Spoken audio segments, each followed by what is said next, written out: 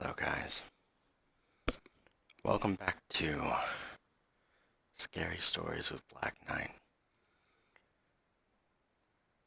I would say, but today is a special day. We've reached 100 subs, and that is truly something special. Thank you all for getting me this far.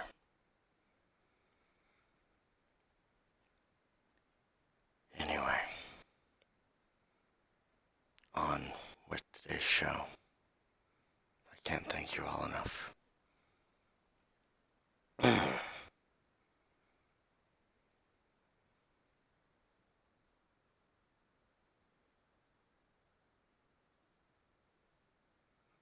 My story, I guess I can start off with it. It's a long one. But really, I can't think about too much of it. I mean, I could try to remember every single detail, but you can never go too far.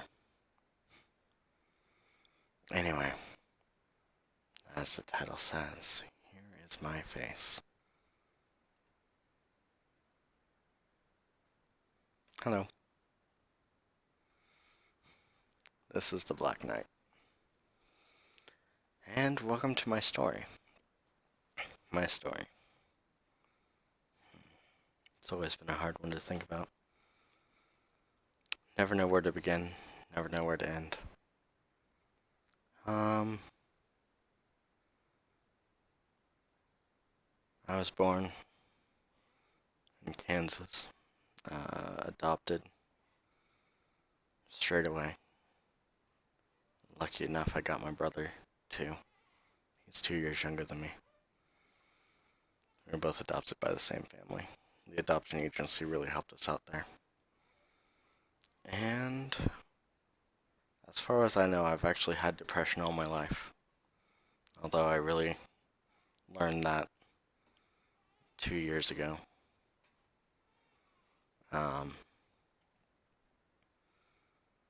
Whenever I was on a very dark part of my life, failing college multiple times. Or not failing college multiple times, but failing classes time after time. And just getting tired of living. But anyway, I can only encourage you guys to seek help whenever you reach that point. Or actually before that point. Mental health is a crisis. It is something that everyone should worry about. And to get rid of that note, here, well, I guess I could talk about how I got started with YouTube. I watched everybody from PewDiePie, Markiplier, Cinnamon Toast Ken, Cryotic Monkey, and I really just enjoyed all of their content. So much so that I finally decided to make my own. One of my favorite story readers is Mr. Creepypasta, who recently did a face reveal of his own. And I'm going to use one of my favorite dark music producers, Muji. Says here, it's royalty free. And they're free to use as long as credit is given, so I've credited them down in the description of this video. And anyway, to start off these stories, we have the incident at the train station. And here we go with the music. It'll be a good background music.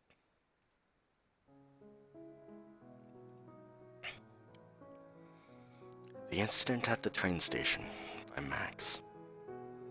All of these stories are by Max. I should know that by now.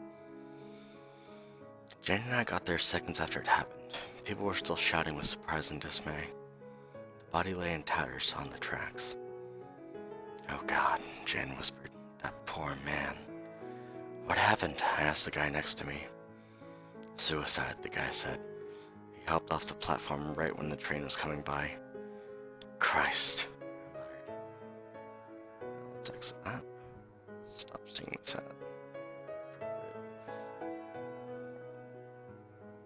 Ah, Christ, I muttered. I wonder what our options were. There'd obviously be a delay while the police and paramedics attended to the scene. I'd have to go into this link.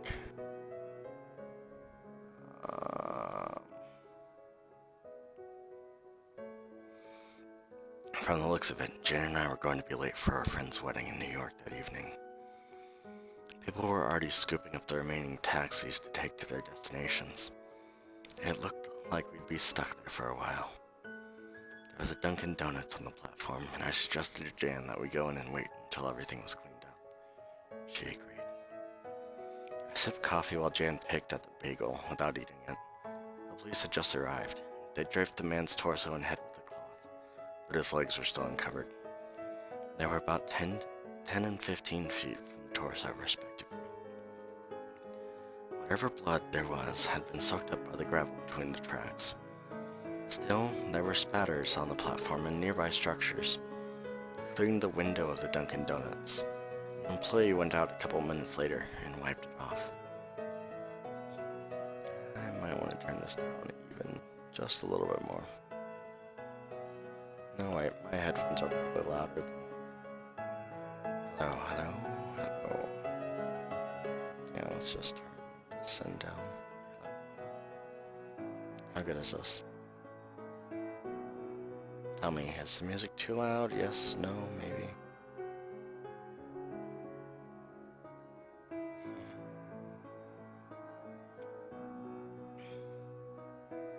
I watched the cleanup on the tracks and Jan texted our other wedding-bound friends. She mumbled something about not being in the mood to see a bunch of happy people after having to look at a dead body. I wasn't paying much attention to her, though. I was staring at the cloth covering the dead man's torso. It had moved. At first, I thought it was just the wind. It wasn't. It obviously wasn't. Just one small location on the cloth was jutting upward, then pulling back. From the looks of it, no one else had noticed, and a cop did.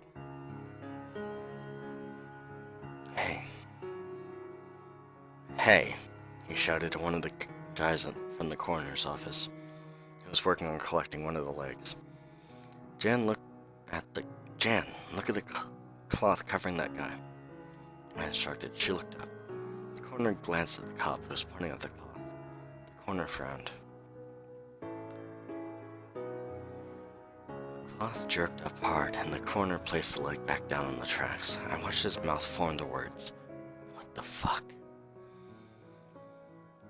He walked to the cloth and pulled it off. He was standing between me and the torso, but he backed away quickly after, and I saw what he did. "What the fuck?" I mimicked. A thin, wiry thing was flopping back and forth out of a hole in the dead man's back. Someone who looked like the boss yelled to get away, and everyone on the tracks hopped back onto the platform. The thing flapped and writhed against the man's bloody back. Jan was pleading with me to leave, but I couldn't tear my eyes away. You two hats.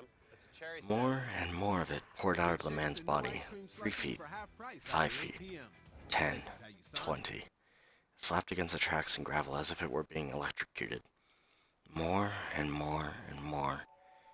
It ejected itself from the corpse until it was free. 2 of the cops had their guns pointed at it, but their boss was yelling at them not to fire. A guy from Dunkin' Donuts was recording the whole thing on his phone. Doing some correction here. Jan was green and huffing and puffing the way she does right when she's about to throw up. The creature on the tracks looked like it was trying to move away from the body, but it almost seemed to be tangled up in itself. It writhed for another minute, then jerked 3 or 4 times, then lay still. Tentatively, one of the cops approached it, gun drawn. The thing didn't move much. It twitched a little, but if my guess was any good, I would have said that it was dead. The boss on the platform said something to the cop, who got closer.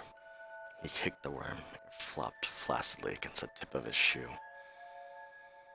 In the glare of the setting sun, I watched a wet patch appear on his shoe. It might have just been the light, but I could have sworn I saw that wet patch crawl up to his sock. The coroner came over with a much bigger cloth, which he threw over the thing. Another order from the boss, and the cops began to clear everyone from the platform. We were asked to leave the Dunkin' Donuts. Jan pestered me to have an Uber bring us from New Brunswick to the wedding in New York. And $200 later, we were at the wedding. And that was that. I didn't read anything about the creature on the tracks in the paper, although I did see something about the suicide. Just a normal guy named Juan Cordero, apparently. Nothing remarkable. The one thing I did find remarkable, though, was what I read in the paper a few months later. That's why I'm writing this in the first place. When I was going through the paper last week, I saw a story about a police officer who'd committed suicide on the steps of the police station a couple days earlier. Apparently there'd been a pretty big disturbance after, but the paper didn't give any details. I didn't recognize the cop's name, but the picture was familiar. It's the same one who'd kicked the worm thing and gotten the stuff on his shoe. As for the disturbance after, I can only guess, but it'd be a pretty good guess. That's that story. Now, I guess I should take a drink. Woohoo! Already thirsty.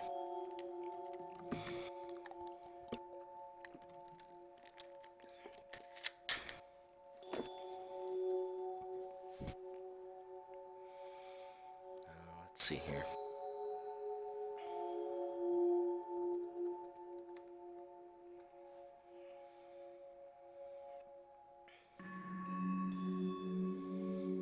I never told the real story about how my Uncle Liam died.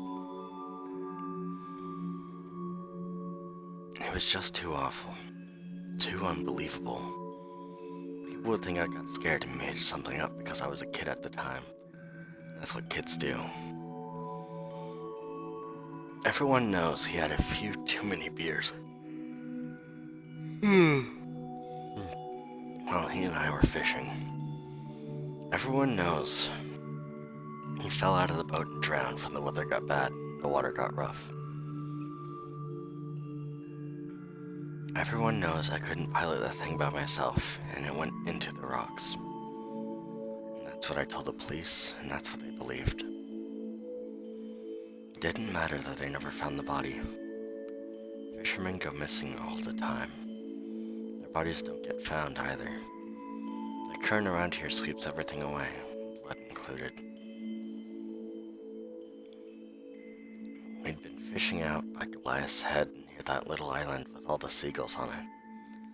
The last few times we'd been there on windy, raw days, we caught more fish than we could carry back to shore. It was a pretty dangerous spot, but Liam knew what he was doing. It didn't matter that he was 5 beers in at 8 in the morning. The man could handle a fishing boat. I'd caught about 7 or 8 different fish in the first hour we'd been out. I didn't want to admit it to Liam, but I was starting to get seasick.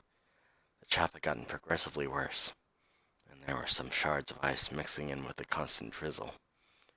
To make matters worse, we were downwind of the Seagull Island, and the smell of bird shit and dead fish and seagull carcasses was revolting. Liam couldn't care less, of course. He was drinking his beers and casting the nets and telling me jokes that, if my mother heard them, would ensure he'd never be allowed near me again. Usually, I love being out there. But on that day, with the weather and the waves and the smell, I'd rather be anywhere else. Liam noticed my energy level was lower than it had been on our earlier outings. When I told him I was seasick, he just laughed and punched my shoulder. Then he handed me a beer. Being 9 years old and unwilling to have my first taste of beer when I was about to puke my guts up, I politely declined. As he chuckled, we were hit by a smell that made even Liam retch. We both pitched our heads over the side of the boat and heaved for half a minute, sometimes dryly, sometimes not. The boat shifted hard, as if it had run aground. I held on to the side, but Liam fell backward in the direction of their shift. The boat leveled itself quickly. As I turned to ask my uncle what the hell happened, I heard him scream. I whirled around, but before I knew what was happening, my head and shoulders were grasped by something enormous and strong. I was lifted into the air. I looked over and saw Liam too, dangling from a strange, webbed claw. As I screamed, I felt the grip loosen, and I crashed onto the rocky, shit-covered surface of the Seagull Island. The fall had knocked the wind out of me, and I hit my head hard. I choked and coughed while trying to get my vision to unblur. I heard Liam moaning as I caught my breath and tried to take in my surroundings. He screamed. The sound came from behind me. I turned around, pain exploding through my shoulder from what I knew had to be a broken bone, and finally saw it. It was a seagull, at least 10 feet tall. The thing stood above Liam and was pecking at his chest with its thick, heavy beak. Every time it impacted, I heard a sickening, wet crunch. My uncle was flailing at the creature and raining blows on its head, but they did nothing to stop the assault. I dragged myself to my feet and stumbled across the 20 or so feet, separating me from Liam and the bird. As soon as I got close, the thing swung its head at me and drove me back onto the slippery rock. The blow had struck my shoulder, aggravating the break, and sending constellations through my vision as I gasped with pain. Liam's legs were being held down by the left foot of the seagull, and it stopped battering his chest with its beak. While I watched, trying to figure out what I could do to help, it brought its right foot up. I saw the thin, sharp claws at the tip of each webbed toe. It brought the foot down across my uncle's body from face to groin. Liam's movement stopped, as did his screaming. I knew he was dead. The monstrous bird started pummeling Liam's chest and abdominal cavity, coating its beak in beige feathers with bright blood. Let's see. Pretty sure we missed DP listed, yes.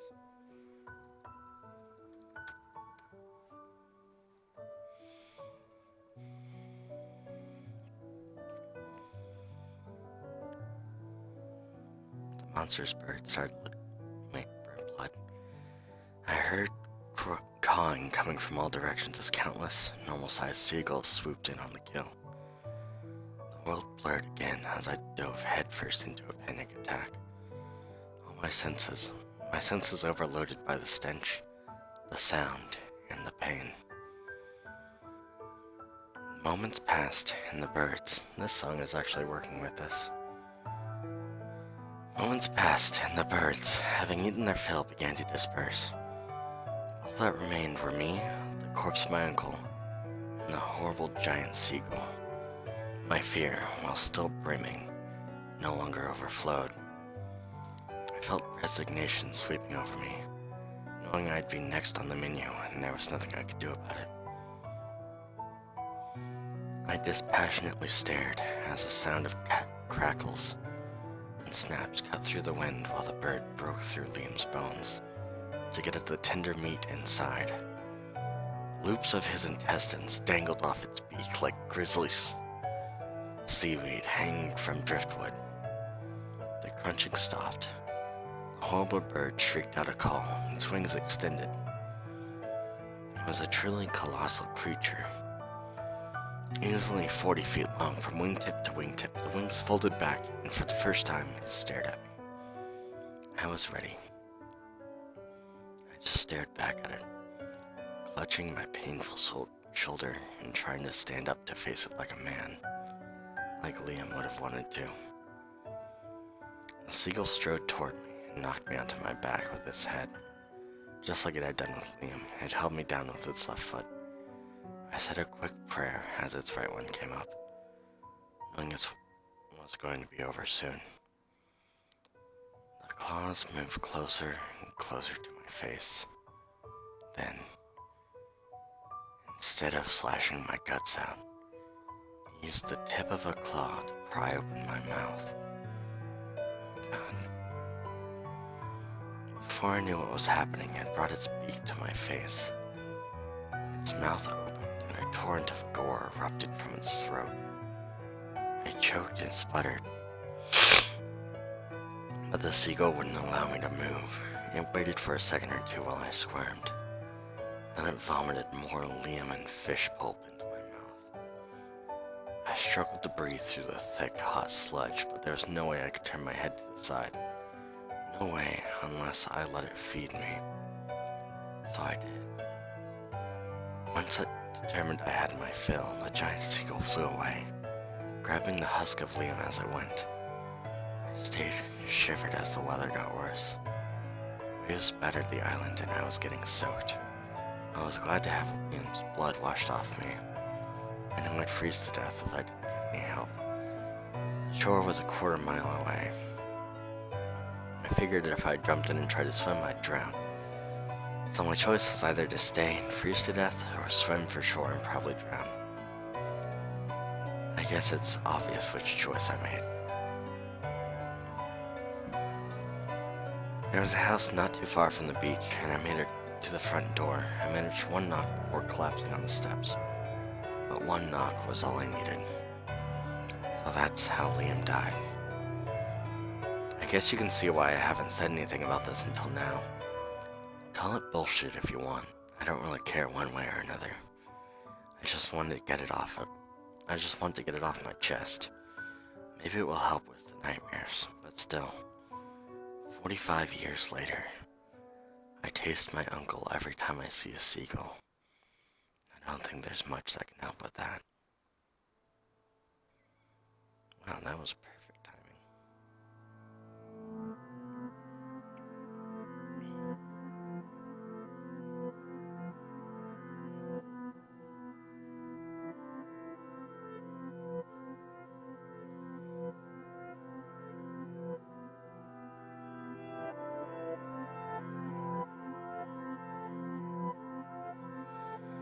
Okay, well, this is pretty gay.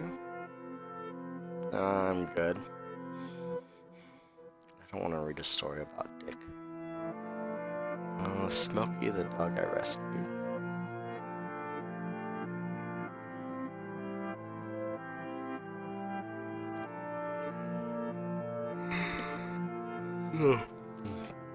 I've been up since 10. I shouldn't be this tired.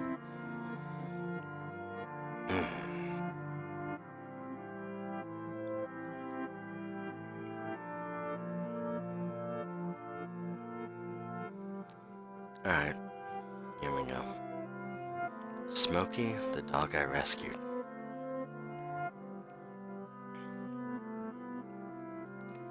I was out on a hike when I discovered a dog in the forest. She was in bad shape. She didn't have a collar, but it looked like she'd had one in the past. Past. The fur and skin around her neck was terribly calloused and infected. She was skittish and didn't want to come near me. But when I gave her a chunk of jerky I'd been carrying, she changed her mind. She loved the stuff, so I used that to lure her out into the woods. When she got out from under the trees and I could see her in the sunlight, it was obvious she'd been neglected a long time. Every rib was visible under her mangy coat. She had a couple sores near the remains of her tail. Her left ear was missing too. It looked like the poor girl had a very difficult life. I got the feeling that if I hadn't come around, she wouldn't have lasted much longer.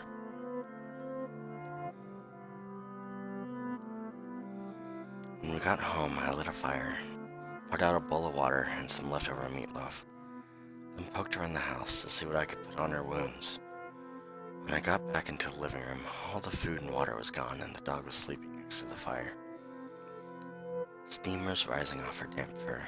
Right then, I decided to call her Smokey. As the days went by, Smokey got better. I looked online and learned how to give her some of my leftover antibiotics to clear up her infections. I bandaged her paws and tail and ear. They healed. Her weight went back to what I assumed was normal for her frame. After a month, she didn't look like a husk of a dog anymore. She was starting to look healthy. Happy, too. She loved to wag that stump of a tail. I still couldn't figure out what kind of dog she was, though. Just a mutt, I figured. A mutt, but a great one. When I'd had Smokey for almost a year, I got a job offer that required me to relocate. I'd been working from home for the last 5 years and I wasn't very happy with it. Sure, the freedom was fun, but I was starting to get bored. Rural life, it turned out, wasn't for me. So I accepted the job and moved into a suburb of New York City.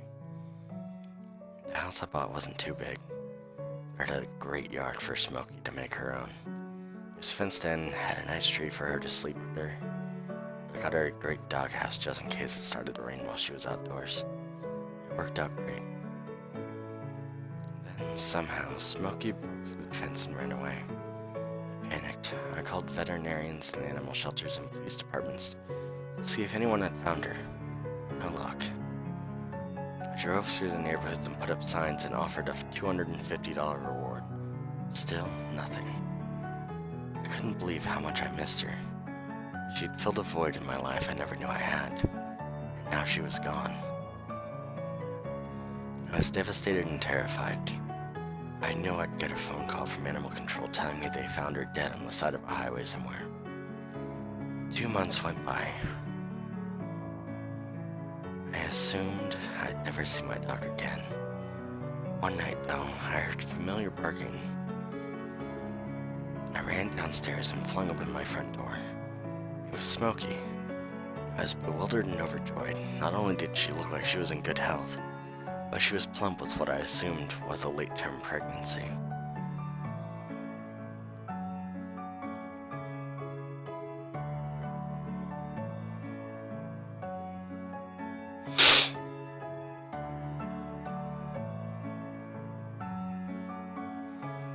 I let her in the house, and only then did I discover something was amiss. She was skittish and didn't want to be touched. I tried to pet her, but she snapped at my hand. I pulled away, and she walked toward the back door, indicating that she wanted to go out. During the time she was gone, I'd improved the fencing situation in the event she ever came back. I let her outside and watched as she made a beeline for the doghouse. She disappeared inside and didn't emerge for the remainder of the night. Assuming her aggression was because of her pregnancy, I didn't concern myself with it as much as I perhaps should have. I was happy to have her home.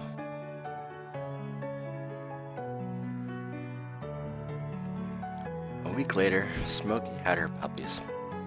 She began guarding the doghouse with a level of ferocity I'd never seen in her. I couldn't even get within 5 feet before she'd bark and growl and lunge at me. I could hear her litter pitifully yipping and wailing, just like all newborn dogs. I decided to leave them be, assuming Smokey would come around after a while. I continued to leave food out for her, and let her go about her business.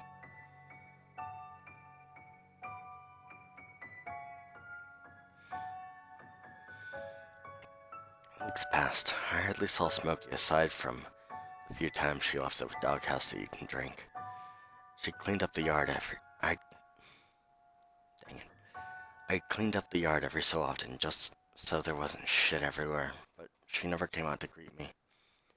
She'd stay in the doghouse glaring. I could tell the puppies were getting bigger by the sounds they made and how they bumped against the inside of the doghouse. Not once did she allow them to venture outside, though.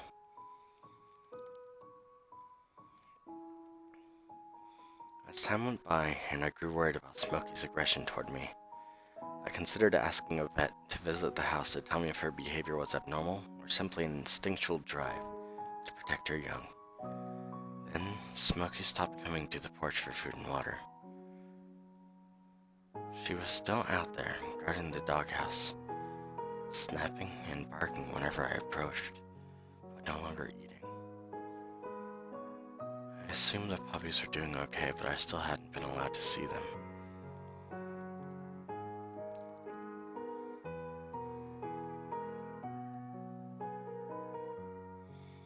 On the third day of Smokey refusing to eat or drink, I called the vet to make a house call. She arrived late that afternoon.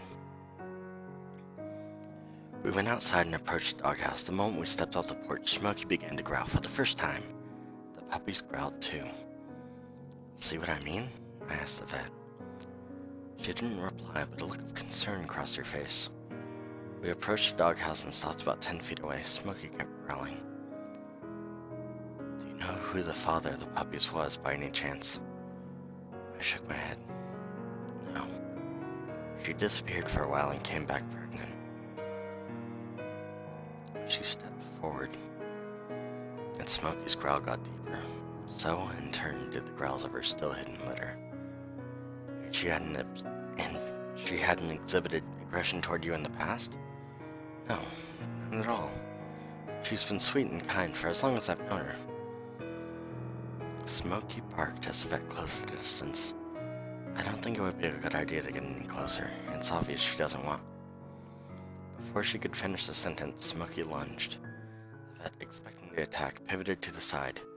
Smokey dropped to the ground where the vet had been standing a second before. I screamed. Stretched between Smokey and the doghouse were loops of intestine which bulged from holes in the dog's side and belly. The flesh of her rear half was bloody and ragged, almost looking as if it had been chewed. She barked and howled at both of us, struggling to leap again, but she had no strength remaining. She watched, the violence in her eyes waning as we approached.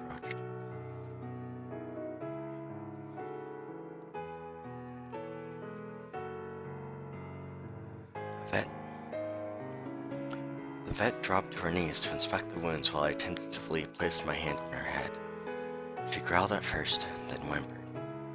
I scratched her ears and she licked my arm. I knew she was about to die. A sound from the doghouse made us jump. More growling.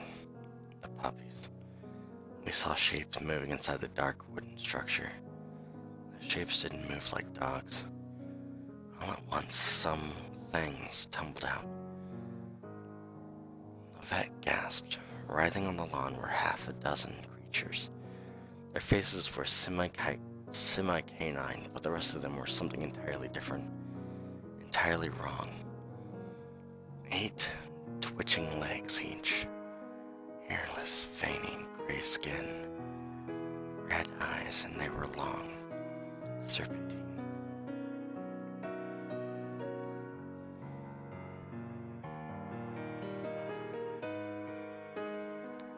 Oh my God, the vet breathed. I said nothing. One of the puppies, the largest of the 6, clamped its tiny, sharp teeth on a yellow cord of viscera. Smokey didn't move. She was gone. One of the young looked at us for the first time and it yelped. They all craned their heads up in our direction. Upon seeing us, they started backing away toward the doghouse. The vet moved closer, bending down to pick one of them up.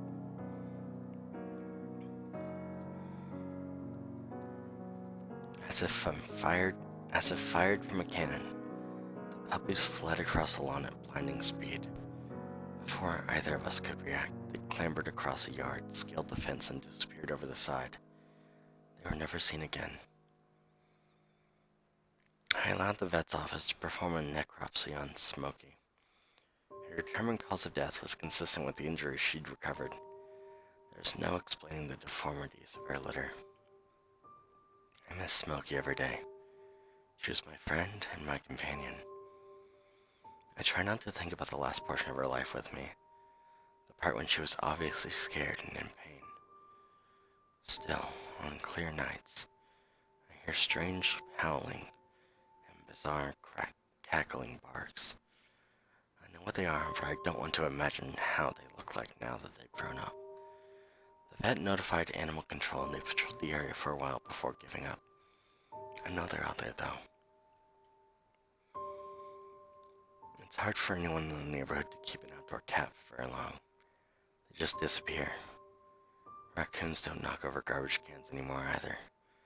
A few streets down, Ron Perriman and his wife Alyssa lost their toddler daughter. She was playing in the backyard. Alyssa went to grab her cell phone, and in that 20-second span she was gone. The police are still looking for her.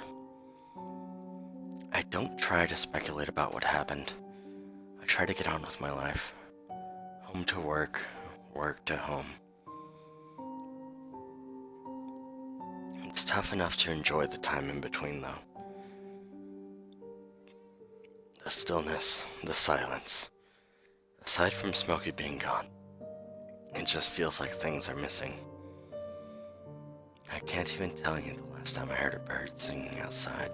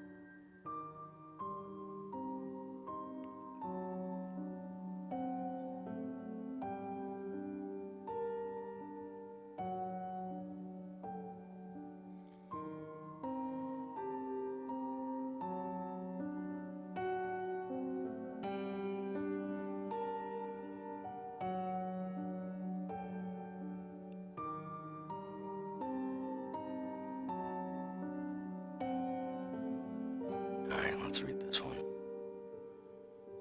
Although I may have already read it. Oh, abortion stories. Oh well. Great potential. When I was growing up, I was always the girl everyone said would make a great mom. It made sense. I loved being around kids. I was a babysitter for the neighbors' children when I was 10, and they liked the work I did so much they recommended me to their friends. When I finished high school, I was one of the few people who knew exactly what she wanted to do after college. Teach. What better way to enjoy children than being a formative presence in their young lives? After I got my master's, I was lucky enough to get a job as a kindergarten teacher in the city.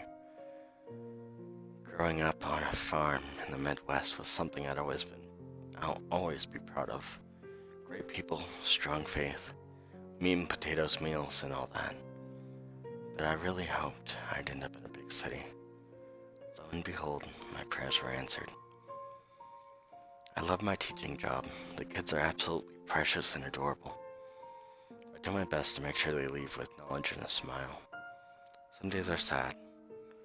A lot of the children are from poor neighborhoods and have to deal with all this associated baggage that comes with being raised in those conditions. Still, I work hard. I'm pretty proud of the help I'm able to provide. Being alone in the city can take its toll though. I get pretty lonely. A lot of my time is spent online, talking to other teachers and people with whom I share a faith. Isn't the internet great? I was fortunate enough to find a group of people, some of whom are also teachers, and began to form a relationship.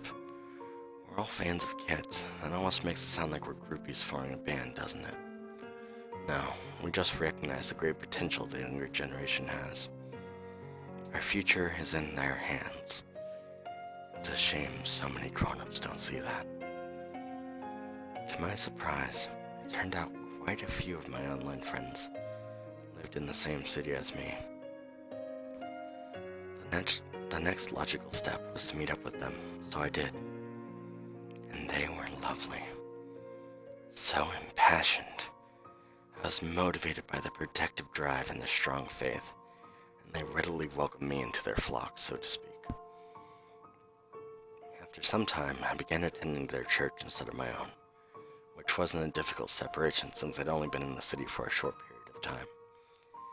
This new one seemed like a much better fit.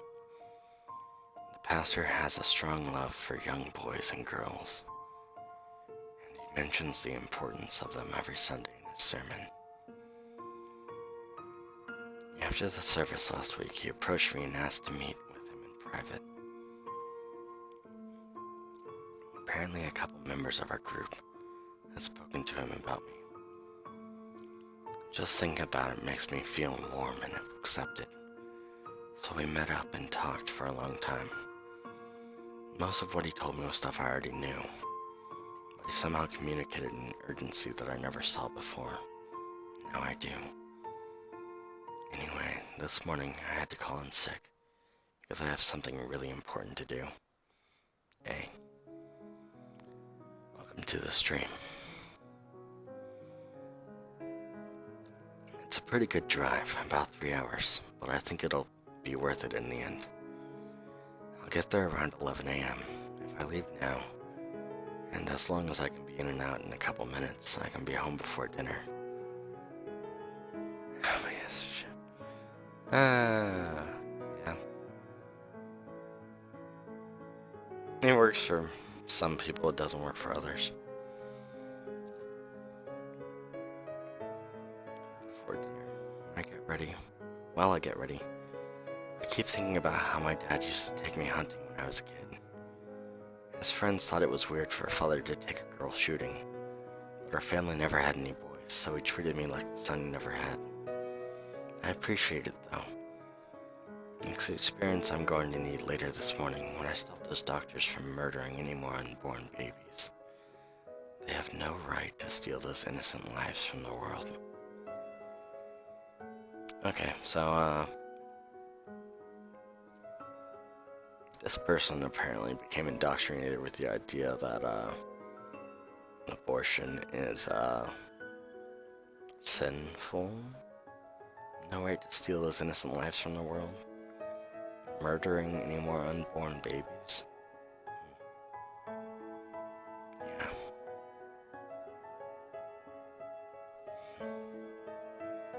Lucky I got adopted.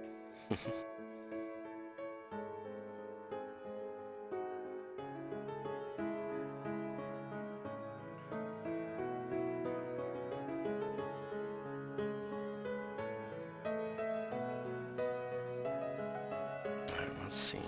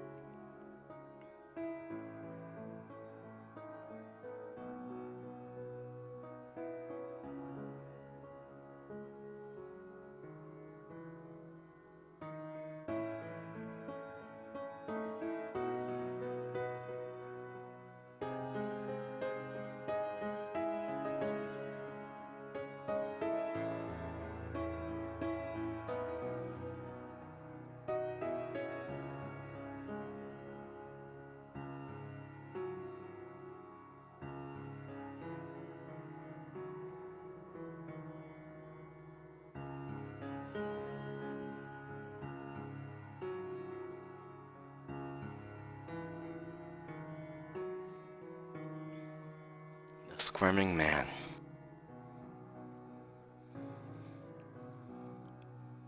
Horror stories, bloody horror.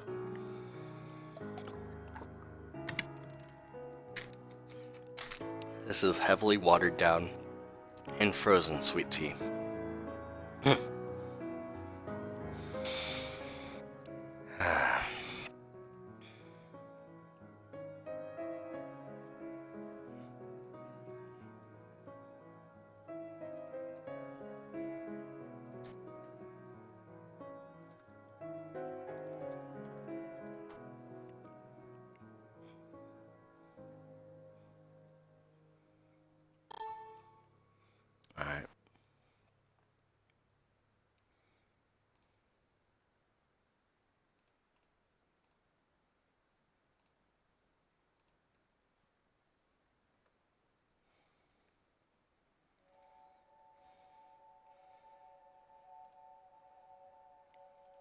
some more viewers here soon. That's great. Alright, now on to this story. The Squirming Man. Don't pretend this is anything other than a suicide note. You are reading the words of a dead man whose body may still be warm. For the last 40 years, I've been terrorized by the Squirming Man. At this moment, his name means nothing to you. If you wish for that to continue, stop reading now. The Squirming Man first visited when I was 6. Sorry. I ate before I got home. The Squirming Man first visited when I was 6. I was in the shower. When I'd finished and pulled back the curtain, he was standing there, waiting. Before I could scream, my mouth was filled. Filled? Okay. Well, guess I have to read on to find out. To describe the Squirming Man is to revisit decades of trauma. Regardless, I need to be strong and right about him. I don't want him to be a mysterious figure. I want my knowledge of him to be out there. I want people to know he exists. People should be ready if he visits them. I have no doubt he will once I'm gone. I was 6, naked, and alone, when my eyes burned his form into my young mind. He was tall, perhaps about 7 feet if fully extended. He rarely was, though, except for this initial meeting.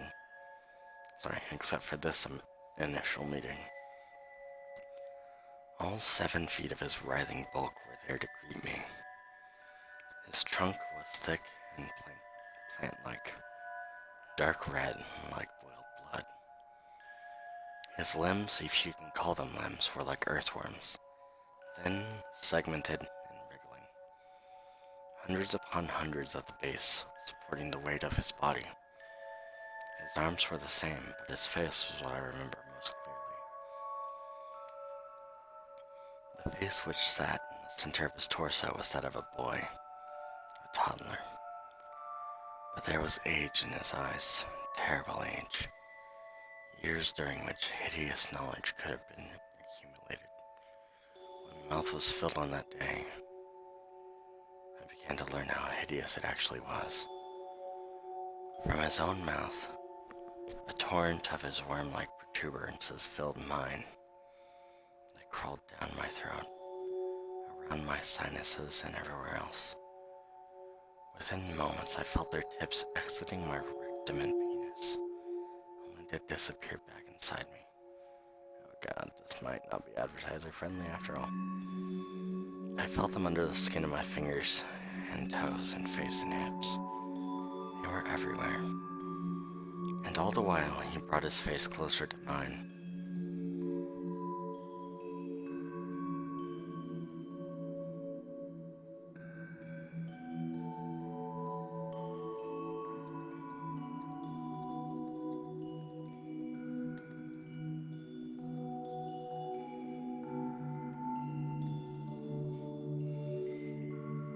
Someone else is having problems with OBS.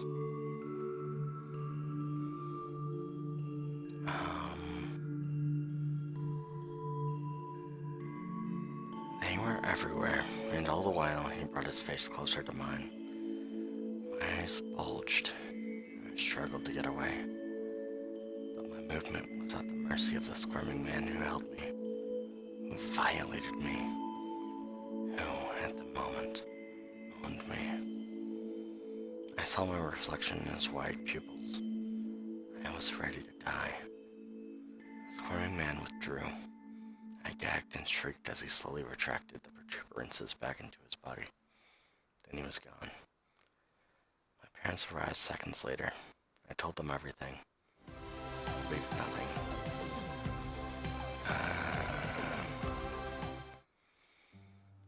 For the next 3+ decades, he would visit me thousands of times. Whether or not I was in bed, at home, or using the restroom at work, didn't matter. He found times to violate me. He always found times. Last night was the most recent. He looked the same as ever at first. I didn't struggle in bed. I knew better. I needed to let him take me. I knew I was his until I die. I will be. Oh gosh. Hashtag gay. He took me and explored. The first few minutes were routine, but then he changed color. He went from dark red to pale gray. His eyes widened around, and the tight skin of his young face shone with cephalopodic bioluminescence. The bits in me flared and spasmed, then he was gone. This morning, within 5 minutes of waking up, I knew it was time to end my life. The fingers on my left hand are flaccid and soft. They move on their own, twitching like an electrocuted annelid. There's a terrible pain in my throat. When I went to the mirror to look, there were small, writhing tendrils of skin growing from my uvula and tonsils. As I type, my left arm is softening. I will not take this anymore, so you need to know he will be looking for someone else. If it's you, I'm sorry, but please don't say you weren't warned. Perhaps I'll meet you on the other side.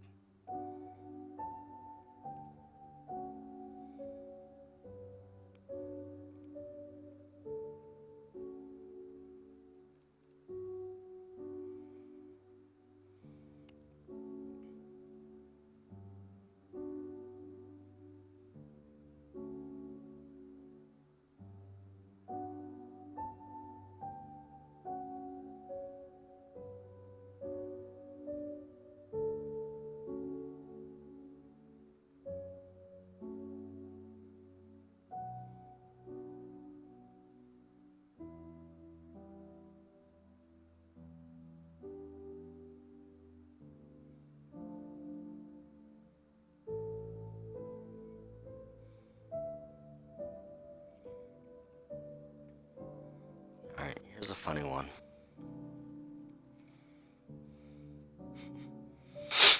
I'll try not to laugh too much.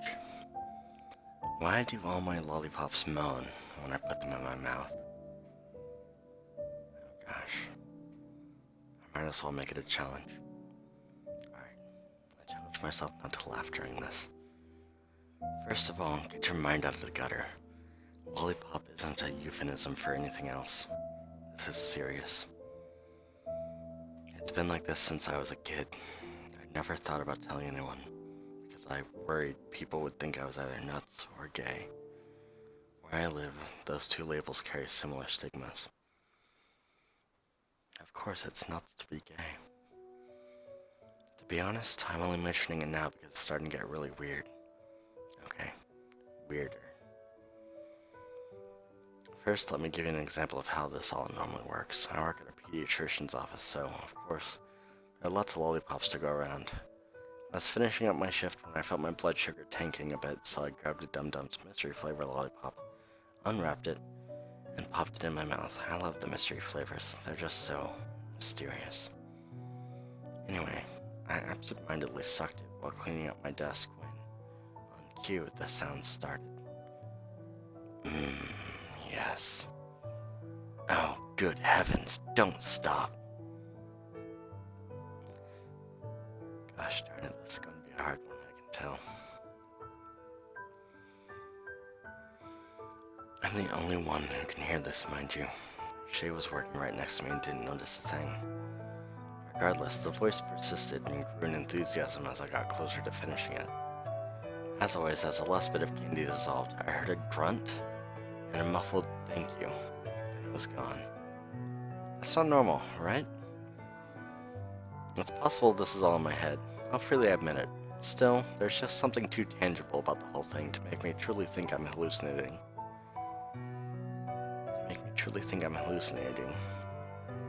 Then, there was what happened yesterday.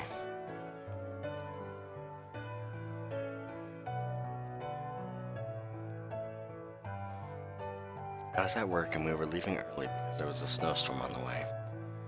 Shay was calling patients to reschedule their appointments while I billed the insurance companies for the patients we'd had earlier. The weatherman, Chuck Gerard, aka Dewey Doppler, was doing a live broadcast in front of his maps and showing the predicted snow accumulations. I watched and grabbed a cherry lollipop. I unwrapped it and put it in my mouth. The weatherman paused and his eyebrows arched for a second, but then he continued his forecast. I didn't think much of it.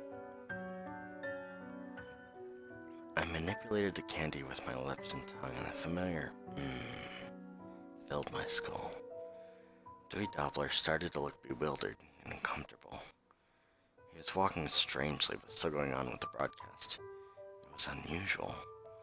Dewey Doppler never messed up. He was a consummate professional. Something had to have been wrong.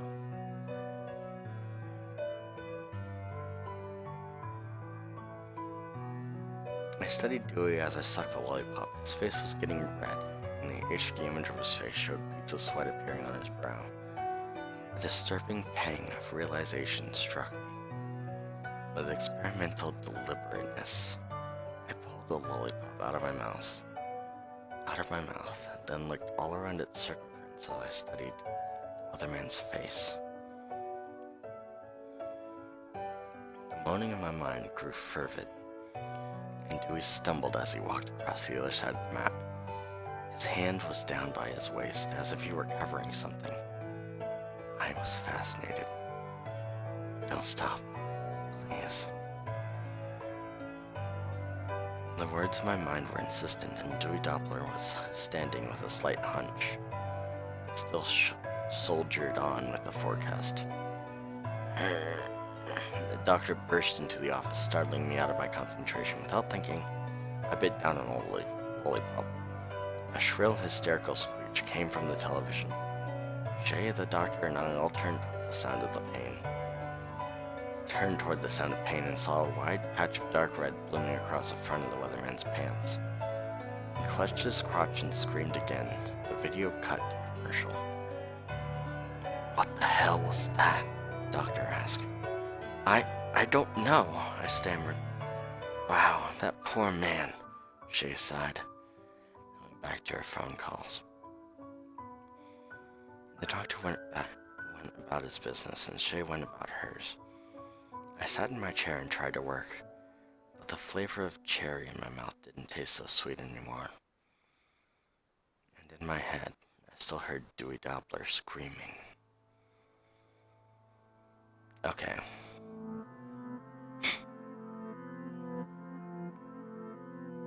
Just a bit gay.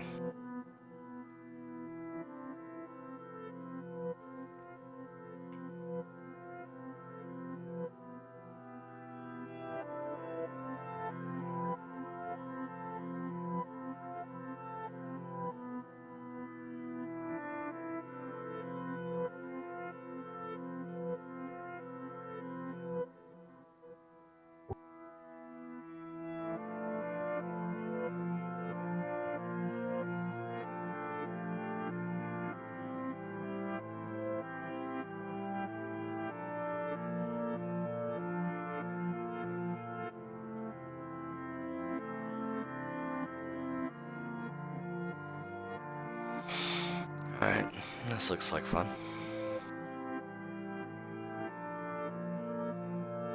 A short walk on the beach.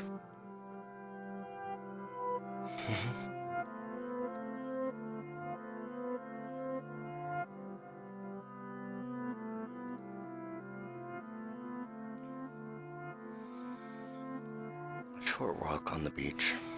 Recalling the sensation of my eyes bursting before they turned to ash is the only feeling of comfort I can extract.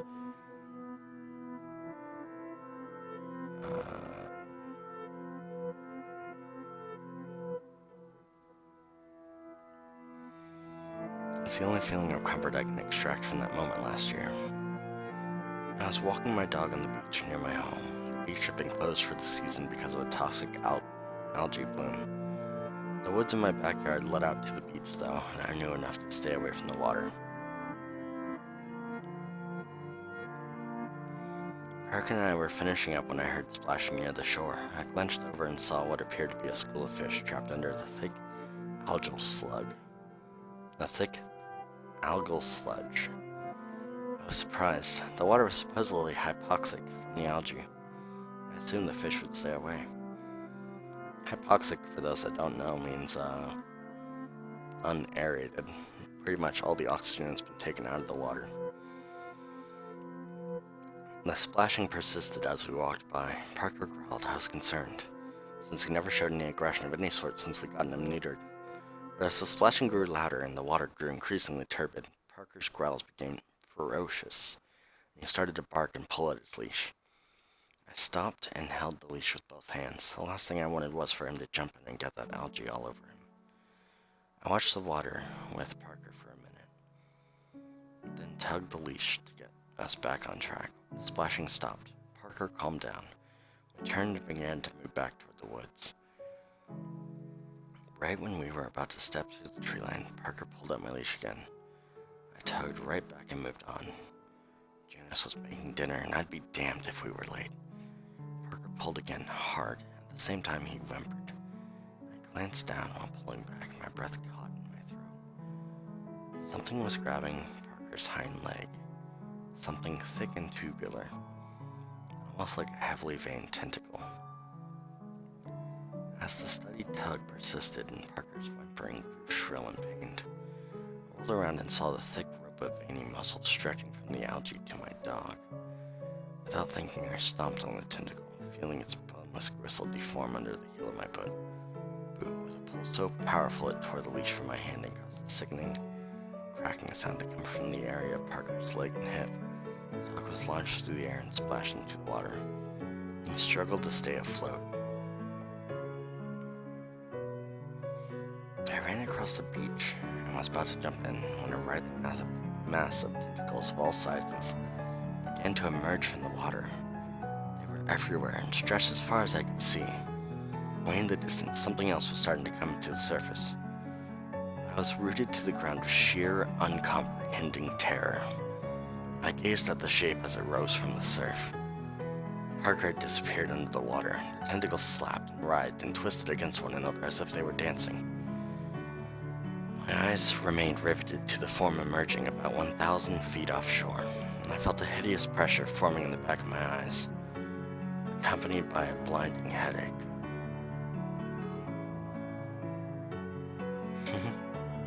Yep, this is my face.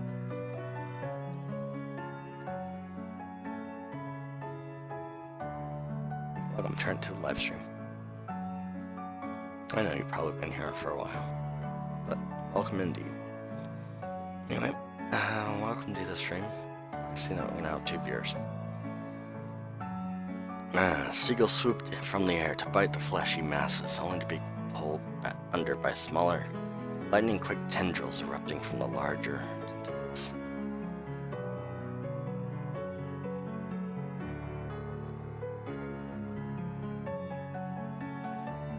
As more of the mass in the distance emerged, the blurrier it got. But as the pressure grew unbearable and my vision diminished, I still made out features.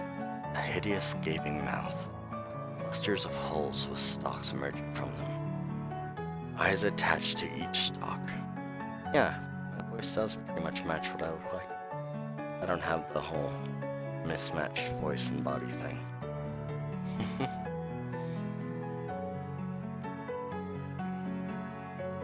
Eyes attached to each stalk and something else, something I can only describe as orbs of meat slowly orbiting its main bulk. I wept. It made one sound, only one. With a wet pop, my eyes burst. I felt the lacrimal fluid boiling as it ran down my cheeks. There was intense heat in my eye sockets, and I was dimly aware of my hair beginning to burn. Before I lost consciousness, I was overwhelmed by a sensation of relief that I no longer had eyes to stare at the abomination in the water. I was ready to die. 3 months later, I woke up in my own bed. I'd been in the hospital for 10 weeks. My wife had cared for me the entire time. No one knew what had happened to me. If it hadn't been for another passerby, I would have died on that beach. In the days that follow, I did my best to relate to my wife what had happened. She just stroked the remains of my face and tried to console me. I could tell she believed none of it. In my eyeless nightmare, I tried to move on with my life. It's slow going. After what I'd seen, I can think of almost nothing else. There are times when I think I can get by. Times late at night when Janice sleeps and I lay on my back gathering the emotional strength I need to carry on. But then, far off in the distance, I hear Parker barking. And their bark's made by something other than him working his mouth and throat and lungs. I'll turn over in bed and imagine tears leaking out of my old eyes, knowing things will never be good again.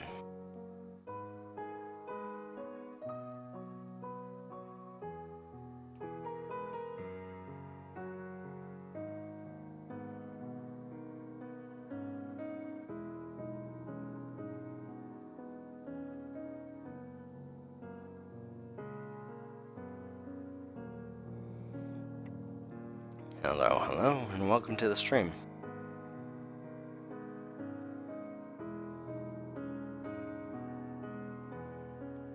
Okay. I have to read this one. I heard somebody else read it, and it's just great. Okay. This one is disturbing, but also hilarious. I'll tell you that now.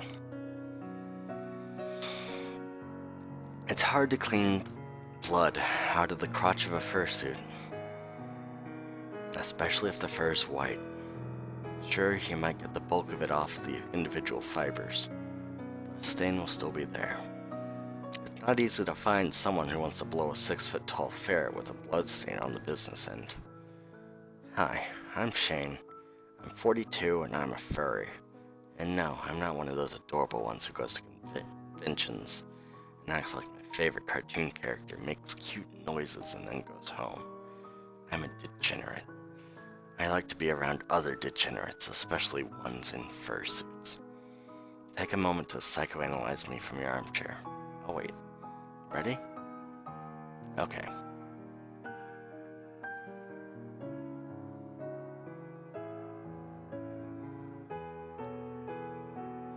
My ilk don't have conventions. We get together, don't get me wrong, but conventions aren't really our thing. I'd say the closest thing we have is a gaping, semen-encrusted orgy of bodies sweating and panting, inside hot suits trying to bring one another to orgasm. If that last sentence didn't give you an erection, then you probably wouldn't be interested. If you are, send me a private message. No, it doesn't interest me. Just answering that question there. No reaction. No. Yes, I am trying to make you laugh. There's the background. Now let's get to the root of the problem. The pizza-sized blood stain all over the cock slot of my suit. Last Halloween, I got a text from my buddy about a meetup at the apartment of one of our regulars.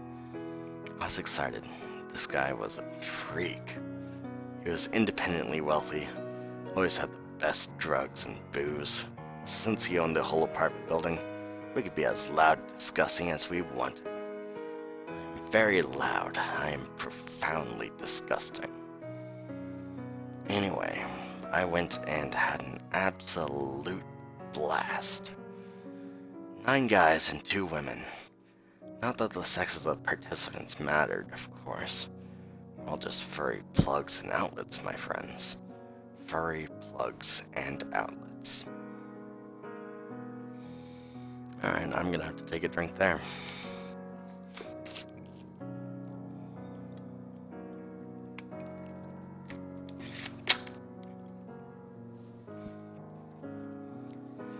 So, after the initial debauchery, one of the guys didn't get up off the tarp. He was face down with the rear flap of his fursuit open.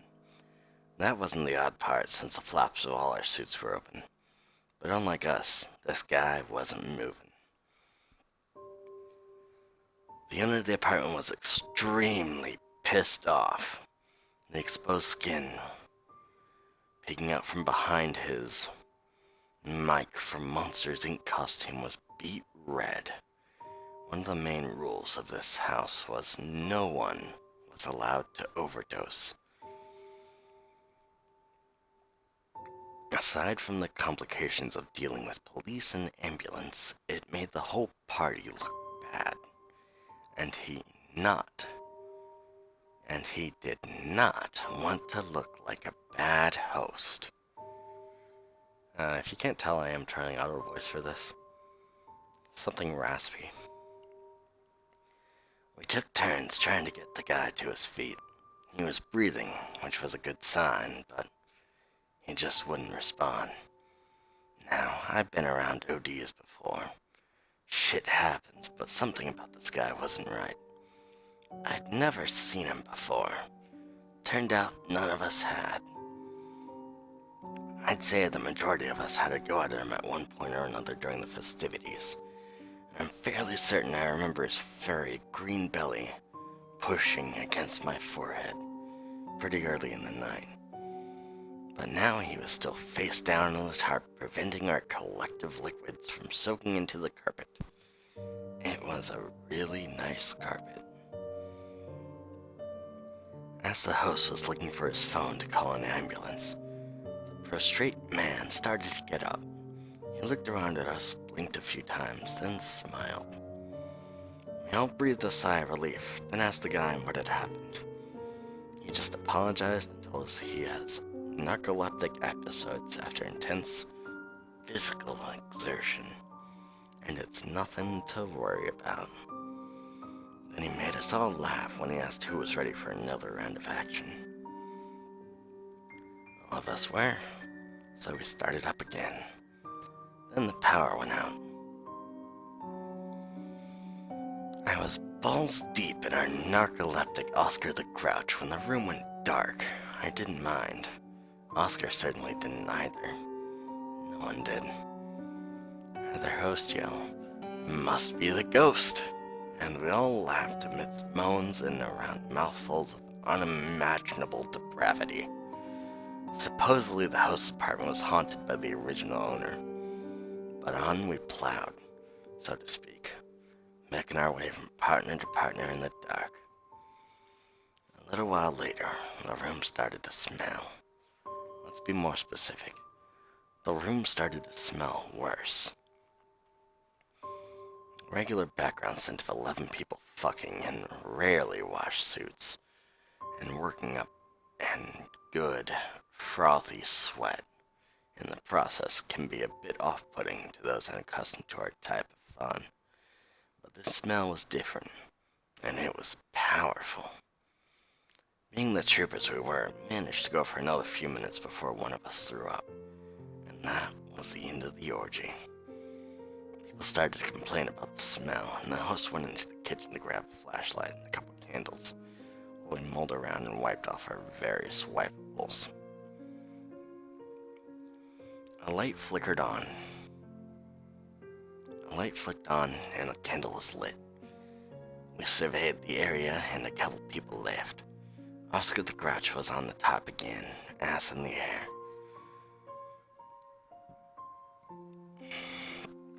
Something about the color of his skin, even in the dimness of the flashlight and candles, didn't look right. "Hey, Oscar," I called, and nudged him. He flopped over onto his side as one of the women started to take off the head portion of his suit, so he could get some air. The portion came off, and the most hideous smell I'd ever encountered filled the air. Lights blinked back on, and everyone shouted in despair and horror.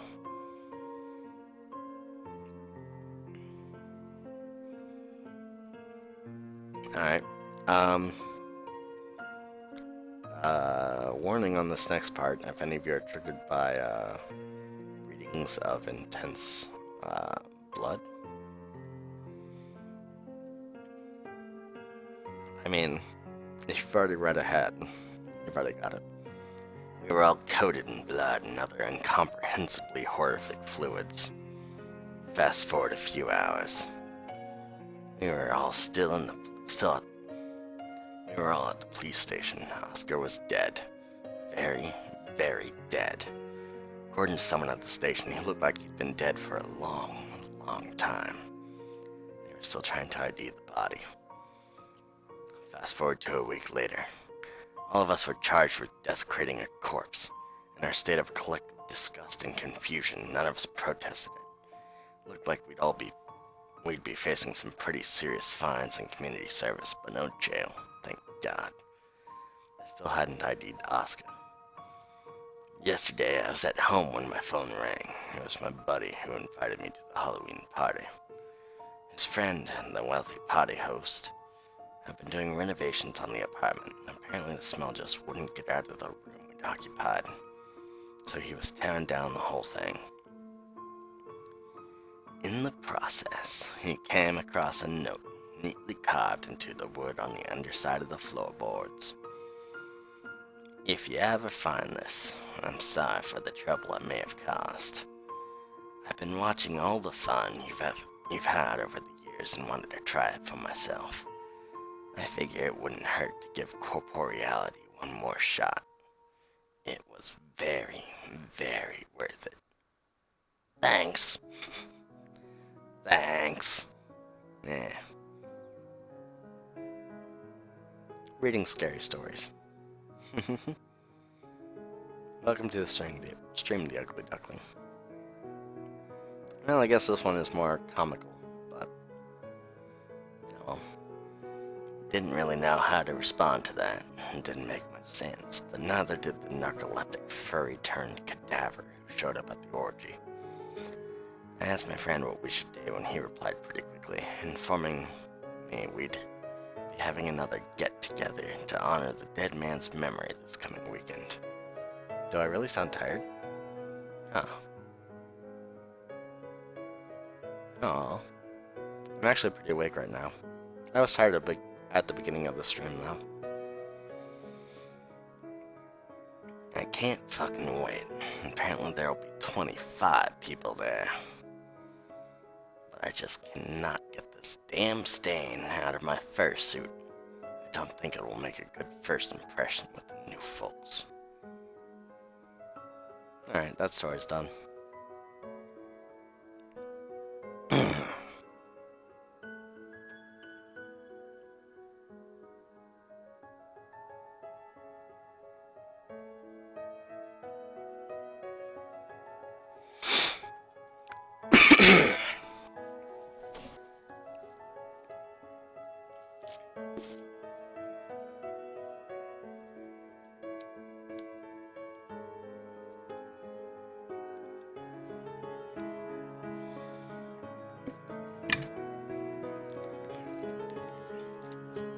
Well, alright, that's it for the furry story. That one story that I heard read and I just had to try out a voice. A pretty sleazy voice. But oh well.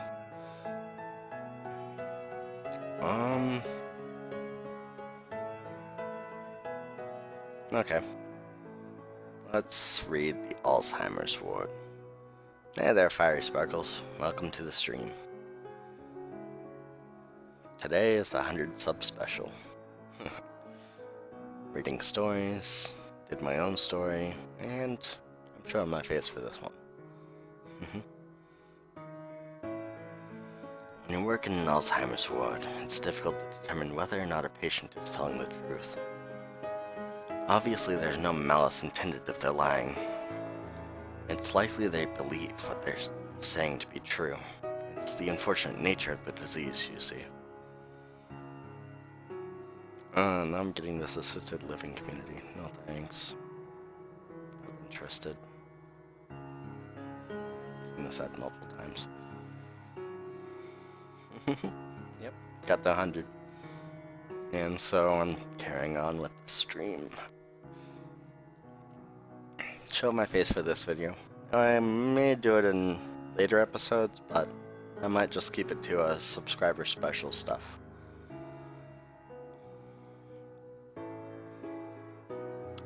A few nights ago, Madge. Mage. I kind of want to say Marge, but there's no R. Mage Daniels started to complain about her abdominal discomfort. We believed her. There'd been a nasty stomach virus going around for the last couple of weeks.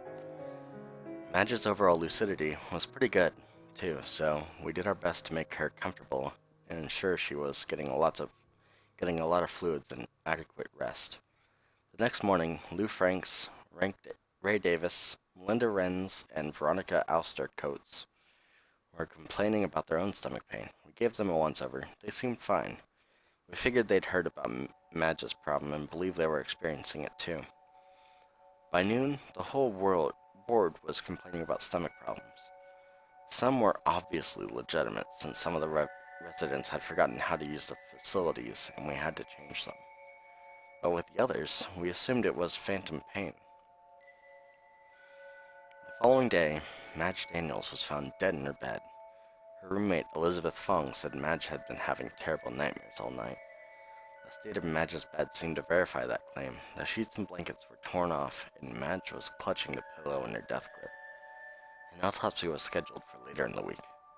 Reports of stomach pain began to dwindle. Only 3 residents were still complaining, and they were legitimately sick with that virus. Nightmares were the new thing. Everyone was having them. If you were to walk into the Alzheimer's ward at 3 a.m. last Friday, you would have thought you'd entered a torture chamber. The agonized screams of the residents as they encountered whatever demons haunted their dreams were hideous and disconcerting. Some had torn out their fingernails as they clawed at the bedclothes, while others had fallen while attempting to leave their beds. It was a terrible scene. 2 nights ago, Veronica Alster Coates began to talk about stomach pain again. The nurse was about to shrug it off. You're so old. I'm only 24. I'm not that old, come on.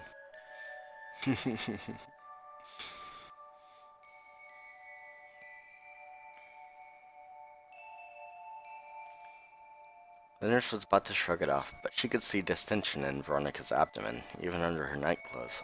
An exam was ordered, and emergency surgery followed. A mass the size of a basketball was removed from Veronica's ovary. There had been no indication of this mass at her most recent physical examination 2 weeks ago. The nightmares continued. Doctors and nurses began to grow concerned.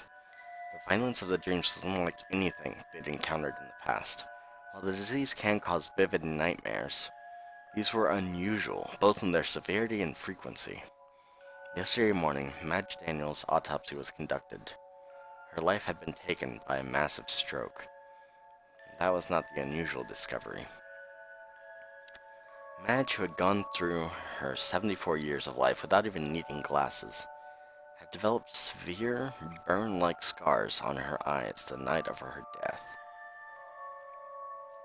Yesterday afternoon, the dissection of Veronica Alster Coates' ovarian growth was completed. It was filed as a rapid growth of carcinogenic cells, but no explanation was given. No explanation existed. Last night, the power at the hospital went out. The backup generators did not kick in. I was out having a cigarette with the janitor on the roof when it happened. We both saw diffuse orange lights darting back and forth above the clouds. The moment they disappeared, the power came back on.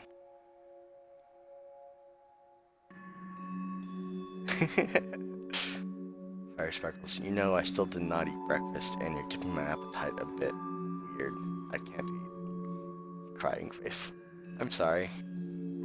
Actually, it's more like the, why you do this? But, yeah, I get it. Nice, mysterious, nice. Yeah. This morning, the hospital is on lockdown, and the Alzheimer's ward is under quarantine.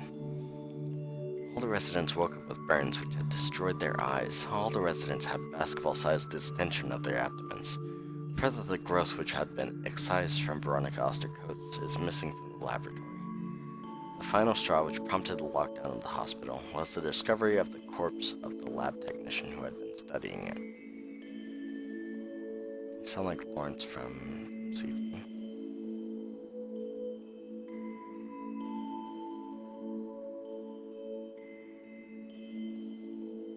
What is MCD?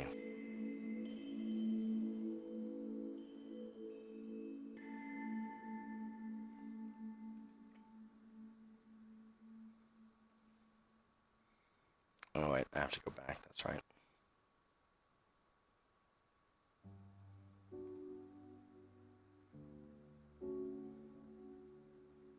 I'm really confused. What is MCD?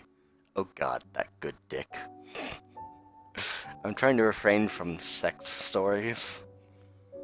Um, Obviously though, I did read the furry one. Minecraft Diaries?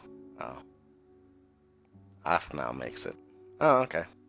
I know Aphmau, but I don't know.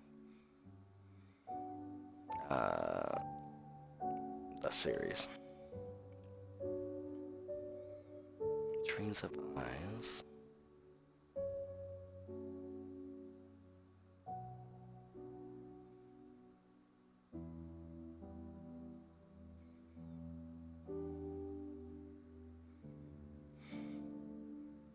What the fuck I just read. Yeah. Death looking into the window of one dying. This looks like a good one. Otaku store. No thanks. As Andrew got sicker, he'd point to perceived smudges on our bedroom window. Nothing discernible to him, not at first, but the decline in my partner's health brought with it a growing realization. It's a face, he told me. It's someone's face. I saw nothing. I sat with Andrew through it all.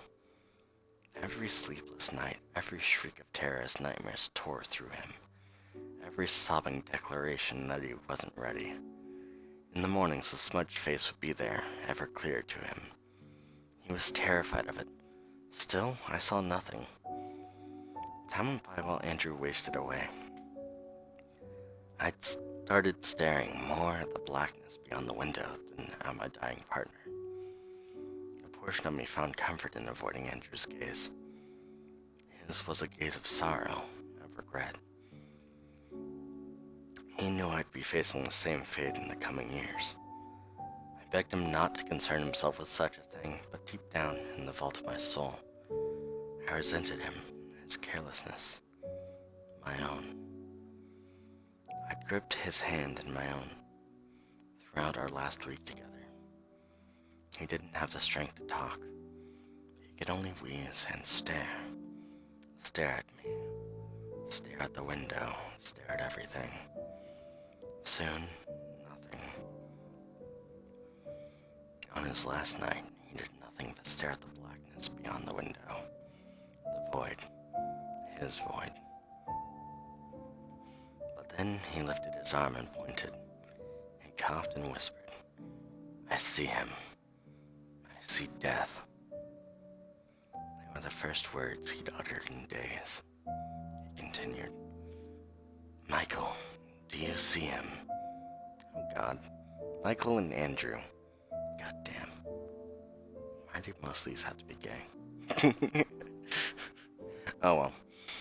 I'll continue on. I squeezed his hand and told him I loved him. God damn it. Ah, dang it. The face, Michael. Please, go look at the face. He saw I was doing nothing, then he raised his voice, bringing on a series of horrible, unproductive coughs. Look! I obliged. I walked to the window and peered out. There's nothing but black, cold emptiness below a ceiling of unforgiving stars. Look, he wheezed again. I pressed my face to the cold glass and saw nothing. Nothing but darkness. I turned around and Andrew began to sob. Look, he whimpered. Tears drooled from his bloodshot eyes. Look. I looked. I saw smudges. Michael, please help. He's here. I pitted him with such ferocity that I began to bawl. I Everything, our passion, our experiences, our closeness was nearing the end, and it was beyond our control. My promise to be with him through it all was being broken by the force taking him from this world. I couldn't bear it. This had to happen on our terms. Fire Sparkle says, so you did this 100 sub for a face reveal? Yeah, I set that as one of the goals. To do a face reveal on 100 subs, as well as do a partial story of my life. Just like revealing part of my background, so to speak. I did that at the beginning of the stream though.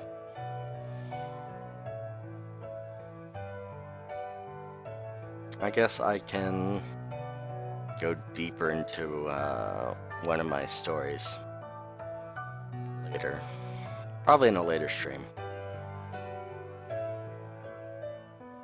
I might actually have to write it out. Might be easier that way. I'm not ready, Michael, he whispered. I held a pillow over his face. He struggled and moaned. No, no, no, no. Threw the pillow and used his last energy to thrash. Then he stopped. Everything stopped. I collapsed on the bed, cradled my love to my chest, and cried for what felt like hours. The sun was coming up when I rose from his deathbed and looked through the window. And looked toward the window. I saw the greasy print of my face smudged against the glass, with my lips curled into a hideous, skeletal grin. Death's grin. I wept. And that's the end.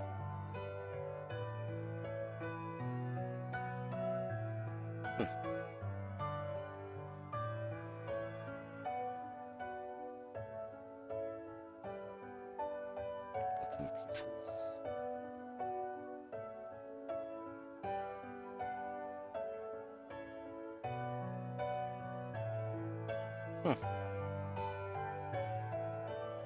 Alright, time for bits and pieces.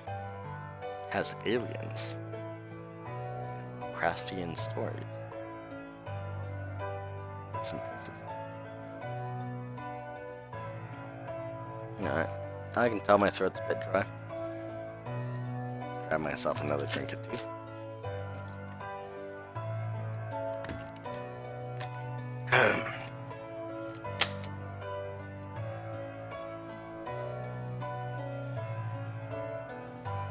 Fingernails were the first to go. No pain accompanied the loss. The victims went to sleep one night and simply woke up without fingernails. The events occurred in Donglu village, located in China's Shandong province. Well, there's already two dongs there. Dang it. There are limited medical resources, so few sought treatment. The affected went about their lives. Teeth came next. In Pinellas County, Florida, between November 3rd and 16th, 19 people checked themselves into local hospitals and reported they had woken up with jaw pain, bleeding gums, and missing teeth. They were all wisdom teeth. No one could explain what had happened. On November 20th, 82 people in Lahore, Pakistan woke up without arms and legs. On November 22nd, 4 people in Ottawa, Canada were found dead in their beds. Their hearts, lungs, and rib cages were missing. There's no sign of a struggle at any of the scenes. 2 of the victims were found by their spouses in the mornings. They claimed to have noticed nothing overnight. On November 23rd, close to 15,000 people in South and Central America died. Autopsies revealed the entire digestive tracts had been removed.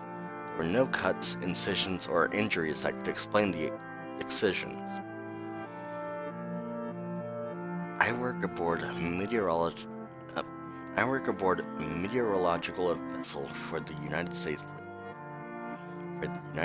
Navy. We've watched these reports trickle in over the last few weeks. Ordinarily, we wouldn't be privy to the details of the situations I described. Quite the contrary, authorities have gone through great pains to shield the public from the ongoing events. It is a thread which unifies each event, however. Our weather satellites have noticed an inordinate number of red sprites in the upper atmosphere. On the nights of the mutilations above each affected region, the red sprite activity has been greater than anything we'd seen in the past. Usually only associated with severe thunderstorms, these sprites are showing up over even the most modest cloud cover. On November 28th, a fishing village in Sardinia, Italy, notified authorities about a red tent in the seawater. Fearing an algae bloom, tests were run. Not algae, blood. Countless millions of gallons from innumerable species of animals. Later that night, red sprites danced above Sardinia lower than they'd ever been observed. We saw them in the distance. Our ship is in the Mediterranean. Yesterday, November 29th, 3 of our onboard scientists, the 3 working most directly with the sprite/mutilation connection, died at their posts. 1 second they were working, the next they were face down on their desks, bleeding. Immediate autopsies were ordered. All the brain matter inside their heads was gone. Late last night, I was on deck smoking a cigarette. Sprites danced and darted overhead as the storm gathered. Its intensity grew faster than our models had anticipated. Lightning and thunder crashed, but no rain fell. Lighting illuminated the sea around us, and a sailor noticed something in the distance. He called to the captain, who ordered the ship lights be trained on the object. They were. A hulking shape, perhaps a quarter-mile away, floated in the choppy sea. Behind the sounds of roaring wind and thunder, we heard it bellowing. The sound was low and chilling, inexplicable, alien.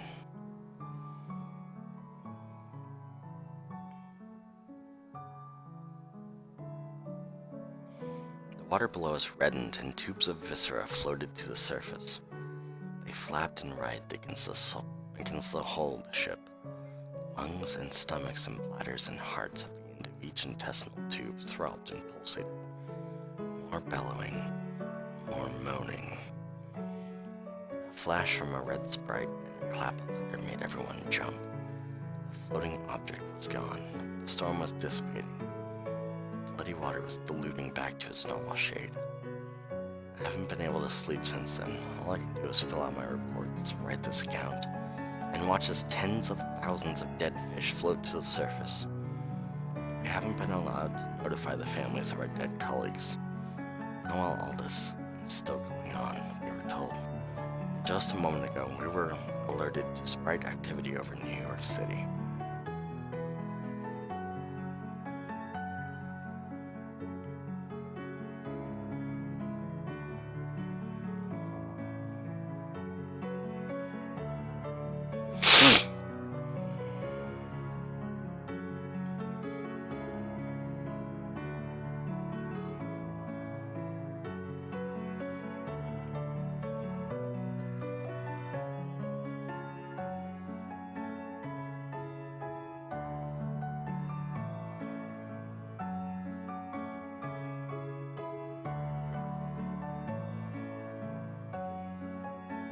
Oh god, I remember that one. Stuffing. I'm not gonna read it. I'm not gonna read stuffing.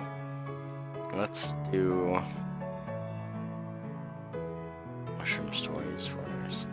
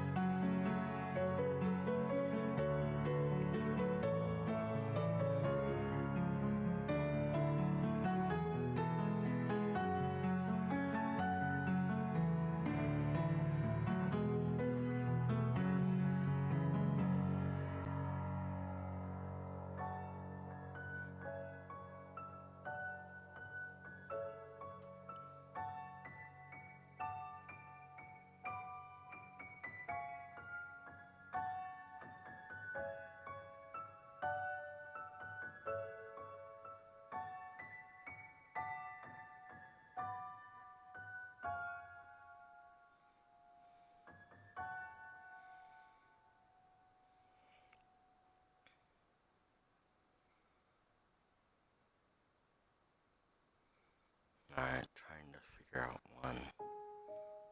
whichever story I'm reading next.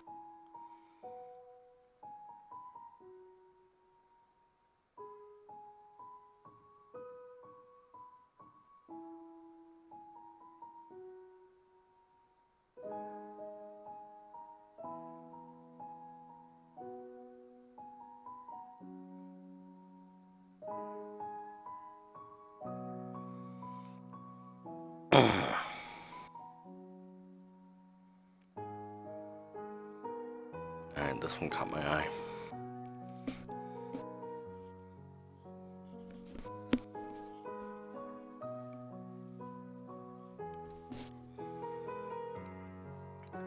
Suicide Woods.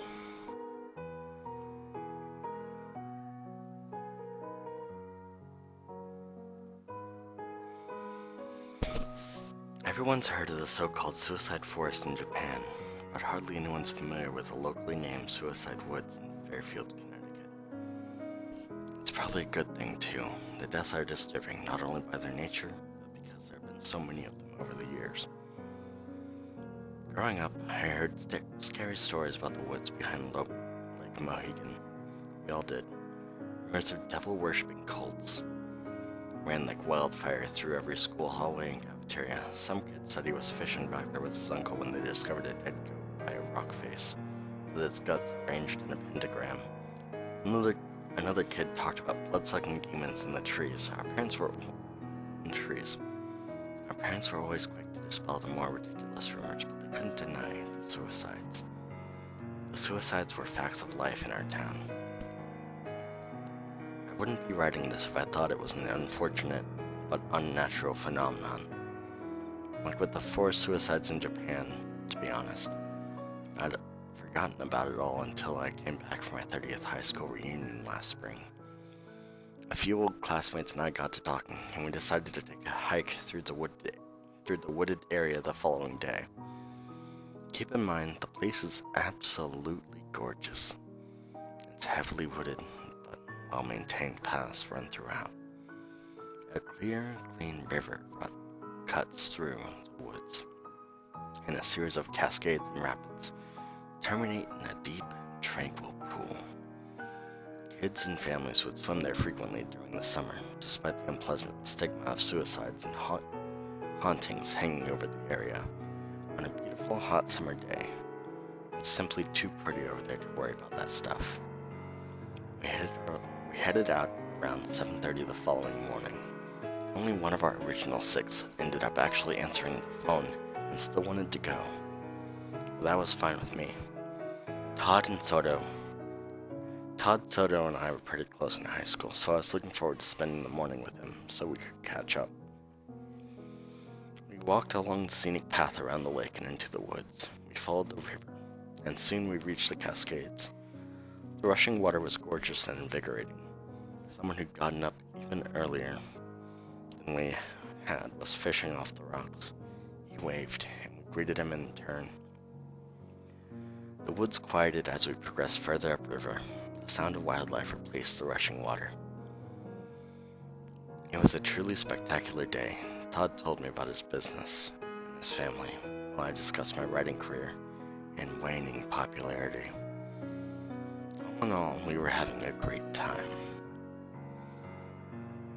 Todd stopped to grab some water from his backpack, and I gazed out over the now distant lake. I heard my friend behind me rummaging through his stuff, then he muttered, "What the hell?" and turned around. A hair-thin stream of black fluid had fallen out of the tree haunted Todd. He had moved to the side, but it was on his head and neck. We both looked up, but couldn't see what had produced the stream. "Well, that's gross," Todd remarked, and he reached into his backpack for a handkerchief. I kept looking in the tree while Todd wiped himself off. He went to put the handkerchief back, then pulled a Swiss Army knife from his pocket. It was one of the really big ones that I'd wanted to get for a while. I was jealous. "Hey, cool nut," I began, but then something happened. It was very bad and very fast.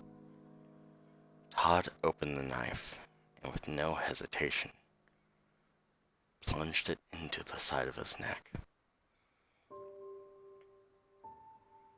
Great story, great music change there. A brilliant fountain of blood erupted from the puncture. His mouth formed a hideous smile of beneficence. Calm beneficence.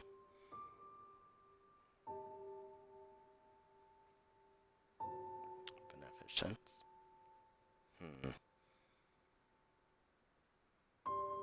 I don't think that's a word, but I do believe that benevolence might fit there too.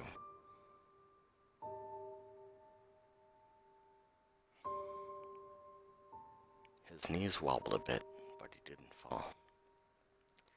I shouted his name and rushed forward, but he pushed me away, hard. I crashed onto the dirt and scrambled up to my feet. Todd was now standing directly underneath the tree that dripped on him. He pulled the knife across the softest parts of his neck, while gurgling. What was mine is now yours. I repay your kiss with my blood. Take it all. Swallow me. One more time I tried to stop him, but I got pushed away again. Not by Todd. Something had descended from the tree and was dangling in front of my friend.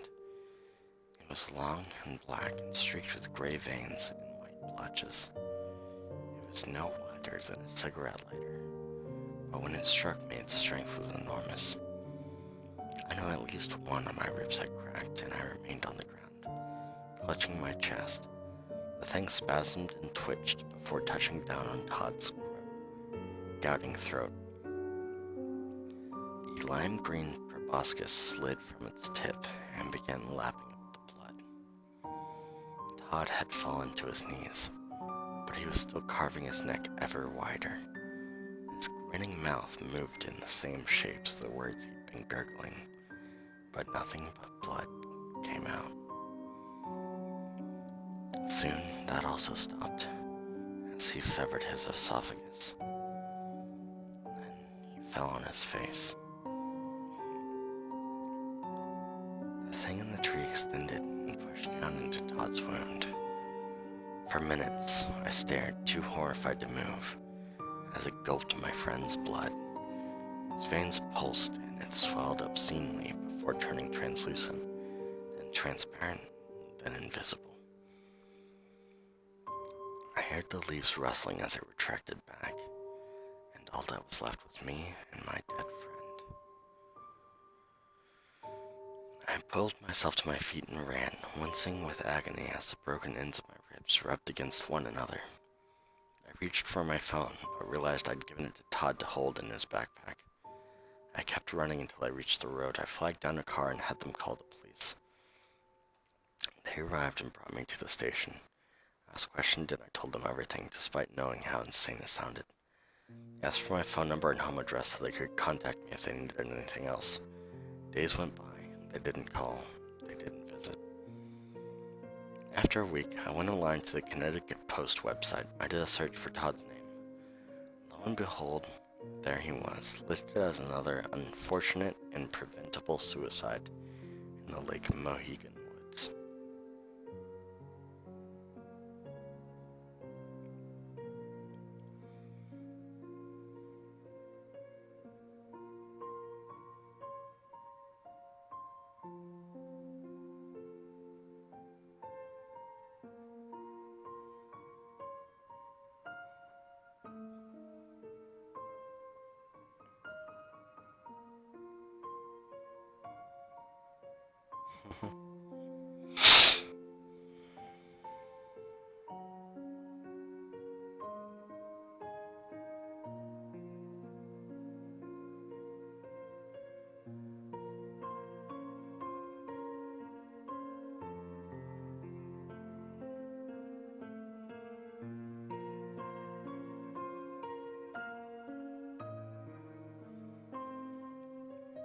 Oh boy, this one's going to be gross.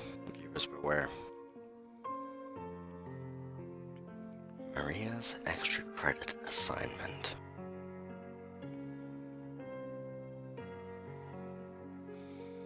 When I was in college, I dated a biologist named Maria. Well, a biology undergraduate. She was a lot of fun, albeit slightly odd. Being a bit odd myself, we hit it off right away. Our first date lasted almost 12 hours, the entirety of which was spent talking, as we sipped terrible coffee in a 24-hour diner.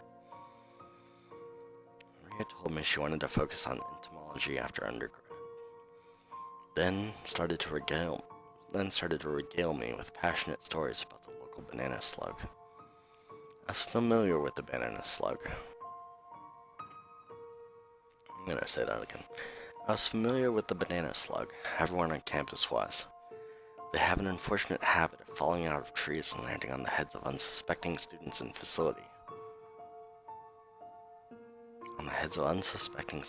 faculty.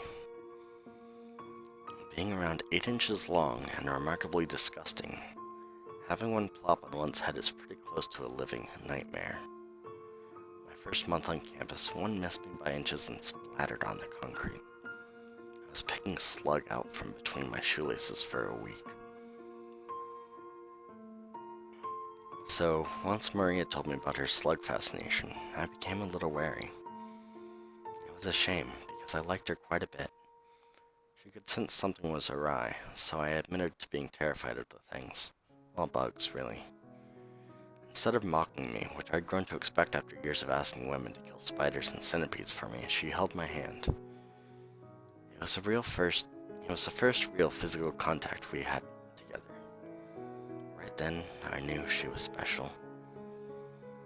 We dated for a few weeks, and our chemistry was phenomenal. It felt good to have such a steady, positive presence in my life. As the school year progressed, though, it became obvious Maria was struggling with her work. It wasn't that she was slagging or not studying, quite the contrary. She was studying so much that I'd only see her once or twice a week, but despite all the work, she was on pace to fail her biology course, the subject most important to her. After a miserable few days when she was positive she'd get thrown out of school for poor grades and never have the opportunity to be a scientist she'd wanted to be since she was a little girl, her professor gave her a lifeline, an extra credit assignment.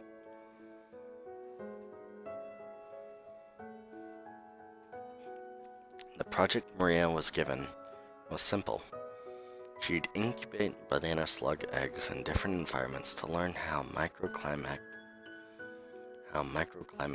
variations affect hatch rate and survival beyond one day. She received permission to use several spots on campus: the wellness center, the gym, the chemistry building, the biology building, and yes, my dorm. So strong were my feelings for Maria that I allowed her to place a shoebox breeding ground under my bed. Yes, I had nightmares about slugs crawling up my bed and laying eggs in my mouth. Who wouldn't?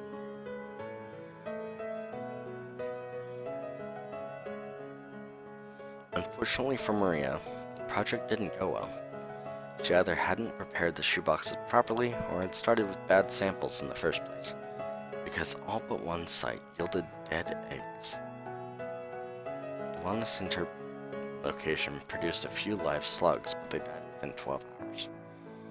Maria was devastated. I did my best to console her, but there wasn't much I could say. We both knew she was going to fail the course. She talked to the professor in the morning and see if there was any chance of redoing it. Without much hope, we went to sleep. Maria got up early and visited the professor in his office. I waited anxiously for her to come back. And about an hour after she left, she texted me with great news. He was letting her try again. He had sympathy for experiments that went wrong. More shoeboxes, new setups, new spots. Well, almost new. She used the spot under my bed again. I didn't have the energy to complain. To Maria's profound joy, the experiments worked. Within a space of 36 hours, the shoebox hatcheries did exactly what she'd hoped. 5 out of 6 were a success, she exclaimed and hugged me. I'm going to pass the course. I was so happy for her. It was a huge weight off us both. In our excitement, one thing led to another. I'll spare the graphic details, so here's a summary. She went down on me, I went down on her. And because it was a special occasion, she decided to swing her leg over my head, and we We got to work doing some mutual fun stuff with our mouths. God damn it. Why do they have to... They say it in such a funny, strange way. Whenever they try to spare graphic detail. Toward the end of the act, she was getting pretty into it. She'd stopped working on me and had straightened up and was grinding against my face while I held on for dear life. As she climaxed, I felt something different. Something, no. Some things oozed out onto my lips and tongue. They were moving. I shrieked and pushed her away and ran my hand across my mouth.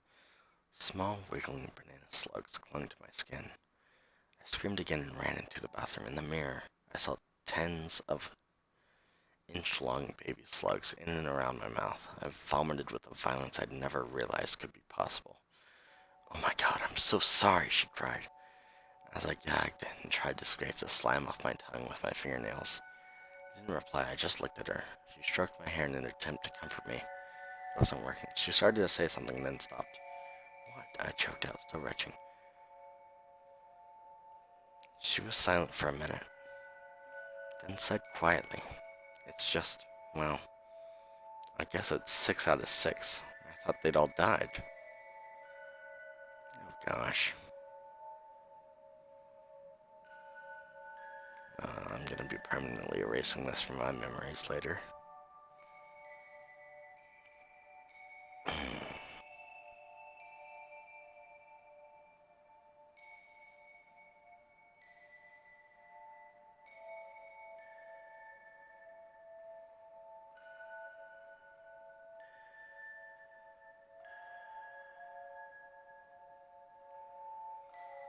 Wait, why does this have all the stories on it?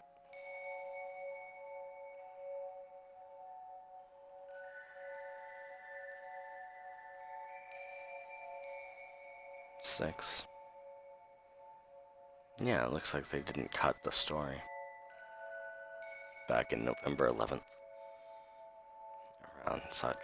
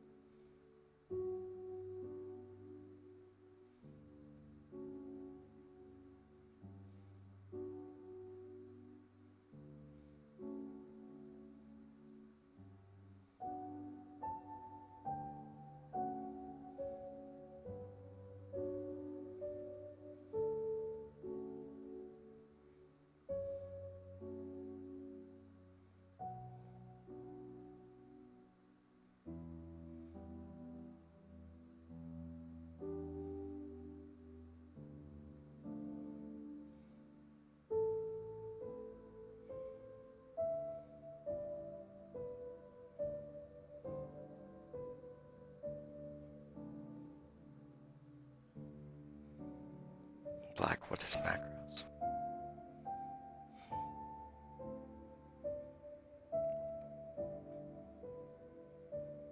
What is Marcos? I don't know what you mean by macros. If you're talking about macros, it's just a simplified way to use commands.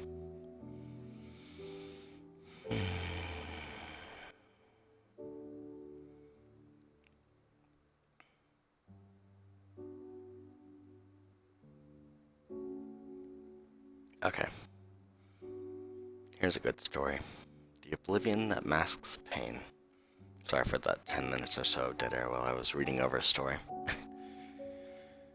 It's a pretty gross one. Didn't feel like actually voicing it. He said I'd feel better after a while, that my pain would fade along with his memory. His words echoed throughout the husk he'd left. My soul had been cored out and left to rot. I tossed and turned night after night as I imagined him with the one who made him happy, my replacement. The thought of their sex didn't bother me. It was the intimacy after, the quiet bliss when I was the furthest thing from his mind. Just days following the dissolution of our multi-year couplehood. The one with whom he'd spent so much of his life was on her way to being forgotten. I was forgotten. I sought an oblivion to mask my pain, anything to dull the omnipresent savagery of loss. Memories of our happiness felt false. I wondered how long he hated me before he finally let me know it was over. How long was I happy while he was miserable? How much of his life had I stolen, oblivious to his diminishing love? I know it was all in my mind, and my mind screamed as cascades of neurotransmitters reinforced my feelings of profound, hideous dejection. Then I had an idea. Part of me felt sad about how easy it was to buy heroin. The first pet store I visited had the rats I wanted. I brought them home and fed them a solution of sugar water and heroin. They died soon after. I knew the last moments of their lives had been their best. While they were still warm, I removed their brains and ate them. I wanted to absorb the physical manifestation of their joy. I know a small portion of the euphoria I experienced following my meal was from the trace amounts of heroin I had ingested, but it lasted longer than a drug high. It lasted for days. For 3 full days, the thought of him didn't send me into a self-destructive spiral. Quite the contrary. I felt like I was growing. I was getting over him. At the end of the 3 days, the pain came back. Nightmares flooded the sleep that had once been a respite. The fact remained, I was gradually being forgotten. I was being replaced. Someone was creating new memories with the person I love. I couldn't let that happen. More rats, more heroin, another respite. 2 days though. Only 2. It wasn't working the way I'd hoped. The root of the problem was still there. Every passing day, I was becoming less clear in his mind. The prospect of being forgotten was infinitely worse than forgetting him. The former made the latter impossible. My moment of serendipity occurred while I was throwing the dead rats down the garbage chute. He answered his phone when I called. To this day, I feel terrible for lying to him. He rushed over, as strong and protective as ever, to see who'd hurt me. When he was sitting down, I came behind him and injected a lethal dose of heroin into the side of his neck. He punched me hard before his pupils dilated, before he stopped breathing. He smiled at me. "Kate," he whispered, "to think I'd almost forgotten how beautiful you are." He exhaled a long, quiet breath. His dilated eyes never left mine as he blinked once or twice, almost as if he were wondering why he didn't feel the need to inhale anymore. When he died, his smile remained. I opened his head. It took longer than I'd expected. I made sure to keep cleaning off his face. His smile urged me to go on.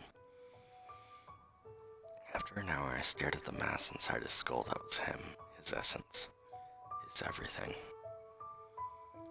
I didn't know what part did what, just knew it was all him, so it was all important. Over the course of a few days, I consumed him as he smiled. Each morsel had the potential to be a piece that contained his memory of me, all his memories of the good times, all his memories of the beauty we experienced, the closeness. When his skull was empty, I felt different. I wasn't euphoric like I'd felt after the rats. I felt better. I was at peace. This was my closure. I'd ensured that I wouldn't be forgotten. The one I loved was with me again, forever. And together we could be free to make new memories. Well, that was disturbing, to say the least.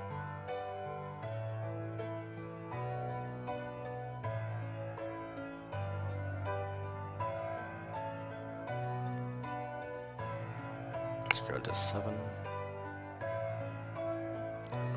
No thanks.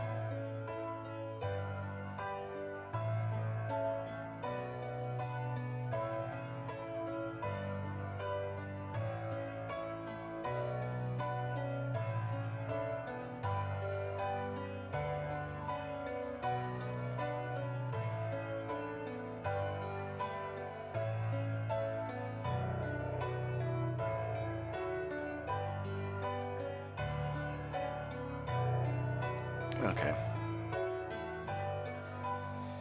Prosopagnosia. Jamie's car accident nearly killed him. His coma lasted 8 weeks. When he regained consciousness, he couldn't recognize me and Inez. Prosopagnosia. Face blindness was the diagnosis. The doctor wouldn't give us any answers about whether or not he'd get better.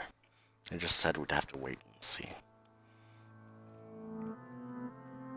Jamie could remember who we were. He knew he had a wife named Carla and a daughter named Inez. But whenever he walked into the room, he saw 2 strangers. Over time, he started to recover. The recovery wasn't total, not even close. He jumped with shock and surprise when Inez came into the room too quickly and didn't leave enough time to remember it was her. Last month when Jamie and I were in the shower, I washed his hair and shoulders and back, but when he turned around, he yelped and tried to get away. He slipped and almost cracked his head on the faucet. The therapist suggested Jamie carry and study a photograph of Inez and me as frequently as possible. The goal was for his damaged brain to hopefully remap the features he'd lost the ability to retain. After a couple months, we saw some major improvements. Still far from perfect, but much better. The frightened, jumpy person he became after the accident slowly started to resemble the strong, protective man I'd married. Last night, I was jolted awake by the sound of Jamie shrieking. He wasn't in bed. The sound came from down the hall, from Inez's room. I jumped out of bed and ran to see what was wrong. Jamie met me halfway. His hands were covered in blood. "It's wearing her face," he screamed. He gripped my shoulders and studied my features with his wide, terrified eyes. "It stole her face." I totally what I didn't expect. Oh, nice. I struggled out of his grasp as Jamie sunk to the floor and called after me. "Find Inez," he choked out. "Please." I sobbed as I turned the corner into our Inez's room. Gaping holes that once housed eyes oozed blood down pale cheeks. The same eyes were now forced deep into the skull by the panicked violence of my husband. As I screamed with incomprehensible horror, Jamie came up behind me and bellowed, "Get away from it! Find Inez!"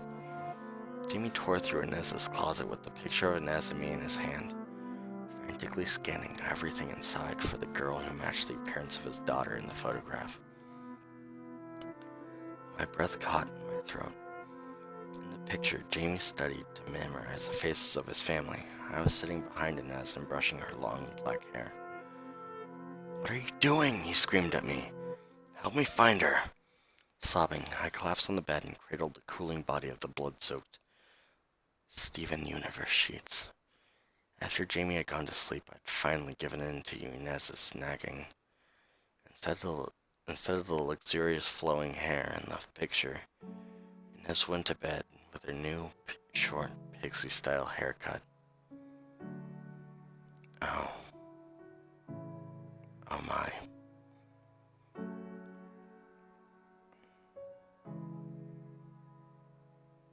When she got short hair, her dad couldn't recognize her. I feel a bit of a chill running down my back. It feels good. Thinking I'm having some kind of medical issue. Maybe one of you can offer me some advice. I don't have insurance and I can't afford a trip to the ER. Doesn't seem life-threatening though, so I might wait it out. I've always been a bit of a hypochondriac and I bet I'm just overreacting. Still, if anyone is interested in coming over and checking me out, just send me a message. I'd really appreciate it. Don't know why I decided to give this guy a voice.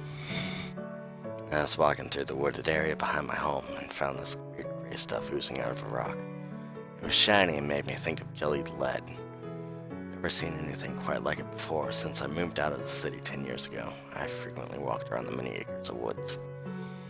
Near the house, I never saw anything weird than a squirrel eating a dead hawk, so this was new to me. Oh, my guess was correct. He was southern. Or rural. Farmery. Forest land. I took a branch and poked at the stuff. It resisted a little before it broke open, causing a more liquidy version to flow out from inside. I grabbed a smaller stick and scooped up a tiny bit of the stuff and walked back to the house. Part of me was worried that it fell from a plane or something and might be a toxic threat to the environment. When I got home, I scraped the goo into a dish I never used and threw the stick in the garbage. I shone some light on the plate and I swear the stuff moved a little.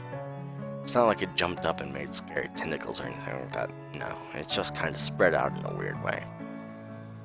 Almost like how jellyfish try to hide in the sand when they feel threatened.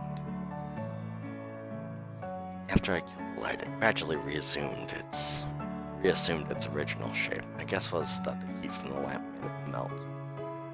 I decided to wait until tomorrow morning and bring it to the local university just to be on the safe side. Don't know what it was about the stuff, but I was really, really uneasy about it.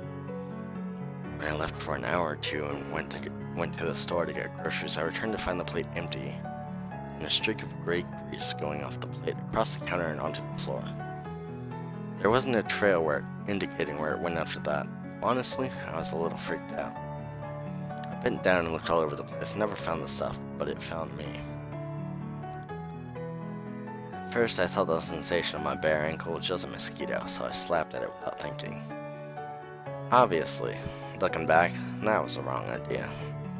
The gray stuff spread out all over my palm, then the rest of my hand, then my arm, side, chest, back, and the rest of me. Long story short, I'm completely covered in the gray substance. But here's the thing, that's why I'm not particularly worried. It feels amazing. I know, it sounds weird, but in all honesty, I've never felt anything like it. In fact, I was so taken by the sensation that I went back outside over to the rock where the stuff was, and pulled as much of it off as I could and brought it into the house. Now, like I said in the beginning, I do think I'm having some sort of medical issue. It's definitely not something I've ever experienced before or even heard of. So I think it's important to get checked out. But still, I can't get over how great the experience is. The stuff smells wonderful too. And right now, as it spreads over my tongue, it tastes better than anything I've ever put in my mouth. Please, anyone who might be interested in investigating either for their own curiosity or as a medical precaution, just leave a message right here and I'll give you directions to my home. I'd be so happy if someone came over. Please, come visit me. Come visit us.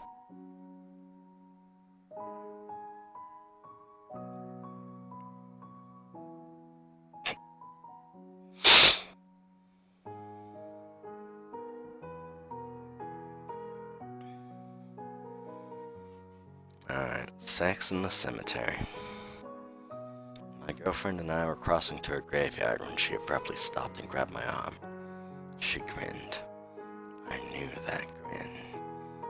Here? In a cemetery? I asked. It felt a little weird, disrespectful too. Mm-hmm, she mewed and pulled off her shirt. I looked around. It was obvious we were alone.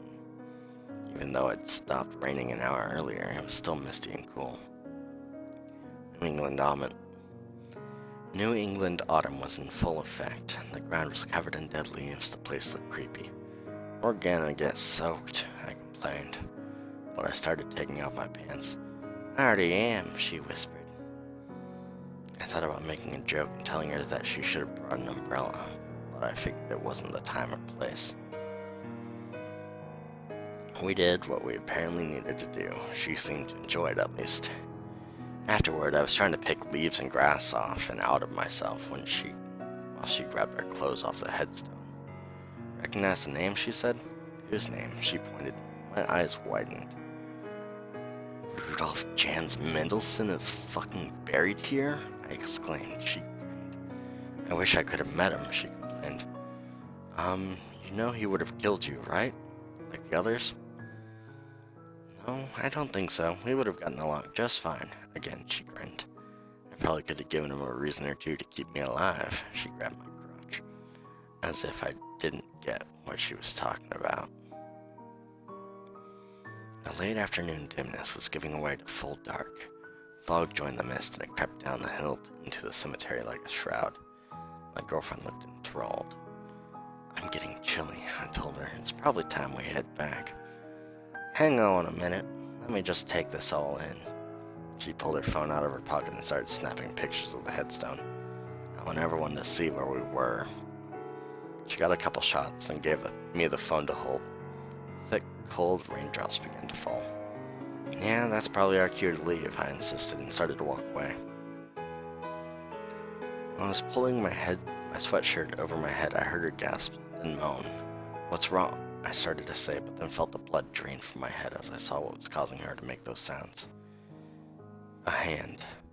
A cracked, skeletal hand had burst from the ground and was gripping her ankle.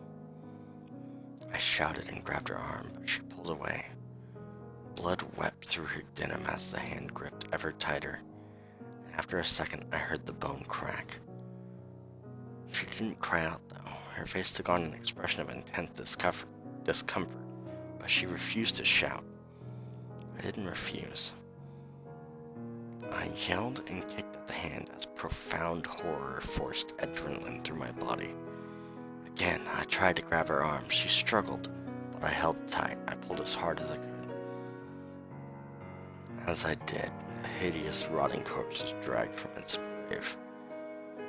Rudolph Jans Mendelssohn. Let me go, she finally screamed. Let me go! I was sobbing now, and expending all the effort I could to pull her away from the corpse. His misshapen head seethed with maggots, and his eyes and tongue bulged out like some benthic atrocities that had never been exposed to light. Mine, he groaned. And his other hand reached up and grabbed her back, his nails shrinking into the flesh and using it to pull. Mine. Let me go, let me go, let me go, she continued to scream. Her eyes were closed now as I pulled with singular purpose. I felt teeth sinking into my arm and my eyes flew open as I shouted with pain. In that moment of agony and surprise, my group loosened. My girlfriend fell back into Mendelssohn's grip, and he squeezed her against his rotting, pulpy body. His swollen tongue passed over her neck and face. She wasn't struggling anymore. She just watched me and watched my reaction. Mendelssohn squeezed harder, and I heard his ribs splinter as my girlfriend's body was pulled inside. Thank you for helping me be with him, she said to me. She was drawn deeper into his putrid carcass. I always knew we'd be perfect together.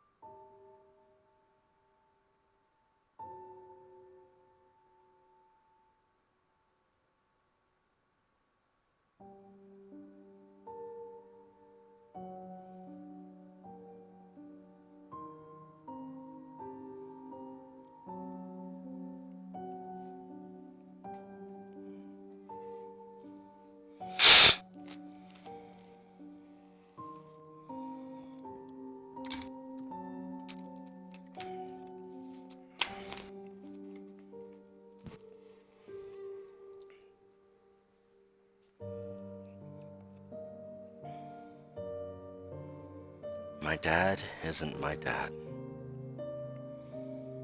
I was 10 when it happened, my 10th birthday.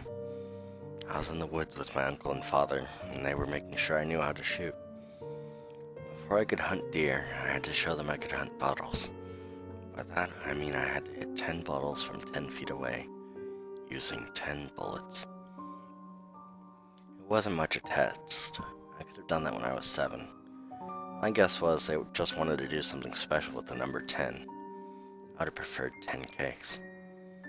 Thanks to my well-placed shots, the first 3 bottles exploded in glittering green shards against the sullen backdrop of the sun-punctured gray sky and the forest still recovering from last year's fire. It looked hauntingly pretty.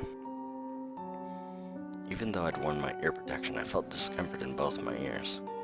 It wasn't the normal ringing I'd encountered before, though. It was a painful buzzing, like flies were trapped by my eardrums. I looked over and saw my dad and uncle both rubbing the area around their ears. They'd taken out their plugs and looked uncomfortable and confused. I pulled off my own and asked what was going on. Dad shook his head and said he didn't know. "Motherfuck," my uncle exclaimed, prompting a burst of giggles from me and a slap upside his head from my dad when we saw what had caused his outburst.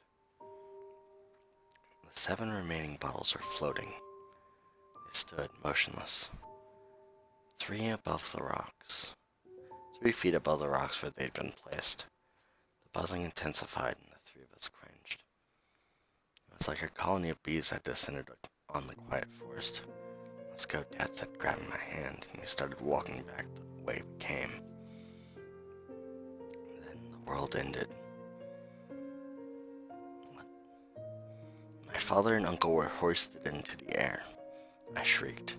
Their eyes grew wide with fright, and they held their rifles in death grips while pointing them in every direction in a futile attempt to threaten whatever was assailing them. I remember how my dad looked right before it happened, the instant before.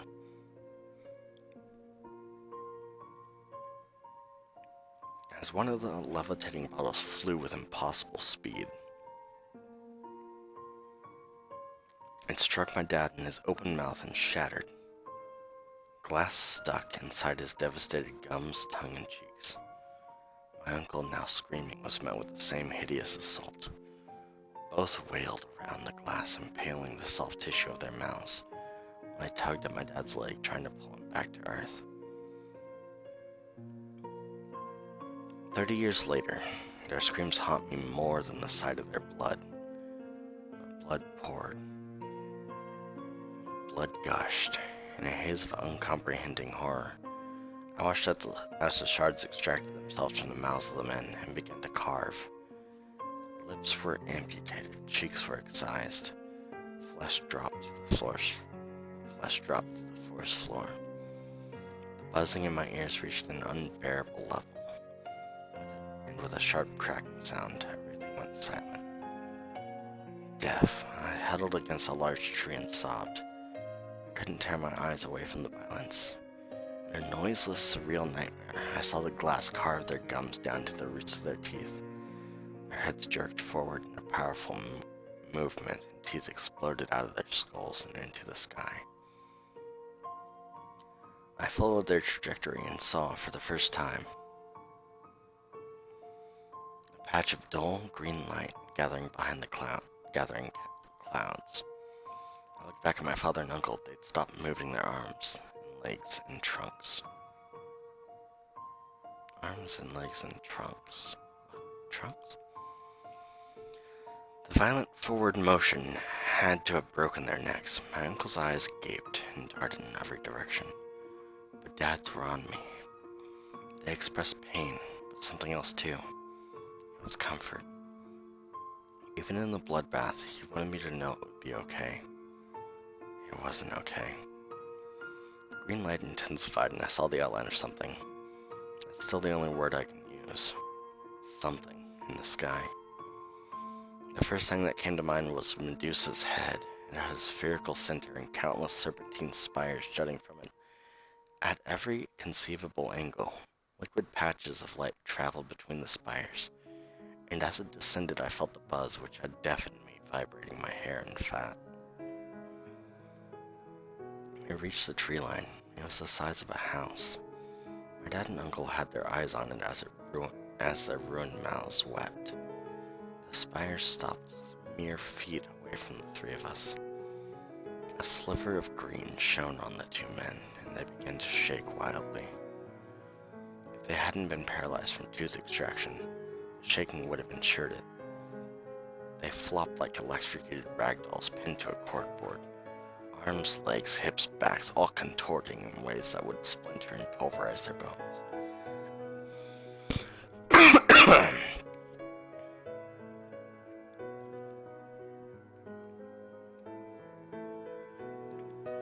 My father's knees bent forward, hyperextending until his toes were touching his hips. My uncle's lower jaw swept back and forth.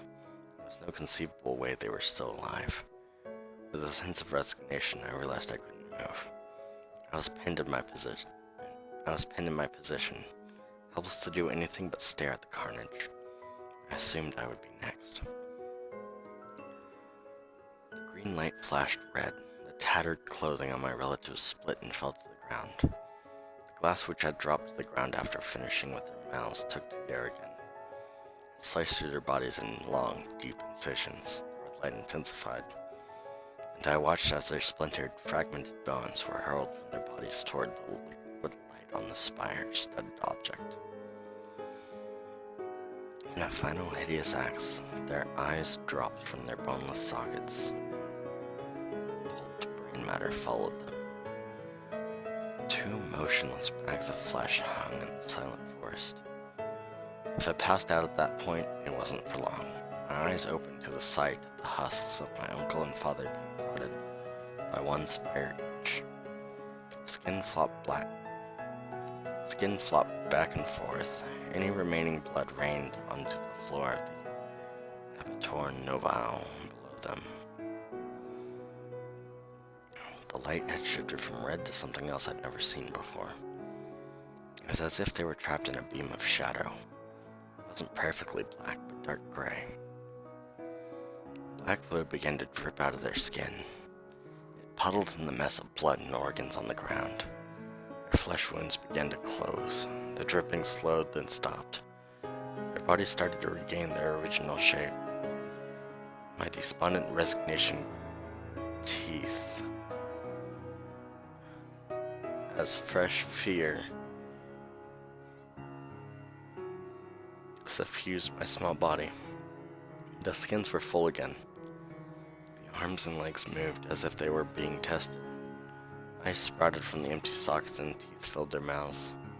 After a couple minutes, they looked exactly like they had before they'd been murdered. Exactly. Everything blurred after this. I remember them slowly descending to the ground. I remember their mouths moving as if they were talking to me, but in my deafness, I heard nothing. I remember trying to run, but being stopped and held against the chest of the thing who looked like my father. The twinkle of concern in his eye was gone. I was carried through the forest to our house. I remember Mom starting at the sight of my nude father and uncle entering. But then I lost consciousness. When I woke up, I was in my bed. It was the day after my birthday. As I said above, it's been 30 years. I am still deaf. Everything continued as if nothing had happened, other than a freak accident due to a combination of a misfiring shell and my shrugging off my hearing protection right beforehand. I even told Mom about it all, and she just stroked my hair and told me it must have been a terrible nightmare. There was no warmth in her eyes. My mother, my father, and my uncle still live on the same street. I live across town. I don't see them very often. They express great sadness at this and message frequently. But I can't forget what I know happened, what I know wasn't a dream. Over the years, there have been clues. Every so often, there'd be a newspaper article about strange lights in the sky, or messes of blood and organs found in the forest. There are things that are always explained away by roars or animal attacks. Weird stuff, but not anything that'll make people think more than twice.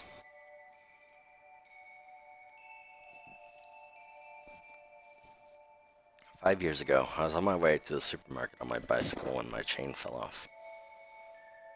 I pulled over onto the sidewalk to fix it. Out of the corner of my eye, I saw another cyclist crossing the street. Then a car made an illegal turn and the cyclist had to swerve out of the way. He fell onto the ground. I looked up and realized it was Dad. He was picking himself up. A small gash had appeared on his elbow. Greasy black liquid trickled down his arm. He saw me and smiled. Then he looked at his arm and sighed. He lifted the bike back onto its wheels, walked up to me and signed, "Your mother and I miss you." He hopped on the bike and rode away. I just stared at the tiny black drops in the pavement.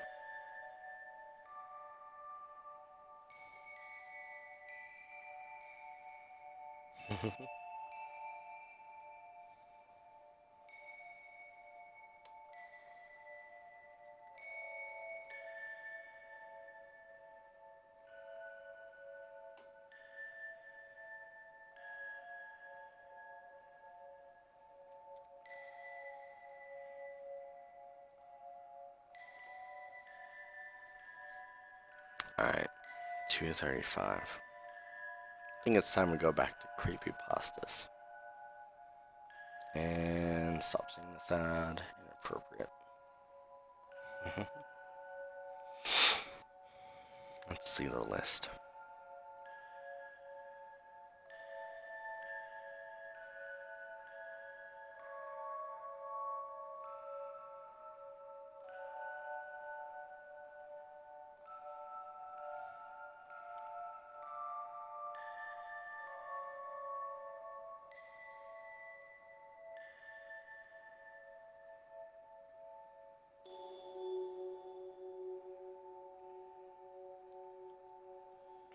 Seven minutes.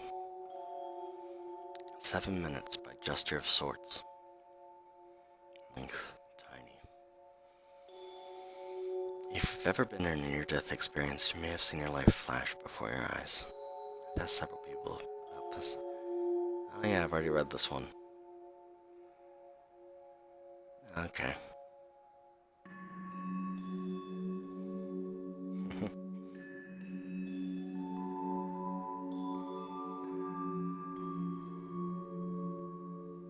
Let's go back.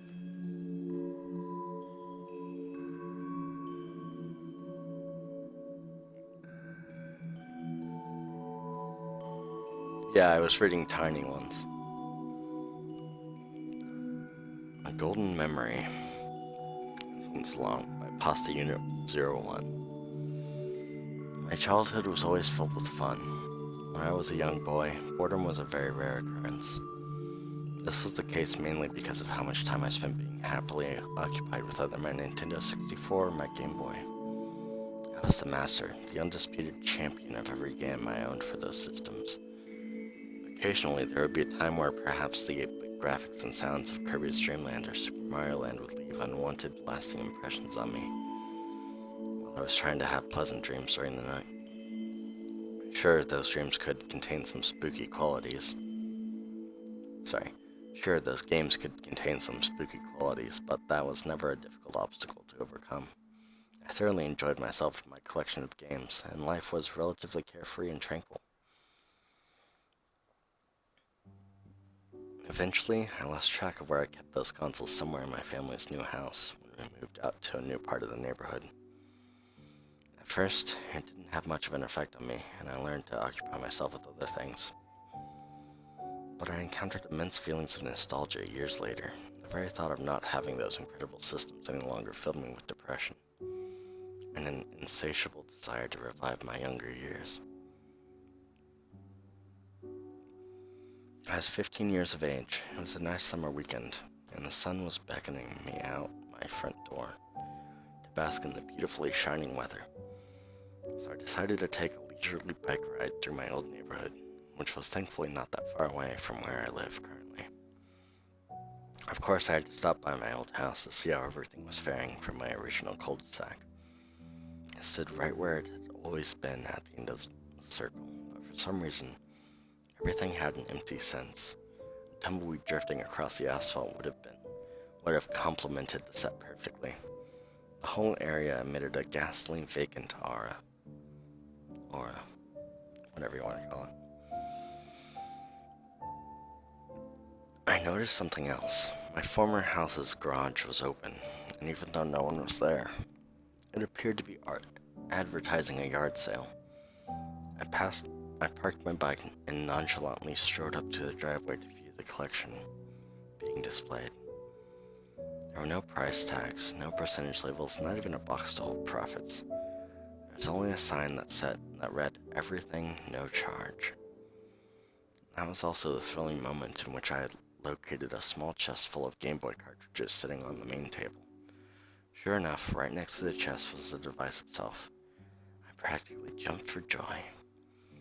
I only had to wait for the vendors to return so I could ask for it. Then I could relive a small portion of my childhood. But there was still no one there, even after I rode my bike around different streets and returned to the unusually eerie cul-de-sac after time had passed. Unable to wait any longer and completely disregarding the ominous setting around me, I decided to take one of the cartridges and the Game Boy console itself. I barely felt any guilt because of the overwhelming feeling of excitement rushing over me as I pedaled as fast as I could back to my own house.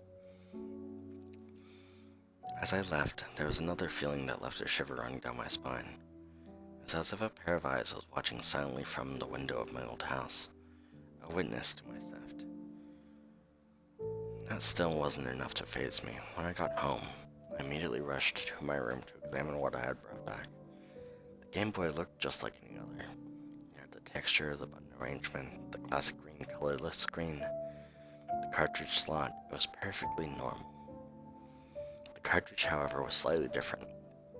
It was shaded a darker gray color than the others I had looked at inside the chest. It displayed the usual Game Boy engraving on the front, but the label was torn almost completely off. The only words I could make out legibly near the top of the cartridge were Super Mario Land. This was fantastic. I can't believe I picked up one of my absolute favorite games out of all the others in the chest. Can this day get any better? Little did I know how the next handful of events would unfold. And little did I know what series of heart-wrenching, horrifying moments I would experience to leave me scarred and shaken to this day. I loaded the cartridge into the Game Boy and turned the power on. At first I thought I would have to reinsert the game because of what had appeared on the screen. It displayed the word Game Boy with a familiar 8-bit chime, but there was a black bar underneath the letters, which normally meant taking the cartridge out and blowing on it, so that it would function normally. Good, the stream's still going.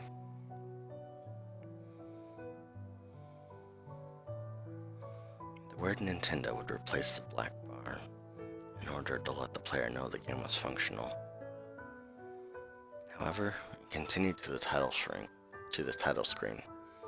I shrugged it off and smiled at the classic title artwork of Super Mario Land with the high score right underneath it. I stopped myself right when my thumb was about to push the start button to notice the staggering high score statistic last left by the previous player. It was 999,999, the maximum achievable score in the game. I sat on my bed, blinking with a dumbfounded expression at the huge number for more than a few seconds and pondering, how is that possible? Was the previous owner better than me as a kid? Nobody ever went farther than I could. I shook my head and dismissed it. The demo began playing, so I pressed the start button once to take me back to the title screen, and another time to start a new game. In the meantime, I was contemplating on whether or not this was safe and reminded myself of how I was a thief. But then I also remembered how nobody ever appeared to assist me, and the sign clearly indicated that everything was free. Besides, this game practically called on me. I have to answer it, and I won't turn back now. I engaged my concentration and focus, and as I controlled the Mario sprite when I entered the beginning stage, expertly weaving in and out of every Goomba, Piranha Plant, and Koopa that dared to stand in my path. Before I knew it, the first stage had already been cleared. Yes! I still got it. That other player better watch out. I'm about to top his act.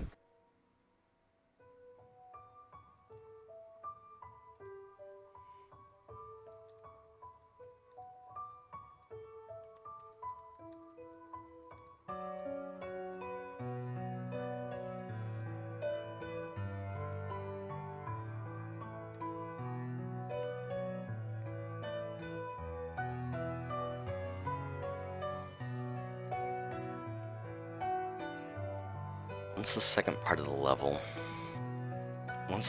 of the first level was finished flawlessly, I entered the boss stage. To speed the process up towards arriving at the enemy's lair, I punched through a block at the very top and walked above all other obstacles, harmlessly on a long stretch of blocks. I still had an abundance of time and a relatively high score for someone who hadn't picked the game up in years.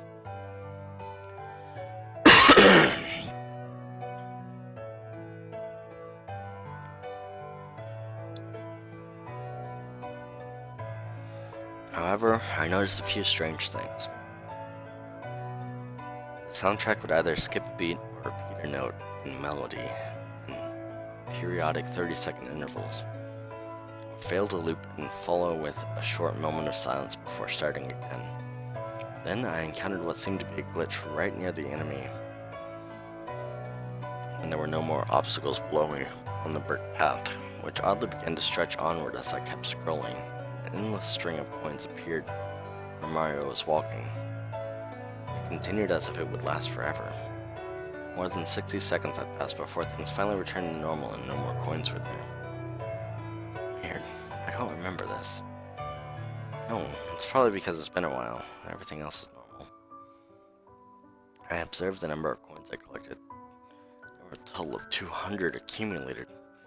Enough for 2 extra lives. I had felt satisfied at hearing the repeating jingle of collecting coins, and it had saddened me slightly when there were none left to collect on the long brick stretch. But this still didn't feel right. Something seemed suspicious. Now there's a commercial. Oh. These bugs were increasingly beginning to pop up more often, but I took a deep breath and exhaled, once again shrugging off an odd occurrence. The boss was one more scroll over, so I moved to the right and confronted him. Sure enough, there he was, same as I remember. I dodged a fireball shooting from the Sphinx's mouth, jumped onto the platform, and reached the other side of the bridge to bring the boss down to the ground. Wait, down to the ground? That was what it had appeared to be. There was a pained expression on the Sphinx's face as he remained on the ground for a few seconds, before he flashed a few times and faded out. There was no sound. Was this supposed to happen? Normally he was supposed to disappear in an explosion-like animation. As Mario entered the next room, a text appeared across the screen as he stood in front of the counterfeit Princess Peach. But it was not the familiar expression of gratitude. The text read, "Thank you, Jack." The capital letters slowly erased themselves as the Peach figure transformed into the insect. But instead of hopping out of the screen, the sprite seemed to shuffle along the ground at a sluggish pace until it finally inched out of the background. My stomach had lurched and my blood became chilled. It displayed my name in the text instead of Mario. There was also no "Oh, Daisy" at the end of the message, like there was supposed to be. Blinking shockingly at my Game Boy, I contemplated the game's programming and wondered if there was legitimately something wrong with it. Then again, perhaps it was simply a cartridge with a tendency to glitch often. I reluctantly decided to keep progressing. During the next few stages, this is a long story. Alright. I think after I finish this one, I'll have to end.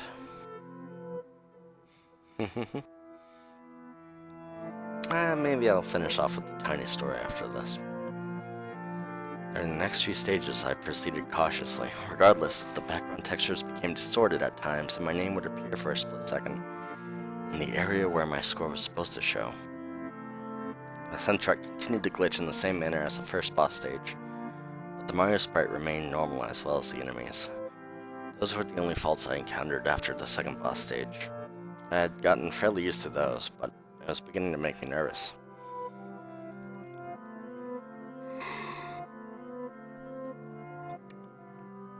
Once the next boss was defeated, a different message appeared on screen. "Jack, you have found me." Once again, my stomach somersaulted. This wasn't normal. I was feeling tired from the long bike ride, so I hastily decided to give the game a rest and get some shut-eye, hoping it would be normal the next time I gave it a try. In my dream, the only thing I saw was the Mario sprite, standing motionless, giving me a fixed glare seemingly filled with fear and desperation, and repeating the same phrase. Jack, you have found me. Jack, you have found me. You found me. Found me. I awoke near midnight. My room was normal, but my eyes could still make out the silhouette of the haunting Mario sprite. My desire to relive my childhood was replaced with a desire to get the game over with as quickly as possible, be it a nightmare or not. I pulled the Game Boy out and turned it on, with the Super Mario Land cartridge inside of it. The startup screen displayed the same black bar underneath the Nintendo text, but it seemed to hesitate before slowly fading into the Super Mario Land title art. It was only the text Super Mario Land. Everything around its border was shaded completely black. The sight filled me with dread and caused a bead of sweat to trickle down my face. Oh, sweat. But I hesitantly started another game.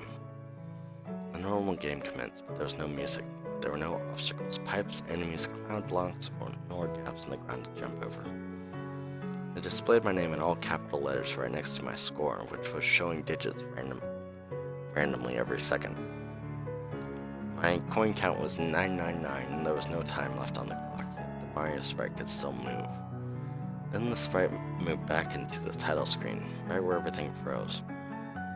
A horrid sound bit, one which resembled a car engine slowing down gradually, progressively grew louder. As the 8-bit buzzing ensued, everything on the screen melted and became shaded even darker until nothing was left but a black line at the bottom. What the hell is going on? What's with this thing? My heart pounded rapidly like a timpani, and my pupils shrank in terror as they saw a new shape morph onto the Game Boy. It seemed to form a message similar to the text on the Super Mario Land title screen, but instead it read something quite frightening. Remember me? It flashed in different shades of white and gray, and then the press start text appeared directly underneath it. As my trembling thumb hit the start button, an extremely loud and high-pitched warble echoed from the Game Boy speakers. I flinched and covered one ear. In the next second, the game did something shocking. The actual programming shifted over, and the game file select screen for the Super Mario Land 2 was being displayed. I rubbed my eyes and looked at the screen again. Sure enough, there was a new Mario sprite slowly sliding through the pipe at the top and onto the pipes at the bottom of the screen, which represented which file number to choose and how much progress was made. I tried pressing the D-pad, shaking violently and breaking out into more of a sweat. Sweat. But the sprite would not move. Instead, it turned to look directly at me. A static noise was heard in the background, and it grew louder as the sprite kept staring me down intensely. My heart almost stopped. In the next screen, a sinister bass line was blasting through the speakers. The background was completely black. An image was very slowly fading into view. It was a detailed 8-bit picture of Mario's head, severed from his body and bleeding from his eyes as it gave me a motionless gaze. The speakers seemed to form audible words from the immense static. Get to the house. Oh Daisy, you must hurry. I had no idea what I had gotten myself into. I don't know what ridiculous idea went through my mind to take a Game Boy along with a cartridge such as this one, which seemed as if it were trying to talk to me from the game itself from such a spooky location. I cursed myself for not walking away from it all when I should have. The name which was used in the game, Jack, must have been the name of its previous owner. I quit. Ugh. But not until I shook got my a head serious violently and gum choked back a petrified sob. My tip to you is your smile says a lot about you. Trying to not say anything about the ad on screen. Dude, stop it.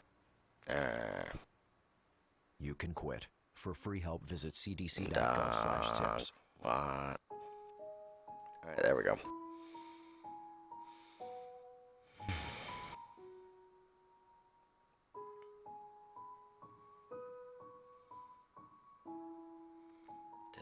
which was used in the game, Jack, must have been the name of its previous owner.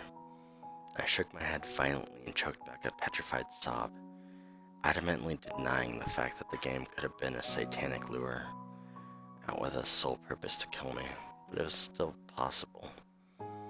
Fraught with emotions and with 1,000 things flying through my brain at once, I still tenaciously clung to the idea that the previous owner of this hellish piece of plastic might have coincidentally had the same name as me.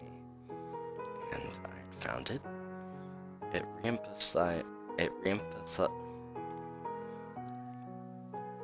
re-emphasized periodically that I had found it. Damn right I had, whatever it was. I was also one step away from destroying it. But even though I felt I was on the verge of succumbing to a heart attack, I knew I had to get this over with as soon as I could. I wiped my face with a trembling arm, took a deep breath, and looked at the screen. I once again pressed the start button. Immediately, I was transferred out of the demonic image. The static stopped and was replaced with a new soundtrack. It took me a few moments to recognize it, but it was the graveyard theme to Super Mario Land 2 played in reverse. Oh. Yeah, this story is junk, but might as well read it. Mario's sprite appeared in a dark cave, but it didn't look like the same sprite at first sight. He had acquired old age, his suit and overalls were white, and his expression looked quite exhausted. When I pressed left and right on the D-pad, Mario had sort of an odd, awkward stride that did not look similar in any way to how he ran in either of the Super Mario Land games. His appearance was downright sickening. The counters on the screen were also, as expected, very screwed up. I had no lives left, but the time began counting into negative seconds and continued doing so throughout the mysterious level. The coin counter was, to my horror, set at 666. Oh great, the whole... Yep, this is pretty much a cursed video game. Hooray! It's become somewhat of a theme. I'm starting to feel the drag of having to read through this whole thing. There's no score counter, only my name spelled in all capital letters at the corner of the screen. I was forced to disregard these statistics, and went to the right and progressed very deeply into the cave with the haunting reverse music accompanying my every step. There were no enemies, but there were numerous dead ends and warp pipes, eventually causing me to realize it resembled a labyrinth. Okay, this isn't going to be scary at all.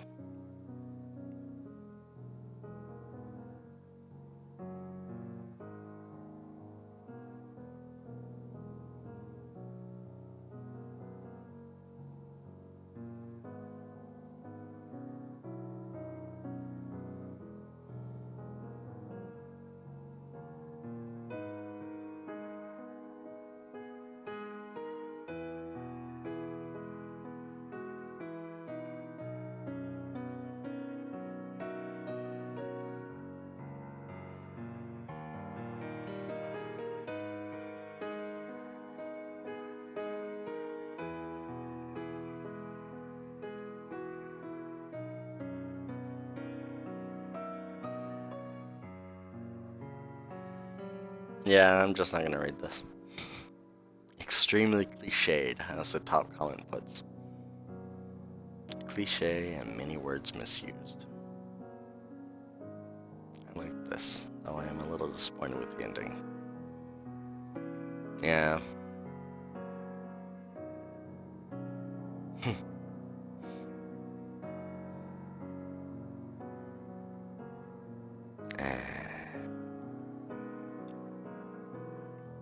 Way too long. Too cliche.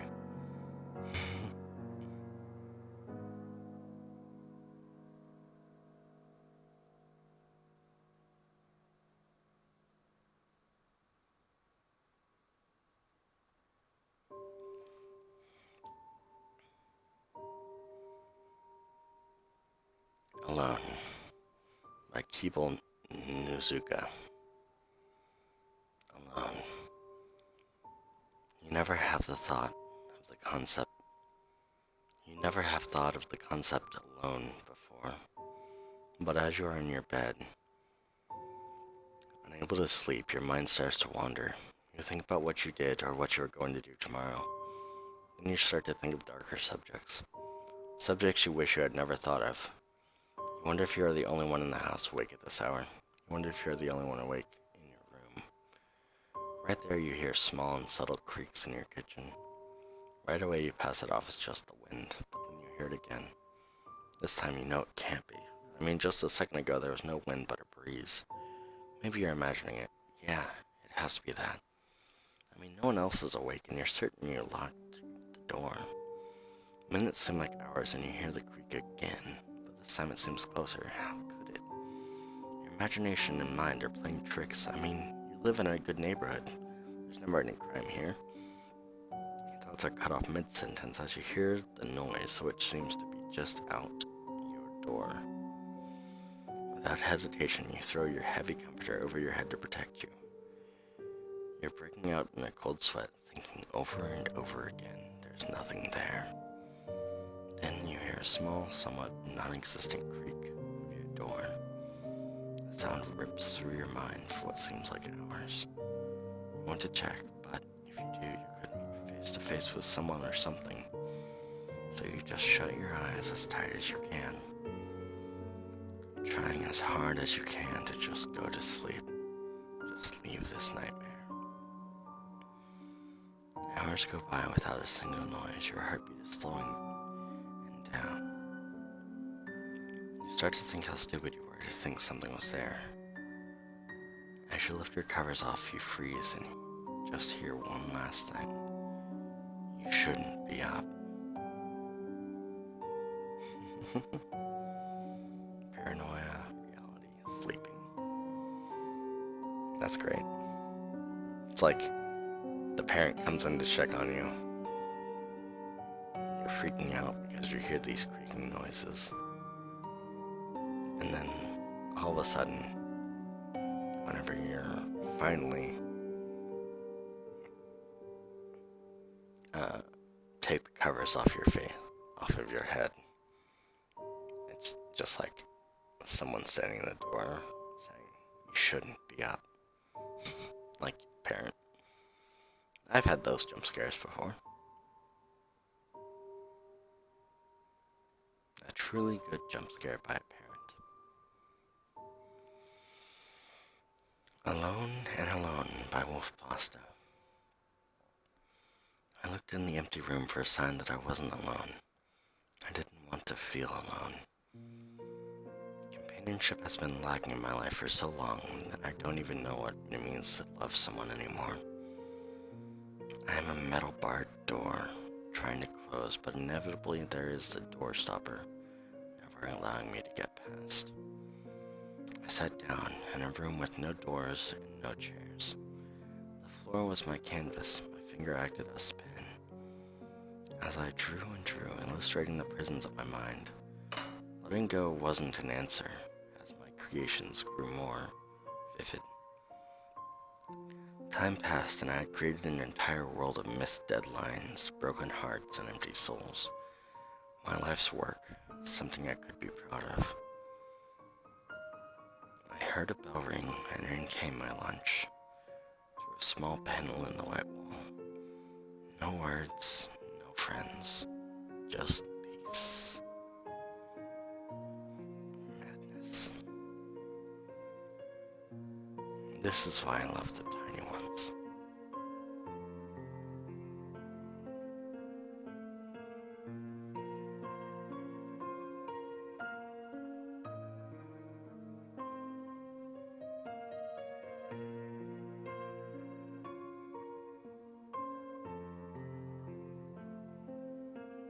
Tiny bad dreams. Daddy, I had a bad dream. You blink your eyes and pull up on your elbows. Your clock glows red. Your clock glows red in the darkness. It's 3:23. Do you want to climb into bed and tell me about it? No, Daddy. The oddness of the situation wakes you up more fully. barely make out your daughter's pale form in the darkness of your room. Why not, sweetie? Because in my dream, when I told you about the dream, the thing wearing mommy's skin sat up. For a moment, you feel paralyzed. You can't take your eyes off of your daughter. The covers behind you begin to shift. I've heard this one several times. So to me, it's not that scary, but it might sound scary to other people.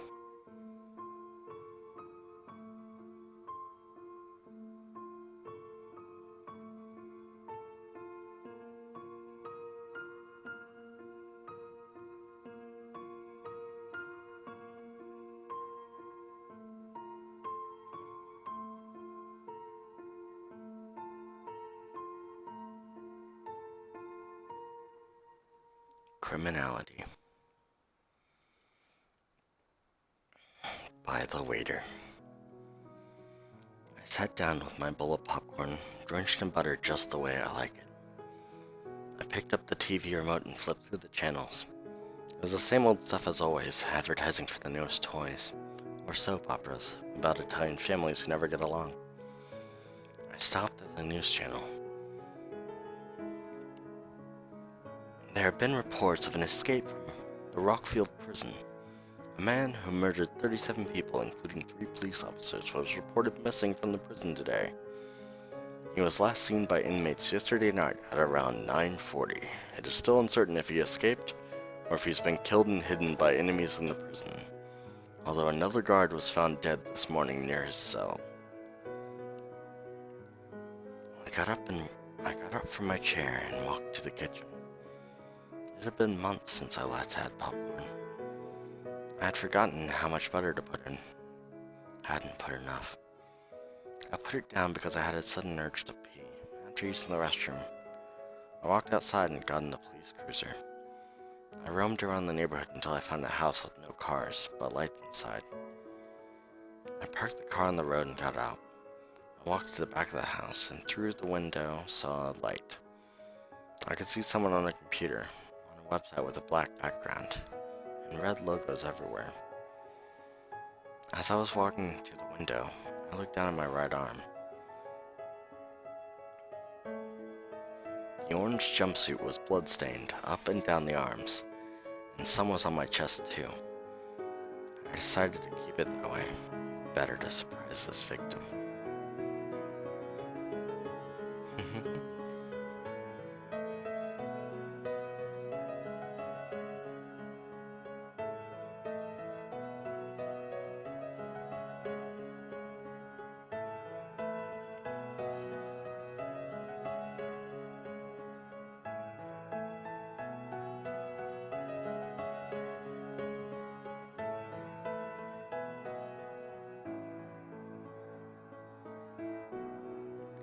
Dark Days by Creepypasta Indexer. Oops, have to move my mic out over my mouth. I sat up with a jolt, disoriented. If it weren't for the sensation of my eyelids coming together to shield my eyes, I would not be able to determine whether or not they were open. The inky blackness presses in from all angles, suffocating me. You'd think after all the time I'd spent trapped in this murky prison I'd have adjusted. No, it's still quite a shock to be released from the depths of unconsciousness, only to be greeted by an infinite plane of shadows. I glance around, looking for something, some object from long ago that will reassure me. I need to know some of my old world still remains. Nothing. I'm alone. A white light flashes to the left of my vision, if it can be called that. I ignore it. I've come to realize that its only purpose is to generate hope of this blanket of suit lifting. I hear a creak, a door opening. Kath, you better get up. We're leaving for Granddad's house in about an hour. Start getting ready, okay? I sigh. Yeah, alright, Mom. Oh, and your cane and shades are in the kitchen, near the birdcage. I sigh again.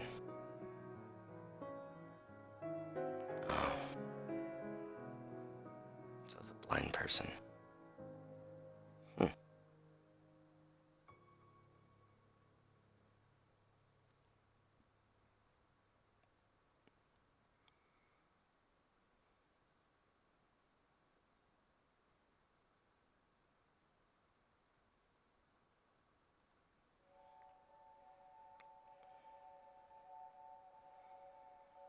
Curiosity by Beck0213.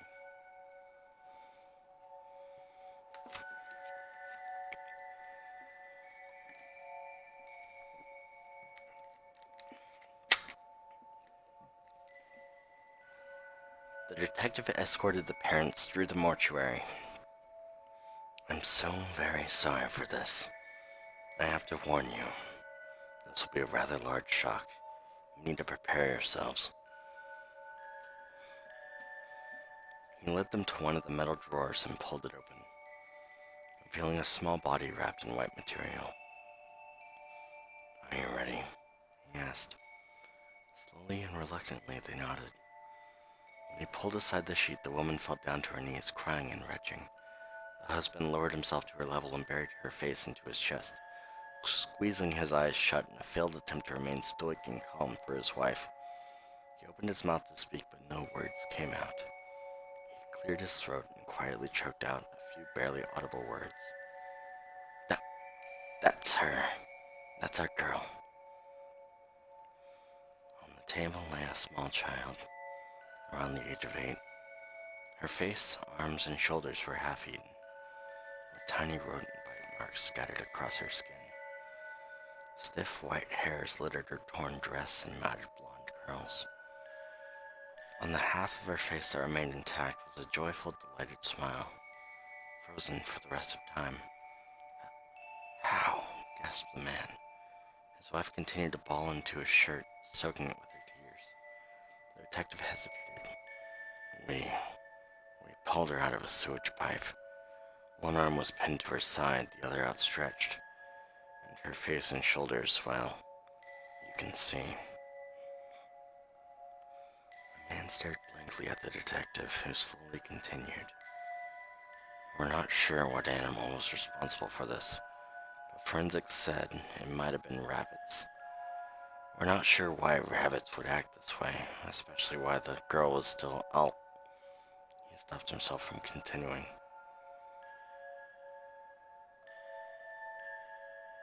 Why did we name her Alice? The mother sobbed hysterically into her husband's shoulder. Well, that could have gotten really weird there. We could have named her anything else, anything in the world. As the man began to sob as well, he placed a hand on his wife's head. In his other hand, he held the tightly crumpled note, with an untidy, childlike scrawl that read, I'm going to find my rabbit hole. I know you'll miss me, and I'm sorry. But don't be sad. I'm in Wonderland. Oh boy.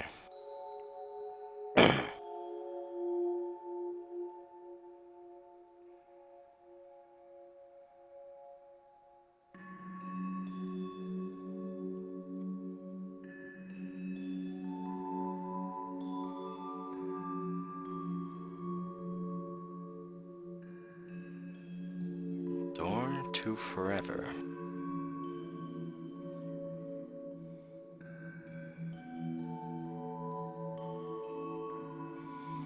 You awaken from a hazy... No, wait. Door to Forever by Dr. Spaghetti. You awaken from a hazy, dreamless sleep. You hear laughter, deep and booming, as if the source of it is amused. You look to your left at your alarm clock on your nightstand. 6:04. In red, digitized numbers. Laughter is growing louder now, and it's beginning to hurt your eardrums. Wanting nothing other than to be free of this annoying ringing and laughter, you throw on some clothing and rush towards your bedroom door. At first it appears as a little white square, but as you approach the door, you notice a piece of paper has been nailed to the door. The paper appears to have been quickly and ungracefully ripped from a book. Hesitantly, you rip the paper free of the nail, suspending it to the door. Hesitantly, you rip the paper free of the nail, suspending it to the door. On the paper, in shaky, scrawling writing, seemingly from a pen, 604, door to forever. Infinity awaits. Dismissively dropping the paper on the floor, you open your bedroom door and take one step forward before realizing that there's nothing before you but darkness. Darker than the darkest night you have ever seen. It seems almost swallowing. But before you have time to think about that, you feel a sickening, wrenching feeling in your stomach, and the lights go out. You awaken, and the first thing you think about is what a crazy dream you just had. But the thought is cut short by a deep, booming laughter that rings in your eardrums. You look to your left at your alarm clock on your nightstand. 6:05 in red, digitized numbers. On your bedroom door is a note that says, 6:05, door to forever, infinity awaits. Laughter echoes in your head.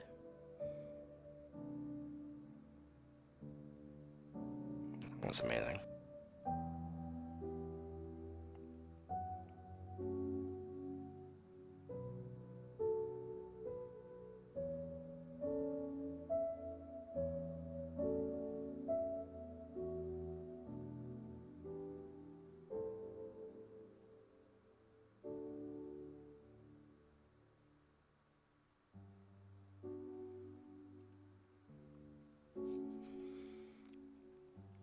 Inside Your Mind by Pete Wentz-Ware. Let me guess, you're on here trying to freak yourself out or find a pasta worth sharing, right? Me too, but nothing seems to spike your interest or really sends a chill down your spine. Take a look at the videos too. Yet still, there's nothing. You really are getting bored now, aren't you? To me, this ritual seems to happen quite a lot. What about you? An idea has probably just popped into your head. Why am I reading this? Interesting how you're still reading this. Place yourselves in my shoes and stop reading the pattern. You didn't see it? Read every first word in the sentences before these two. Maybe then, what I'm about to tell you will make sense.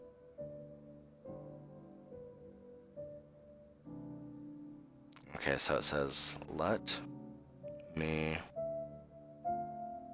take you to an interesting place. You read let me take you to an interesting place, is what it says.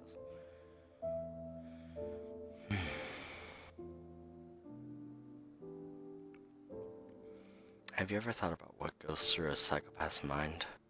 How they dream about feeling anyone's blood drip from their hands? Drip, drip, drip. At first the pattern unsettled me. However, now it's music to our ears. Don't pretend you don't hear it late at night. You tell your family, but they insist it's just a faulty tap, so you think that too. You've already started to become one of us. You've gotten used to the sound. Don't fool yourself anymore.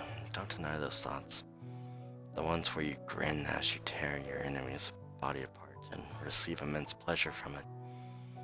Let yourself be consumed by those dreams. It will cause you no harm as they're just dreams, right? Each day, you become more like us. You see us on TV and your family say how we're the scum of society. But you know better now. We're waiting.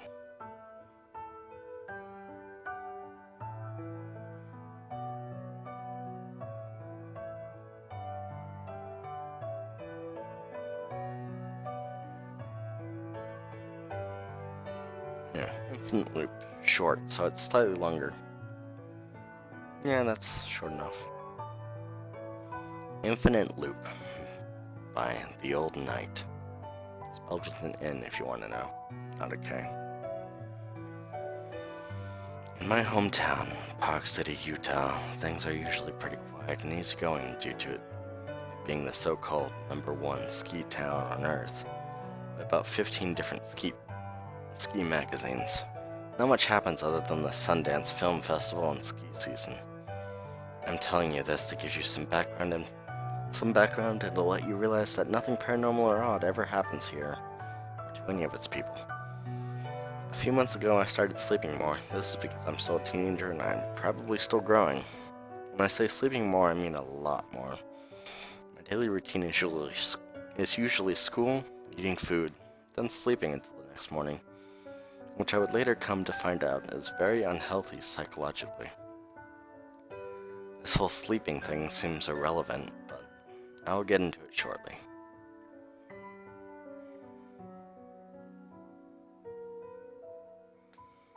A dream is defined as a series of thoughts, images, and sensations occurring in a person's mind during sleep. The dreams I started having were more defined as an event or an occurrence. What I mean by this is that they started to seem very real, and I started to believe that they were real. Some days I would think back to something believing that it was real, and not even realize that it was a dream. Then the dreams got violent. Some nights I would wake up from screams or loud noises echoing through my spine and seemingly my house. I would always assume that they were just nightmares and go to sleep, but they just kept coming back. I started losing sleep and doing whatever I could to get out of having to go to bed.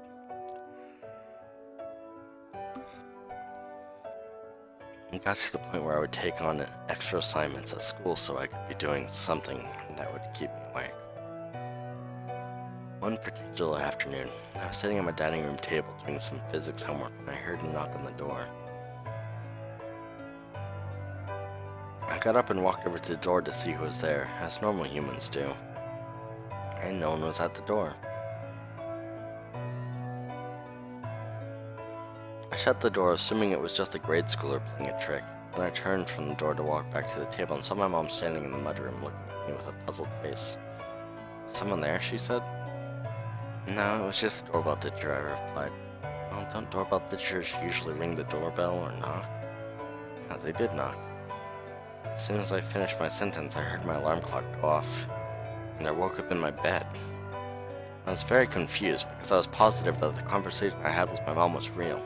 As I sat up in my bed, I realized that I was dreaming. I couldn't feel any part of my body, and everything felt cold and lifeless as it usually does in a dream. My body laid back down in bed and fell asleep once more. And once more, I heard my alarm clock go off, and I woke up in bed, still dreaming. I can't seem to get out of this loop. I've tried everything. There's only one way I can think of to end this hell.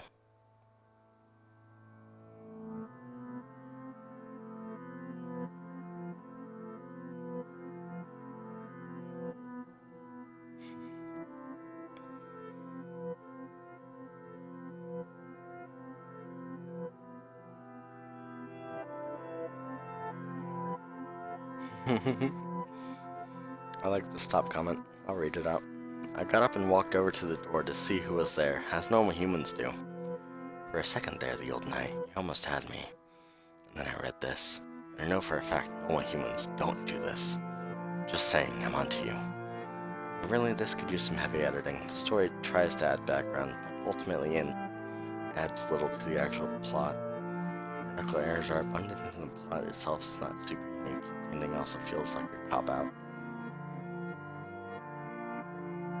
Yeah, it does sort of leave you waiting.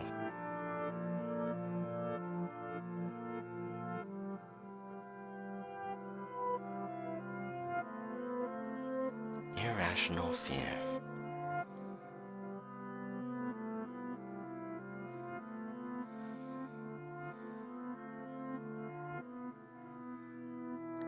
Submission by C411UMXD, or Column XD. Everyone has the same fear at some point in their life. They think it's waiting for them. Some people think it's stupid and not real, but some people aren't unfortunate enough to be a victim to its lingering attack. The thought of it to those who haven't been targeted is senseless.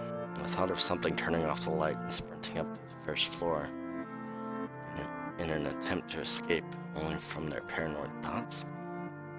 The thought of something or someone chasing up the stairs, and the only shield these deluded people have is the shield of light when they get to the extremely bright room. I will always remember that horrible night, thinking I was running only from a thought.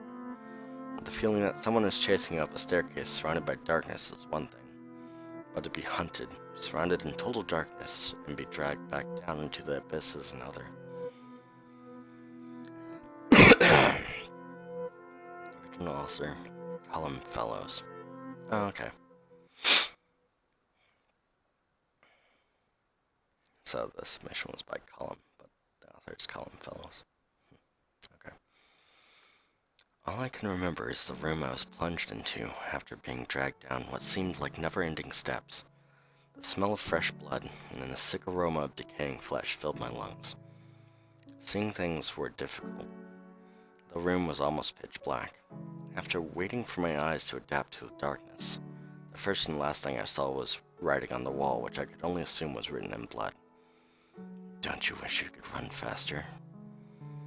No sooner had I examined that crazy statement. The only thing I remember from the night was it sprinting towards me. I will never go up a staircase in the dark again.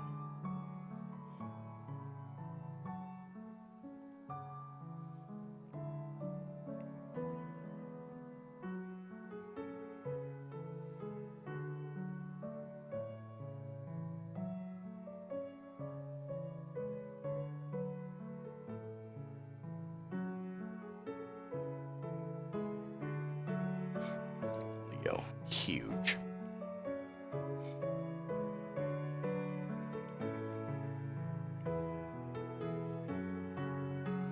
Alright, I'll click on this one, take a drink, and then we'll do it.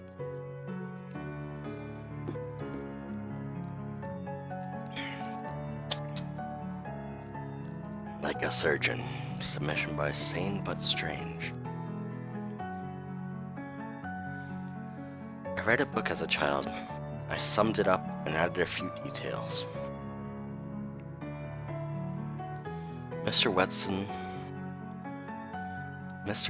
the doctor will see you now. The nurse hung up the intercom.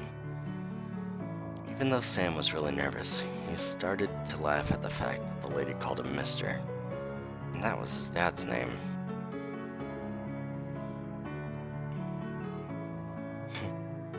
In October 31st, 1973, and 9-year-old Sam... It was October 31st, 1973, and 9-year-old Sam Weston was in the hospital, about to go into surgery. He had to have his tonsils removed.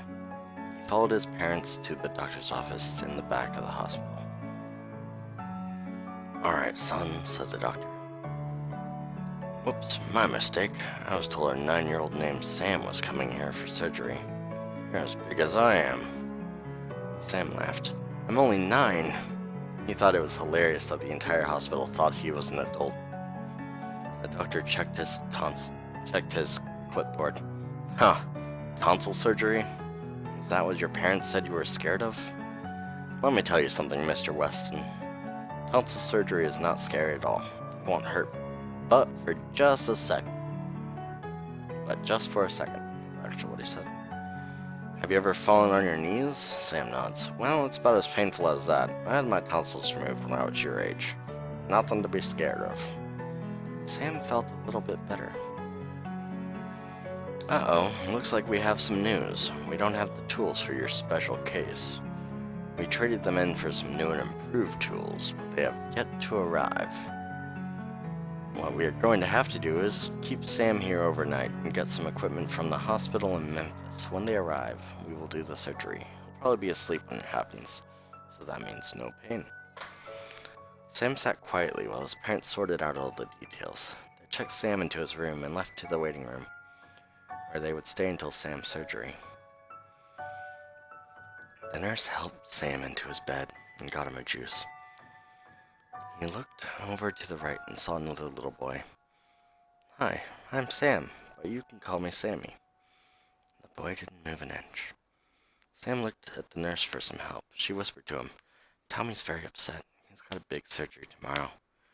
She saw Sam's interest and whispered even quieter, "They have to cut off his foot." "My name's not Tommy." The nurse looked sad. A few minutes passed. Sam was drawing in his coloring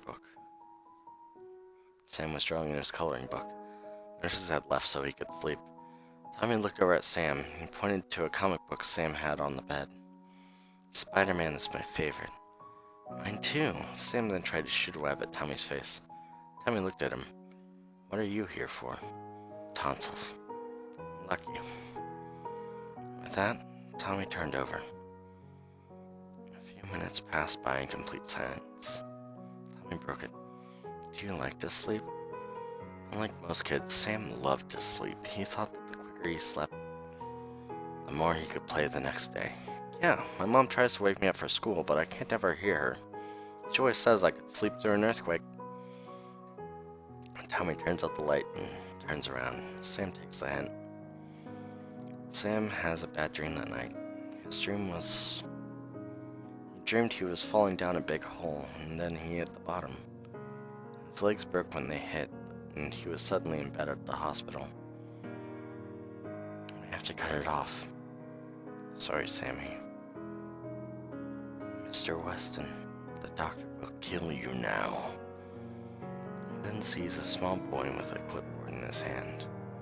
The boy picks up the clipboard at the end of Sam's bed, places it on his bed. He swaps them. Sam is scared for a moment and screams. He wakes up. "Hello."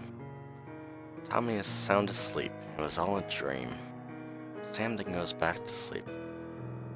"Quick, we need to get this kid on some anesthesia." Sam wakes up. He's being rushed down the hallway in the hospital. The lights flicker above him. Sam looks at the surgeons. He hasn't seen them before. Good stories go on No Sleep on Reddit. Yeah, I've read a lot. I've read a lot of No Sleep though. Not on this channel yet.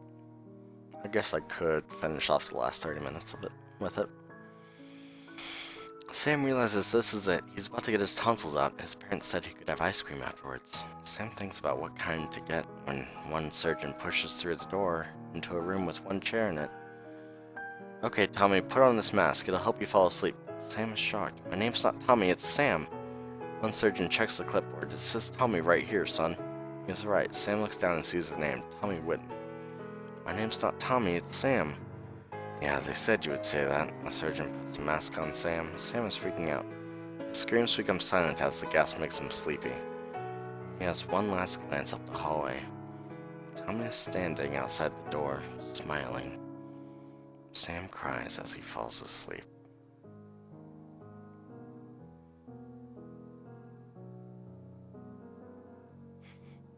And then Sam's parents sued the hospital and won for malpractice, and Sam got an awesome robo-foot and used it to stomp Tommy's ass, and Tommy died shortly after due to the infection in his foot that was never removed. I thought it was going to be a twist ending, like Sam was actually an older man who was born with a type of mental retardation, and though he was 9, he was actually like 30. Still good though. This pasta was very delicious. That's funny. Well, not the story. The story is something that has happened before, but probably not in the same way. Alright, so here we go.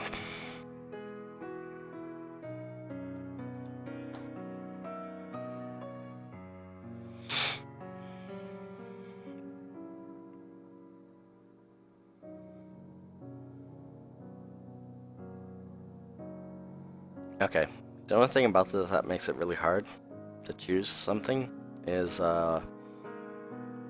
story length. I mean, I guess they're part 1 or something like that. Might be easier. Let's see how long this one is. Oh, goodness. No thanks.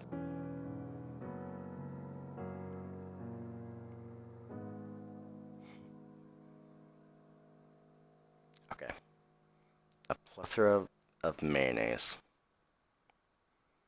I mean, this is long, but it's double-spaced. It should be fun. A plethora of mayonnaise by Into the Wire. I never liked mayonnaise. It wasn't just one thing, it was the odd color, which doesn't look like food. It's a gelatinous texture that feels like a diseased body part. It has the unfortunate odor of a chemical process gone wrong. And it shakes in just the wrong way, like it's laughing and daring you to eat it. Nope, never liked the stuff. I always made sure to order food without it. Always. Now leave the name of the last food place in question out of the story. But suffice it to say that it was a major one. I was in the drive-thru and ordered a grilled chicken sandwich. And no mayo, of course. I was starving that day. My breakfast had consisted of 2 coffees and 4 Tic Tacs. I was due back at the office ASAP. My boss had been bitching all day, as though running the 6th biggest rental car branch outside of a mid-sized airport were the most important thing in the world. Seriously, I hate that guy. He's so fat. And he kind of smells like mayonnaise. I had been starving since I got up and had to choose between breakfast and a shower. I had chosen the latter because I'd hate to be, that person. So a grilled chicken sandwich at noon was going to hit the spot. I held the wheel with one hand and delicately brought the sandwich to my mouth with the other. Don't you love that smell? I took a huge, juicy bite. I could see the mayonnaise squirting out the sides. There were thick globs of it poking through the gaps, coating the lettuce, congealing in thick globs on the trembling greens. It was everywhere. Fuck it, I thought. I'm already late as it is. There's way too much mayonnaise to get it all of it off. I've already pulled away from the drive-thru. Looks like mayo's on the menu.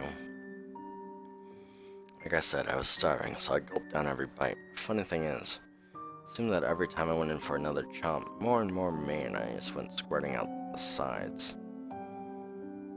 So they put it on after a specific request not to have it, and then clearly went overboard with the quantity. Assholes. Seriously, it was like the sandwich was producing it. Even pressing slightly into the soft bun with my fingertips caused even more of the ooze to come dripping from all directions. It would drip onto my blouse. I would curse and scoop it up with my fingers, sucking down every last drop. I was wearing black that day, of course. I did not want to be a sloppy mess on top of being hungry and late. By the time I finished the sandwich, there was still extra mayonnaise on my fingers and lips.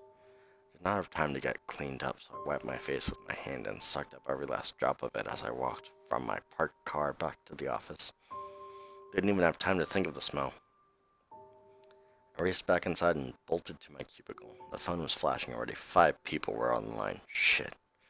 My stomach felt like a rock crashing down as I sat in my chair. It was not a good feeling. I tried to shake it off as I raced through the phone calls, but it persisted. No, it got worse. Progressively worse. I was in the middle of a lovely conversation with a pissed-off man who couldn't understand why he was being charged for a 3rd day when he only rented the car for 3 days. Why he was being charged for a 3rd day when only rented the car for 3 days. I was trying to decide if he was a bigger asshole or a bigger idiot, and simply could not decide. I suppose a general feeling of awfulness pervades my line of work. I felt completely terrible, but it never dawned on me that it was mostly physical at that moment. I was in the middle of explaining why he was charged for the renter's protection that he had specifically requested when the rock in my stomach metamorphosized into vertigo. How could this guy be so stupid, I remember thinking, and which way is up? Marcy, with the annoyingly high-pitched voice in the next cubicle over, was looking down at me and asking what was wrong. I opened my mouth to explain what was wrong, but I just couldn't find the floor. Then when I just couldn't find the floor when the first wave of mayonnaise vomit erupted. I only remember bits and pieces of the ambulance ride, but in reality, I wish that I had forgotten the whole thing. I was dizzy and vomity. I vaguely remember that one of the EMTs looked passably hot in his little uniform before coating his arm in puke. The stomach pumping is entirely gone from my memory, thank God for that. I would not want to have looked those doctors and nurses in the eye. What about the people whose job it is to analyze the contents? What a fucking nightmare of a task. Who wants to dive into bile and stomach chunks with the goal of finding the nastiest shit possible? Regardless, they found it. Turns out, the drive-thru workers got it right. There was no mayonnaise on the burger. The chicken I had was ill. It had developed a metastasized tumor in its breast, and it was very malignant. It didn't matter for the chicken in the end, because it was beheaded and chopped to bits before it could die of cancer. Funny thing though, the cancerous breast had been removed with the tumor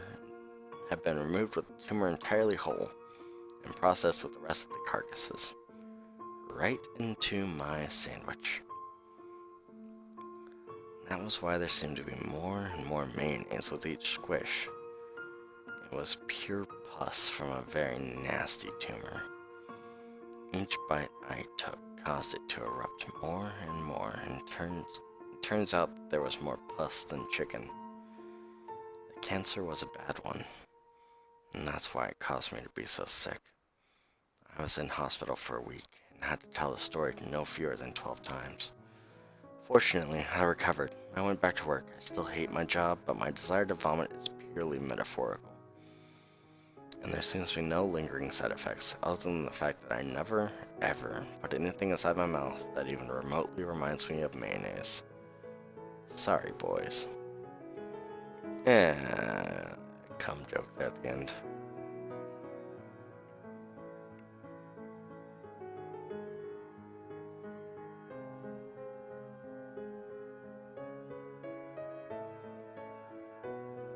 Why I need to return to hell.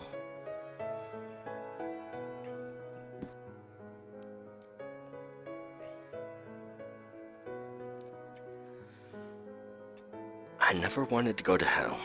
No, sorry, first. Why I need to return to hell by worker of hell.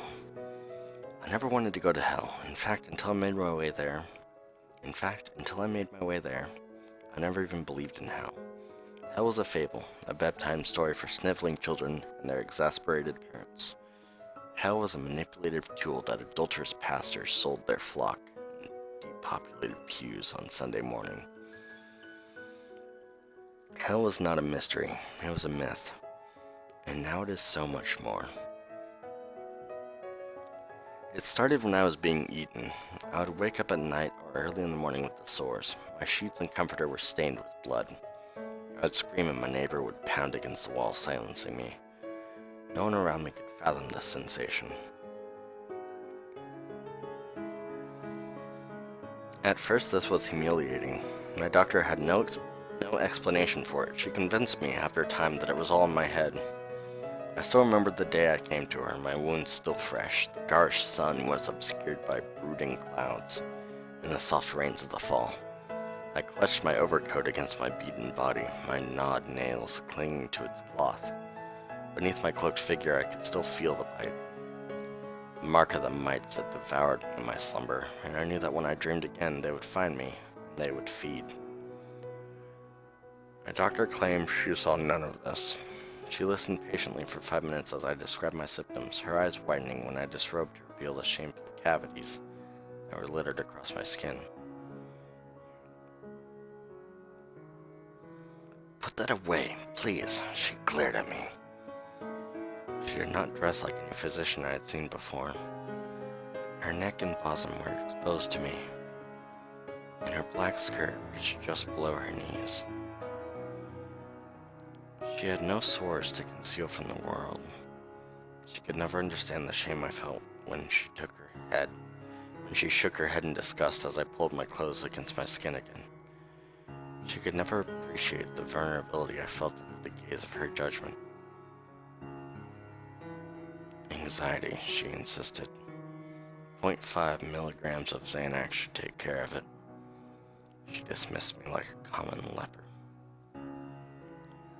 And drugs did not work. If anything, they exacerbated my condition and paved the way for my glorious trek to that place I regard as little more than legend. People imagine hell as a continuous cycle of torment beyond the imagination of our mortal. Dang it. People imagine hell as a continuous cycle of torment beyond the imagination of our mundane minds. But hell is nothing like the folk tales of our ancestors. The first night I descended to hell was a magnificent transfiguration.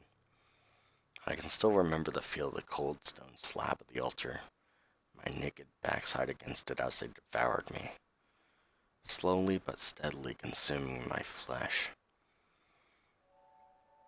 I remember the exquisite humiliation of their laughter as it echoed into the eternal night. My virgin body shuddered. I achieved orgasm after orgasm, an endless dance of blood, semen, and excrement. I was awake. I was alive, as my tormentors dug into my veins. I knew that this world was more real than the veil of tears my soiled remains had left behind. When I was pulled from hell, I had no idea how much time had passed. Hours, days, weeks, months, years? It did not matter. The only thing that mattered was returning to it. At first I tried to replicate the experience, taking a knife to my skin, but there was no transfiguration, no transcendence. And hell's minions abandoned me to my own devices. My nocturnal feasts came to an end, and my skin, once scarred, began to heal.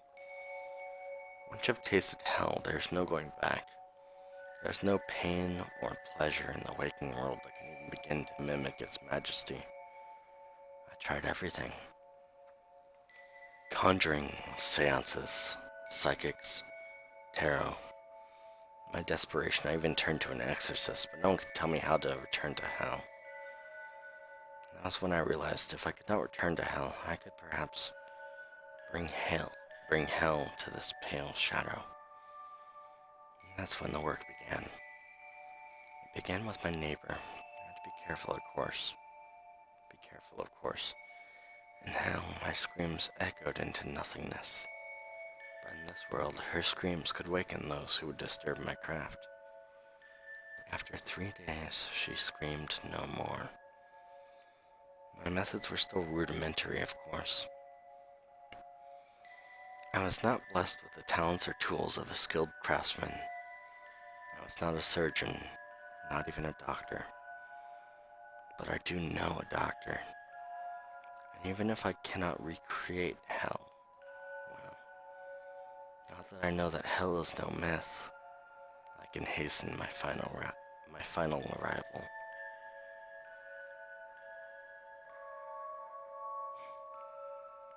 Am I missing the point, or does this not seem coherent?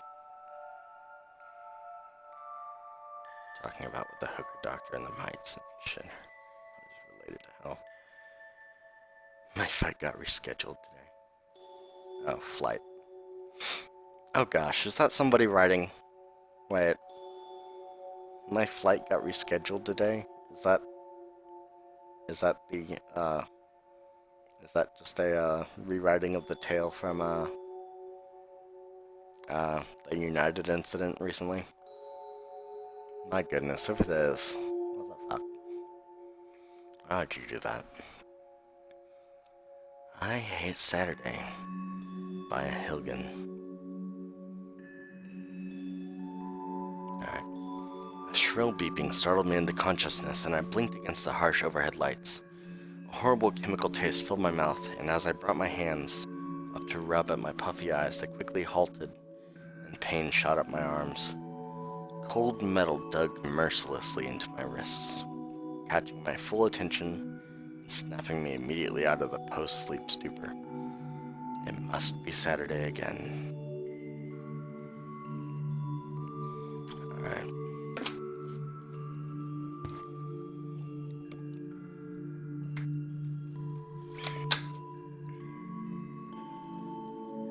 It must be Saturday again. My wife shuffled over to the oven and pressed a few buttons, ending the beeping and letting out a wave of heat as she reached inside and pulled out a dish. My stomach gurgled and turned at the smell, and the thought of what was about to happen once again. How did I let her get me again? I need to stop letting my guard down. Time for dinner, honey. Her chipper voice and gently swaying hips made it all the worse. How could she? A full plate was placed in front of me, assaulting my eyes and nose with a horrible stench and repulsive sight of what was about to be forced into my body. Please don't, I pleaded. I wasn't raised like you. I can't eat that shit. I fought hard against the handcuffs, but my arms were crossed and cuffed individually to the chair. My feet were constrained in a similar manner, but to the table legs, which were strong and sturdy. I had managed to break free the first night, but there was no escaping this. My legs were stretched out in front of me so that I could not get purchased to stand, and my arms tight behind me. I tried rolling to the side, but only lost skin on my ankles and quickly came back to the center of my prison.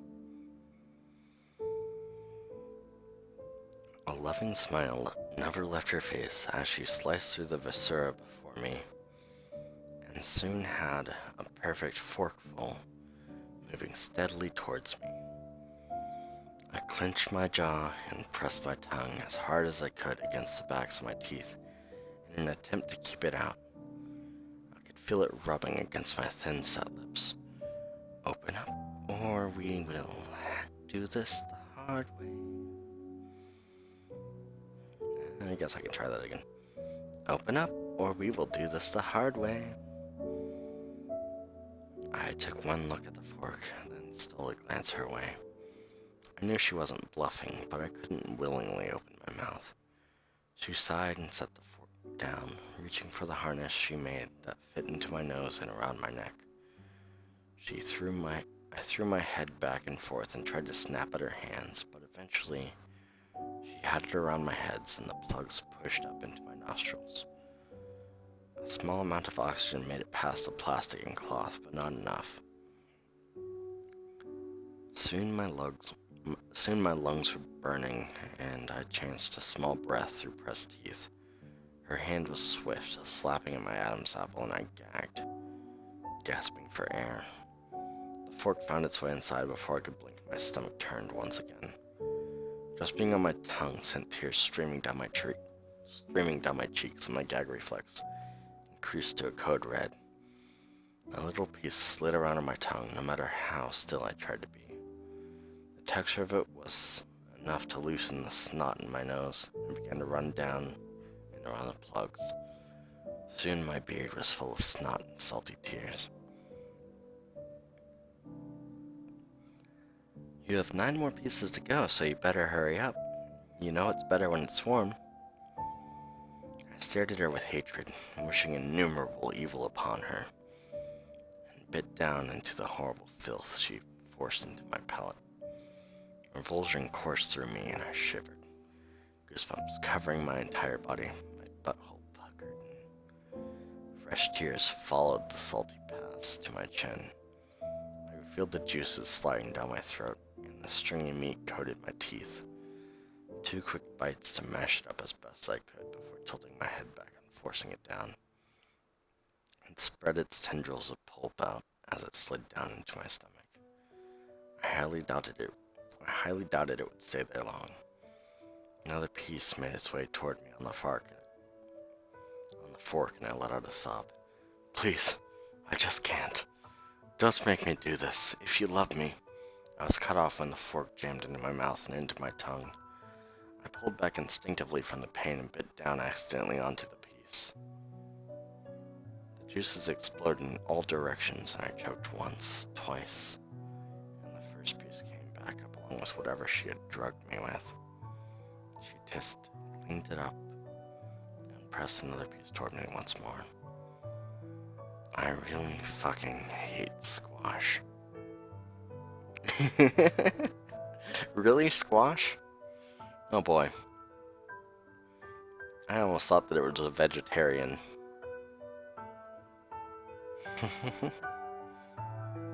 Squash. Really? Squash. She's forcing him to eat squash. This person. Well, damn and fuck, I was expecting some cannibal or strange food fetish, but squash? Your wife is sick and needs help. Okay, let's see this one. My flight got rescheduled today.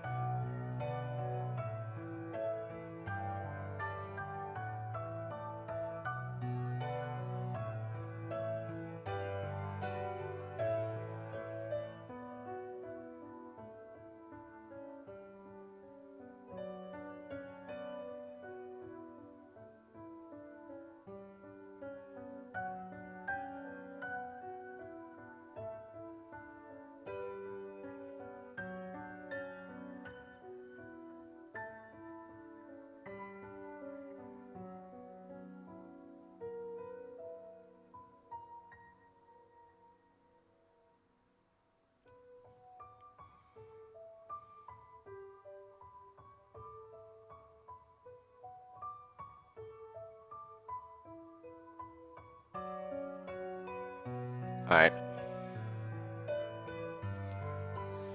My flight got rescheduled today by Nevent 3. Please help me. I'm scared. Last night, I packed up my suitcase like I always do. A few pairs of shorts and t-shirts, nothing too complicated. 2 bathing suits, some flip-flops, and those mini toiletries you can buy from the travel aisle in Target. My running shoes and some sports bras were included too. I love to work out even when I'm on vacation. It's a blessing and a curse. I slung my backpack on, packed with my iPad and a few snacks, and headed out the door. My boyfriend volunteered to chauffeur me to the airport, if not a little begrudgingly. I was a bit jealous that I was going to have a girls' weekend with my best friend. Not the fact that I was going to spend a few days with her, but that we were spending those few days in Maui. I couldn't really blame him. He dropped me off at the airport and helped me unload my suitcase. He gave me a long kiss before sending me on my way. Much to the annoyance of the traffic director that was ushering everyone along. It was a slow day though, so there wasn't too much guilt in the kiss. We're young, we're in love, let us have our moment. After checking in at one of the self-serve kiosks and tagging my bag, I went up to have it weighed and accepted. I was shocked when the bag came out 10 pounds overweight. Did someone slip a brick into it as a joke when I wasn't looking? I rolled the bag away to the designated repacking area and began to shuffle through the clothing articles in the bag. We're going to Hawaii, for Christ's sakes. There was nothing in that bag that constituted it weighing 60 pounds. I stood dumbfounded in the middle of the repacking station, just staring at my bag. I could hoist it over my head, toss it, deadlift it, so what the hell is master? What the hell's the matter? I rezipped the bag and made my way to a different weighing station. Yeah, I'm still doing this. Figured I'd at least go to 4 hours long. This time, the bag read as 30 pounds. I noticed the lane I was previously in had closed and brushed it off as an error in the equipment. The attendant where I was now paused, her brows furrowed. Your flight has been rescheduled due to inclement weather, Miss Blank. Inclement? I just checked my flight information and the weather. Are you sure? I was wary of the previous mistake with my bag's weight and felt sure something similar was happening now. Yes, ma'am. The earliest flight I can reschedule for is departing tomorrow at the same time. I was a bit flustered now. I hummed to myself and thought, can you give me a few minutes? I need to call someone. I stepped to the side to allow another customer to be helped while I dialed my boyfriend. He answered on the third ring. Hey, what's up? Did you forget something? No, I knew I sounded frustrated and could imagine my boyfriend taking on a worried expression. You're telling me that my flight is canceled because of the weather. What? That's crazy. Hold on, let me pull into a parking lot. He paused for a few minutes before speaking up again. Here, let me check the flight details before heading back your way. Another pause. There's nothing on the website or on any weather app about inclement weather for your flight. Let me ask the customer service assistant one more time, okay? I considered putting the phone on mute, but decided against it so that my boyfriend could hear the conversation. The flight attendant offered me the same information again and called her supervisor over to verify. The supervisor even made a call to triple check. I nodded and thanked them for rescheduling my flight. When I picked the phone back up, I could hear the confusion in my boyfriend's voice. That's so weird. I'm on my way back. Hang tight, I'll text you when I'm there, okay? Thanks, babe. I really appreciate it. This is so annoying. My boyfriend picked me up and we drove home, chatting about the cancellation of my bag's weight. We joked and then sang along to music. I gave my friend a call to tell her about my flight. She didn't pick up. I figured she was probably already on her plane and wouldn't get the call when she landed. Later is when things got weird. I took a nap. I got up early to pack. When I woke up, I had a few missed calls from my friend and a note from my boyfriend that he left to get Chinese takeout. I listened to the voicemails from my friend and realized she had obviously not gotten my call. Blank. Jesus Christ, please answer. Jesus Christ, please answer. I saw the news. Please tell me that wasn't your flight. Please. Second voicemail was similar. Please. Just answer. They aren't releasing details. Please be landing in a minute. Please just. Line crackled with her sobs.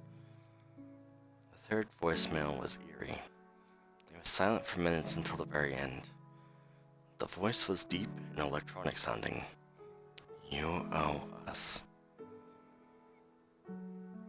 A shiver ran up my spine and my blood froze in my veins. I turned the TV on and there it was. The flight I was supposed to be on went missing over the ocean. Gone, vanished. My heart raced as I thought of the recent downed planes that were never recovered. Could this really be happening, or am I hallucinating? I'm scared. I feel paranoid, like someone is watching me. Who do I owe? What is happening to me? And why me? Hey everyone, I just updated. Oh god.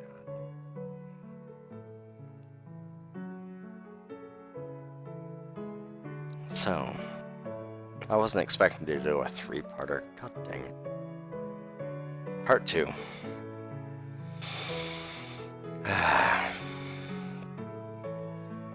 I can't relax. I've closed all the blinds and drawn all the curtains in my house. I triple-checked to make sure all the doors are locked and bolted. I'm hoping that all of this is a prank. I know that it's not. I feel guilty and anxious. I just want my boyfriend to get back home so I can talk to him. So that he can verify that this isn't some fucked up dream I'm having. He made it back, and I practically jumped out of my skin when I heard the front door opening. He had a bag in one hand and his car keys in the other. As soon as he stepped inside, I grabbed the food from him and tugged him into the living room. The news coverage on my flight was being dutifully updated. He looked at the TV with his mouth gaping. He then turned to look at me like I was a ghost. He shook his head slowly before reaching out to touch me. Tears gathered in his eyes. What if you're dead? And I've gone insane. Fear contorted his voice, and I was speechless. I felt like I had dove into icy water. My body was in shock. I couldn't feel my boyfriend touching me or my body shaking. All I could focus on was the rapidly escalating beating of my heart. I sat down and unlocked my phone. It sounds silly, but I couldn't bring myself to call my friend back until someone else was with me. The voicemail had shaken me greatly, and I didn't want to be alone for the sake of chancing my line connecting with whatever haunting voice I had heard earlier. I tapped my best friend's contact to call her back. My phone didn't ring. It made a strange, elongated beeping sound that filled me with dread for some reason. I instinctively threw my phone away from me onto the far end of the couch as if it had burnt my hand. My boyfriend was slowly returning to the moment and furrowed his eyebrows at me. What? Questioned, gesturing at the phone. In that split second, I was faced with a decision. Do I tell him about the voicemail? Do I share some of this burden? Or do I err on the side of safety and shield him from whatever the hell that cryptic message means? I decided on the latter. I love him too much to ever place him in harm's way. I stuttered out an explanation. It keeps making a weird sound. He was obviously still in awe and didn't take much note of my strange behavior. I'm sure he chalked it up to the knowledge that I was here instead of at the bottom of the ocean. After a few minutes, he hugged me. It was a desperate sort of hug that poured out relief and gratitude and love and raw emotion. I hugged him back in the same way, and we stayed interlocked like that for what felt like an eternity. When we finally broke the embrace, he kissed me on the forehead and went to the kitchen. That's when I got the next call. My phone lit up, and I scrambled over to snatch it up and answer it. I hoped it would be my friend, but I knew who it was. I answered it. The same electronic voice answered. You were smart not to implicate your boyfriend. Now he may continue to exist. The line seemed to go dead afterwards, but I remained motionless and silent, with the phone pressed against my ear until I heard that haunting phrase again. You owe us. I walked into my bedroom, not really sure what I was looking for. I scanned the room, searching for anything that seemed off. My stack of law school textbooks was still precariously stacked on my bedside table. The bed comforter was still neatly made. The light was on. I took a deep breath, but a shadow caught the corner of my eye. I shouldn't have done it, but I had to. The shadow was coming from behind the curtains of the window. I brushed them aside and peeked through the blinds.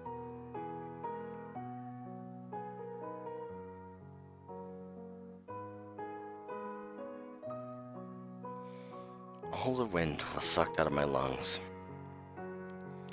Standing between our house and the neighbor's was a man. He gave me a tight-lipped, blood-curdling smile.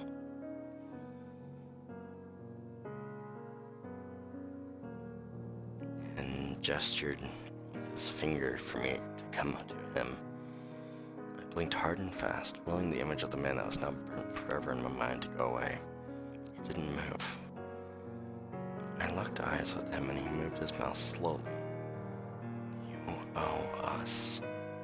I burst into loud sobs, hoping that this was a horrible manifestation of survivor's guilt. I wasn't really indebted to whatever us, the man, and the voice on my phone had been referring to. My boyfriend ran into the room, jarred, and asking me what was wrong. I couldn't tell him, opting instead to bawl into his chest as he held me. With one arm around me, he yanked the blinds open with his free hand. I sunk a glance and the man was gone. I was momentarily relieved. After we ate and talked and comforted one another a bit more, my boyfriend and I got into bed. I lay there with my eyes bloodshot and wide open, listening to his breathing grow steadily slower and more rhythmic. I had been awake for hours longer than my boyfriend and finally gave up on sleep entirely. I got up and made my way to the bathroom to put my contacts in. As soon as I had done so, my phone lit up. Another call from an unknown caller ID. I answered it again. Who was this? I choked out into the phone before the voice could come through the line. As soon as I asked the question, the doorbell rang. I dropped my phone and toppled to the tile on the bathroom floor. I bent down and grabbed it, noting that the call was disconnected. I made my way to the door in a trance, not really sure what I would even do if the man I had seen outside my window was now outside my door. As I approached the door, loud knocks hammered against it. I looked through the peephole and was glad to find that it was the police. I immediately opened the door and asked how I could help them, hoping that they would ward off whoever was calling me. Miss, we need you to come down to our station for questioning about flight. Our records show that you didn't board the flight today and went missing almost 12 hours ago. In my head, yes, I have nothing to hide from them. I'm typing this last part quickly. I just got changed and brushed my teeth. Told my boyfriend what was going on. The police are waiting in my living room. I'll keep you guys updated as soon as I know more about what's happening. Part 3. I'm finally home after being at the police station for hours. They realized pretty quickly that I knew nothing of much use. Apparently they chalked up my flight being rescheduled to a technical glitch. Everything was uneventful until the end of the line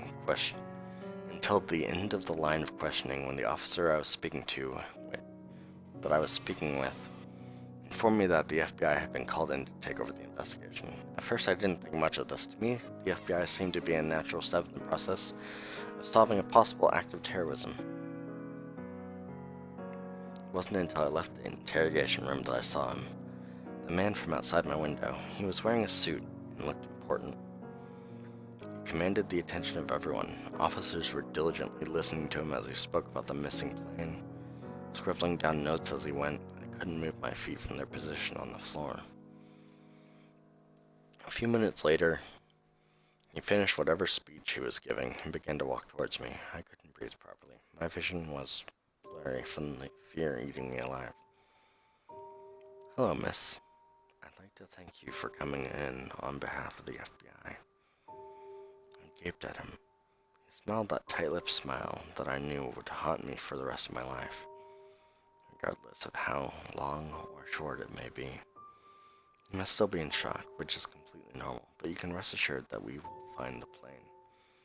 Give everyone closure. I nodded my head in silent agreement. "Would you mind stepping out with me for a few minutes, Miss Blank?" I looked around bewildered. Nobody seemed to take any interest in the interaction between us. I knew that it wouldn't matter whether I said yes or no. I was going to have to be alone with this man. Sure, my voice shook hard.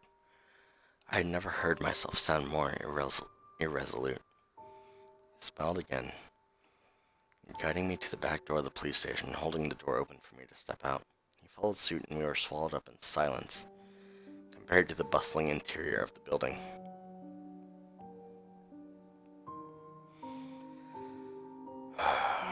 The man leaned against the side of the building, as if this were the most casual thing in the world. As if a plane wasn't missing. As if I hadn't seen him standing outside my window last night. We stood there in silence for a few minutes. I waited for him to begin the conversation, to say anything. "You're quite the lucky woman," he chuckled to himself. "Let me ask you something. Do you think luck exists? Karma?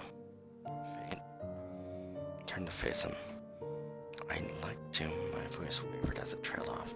The man didn't respond to me at first. I couldn't tell if he was satisfied with my answer or not.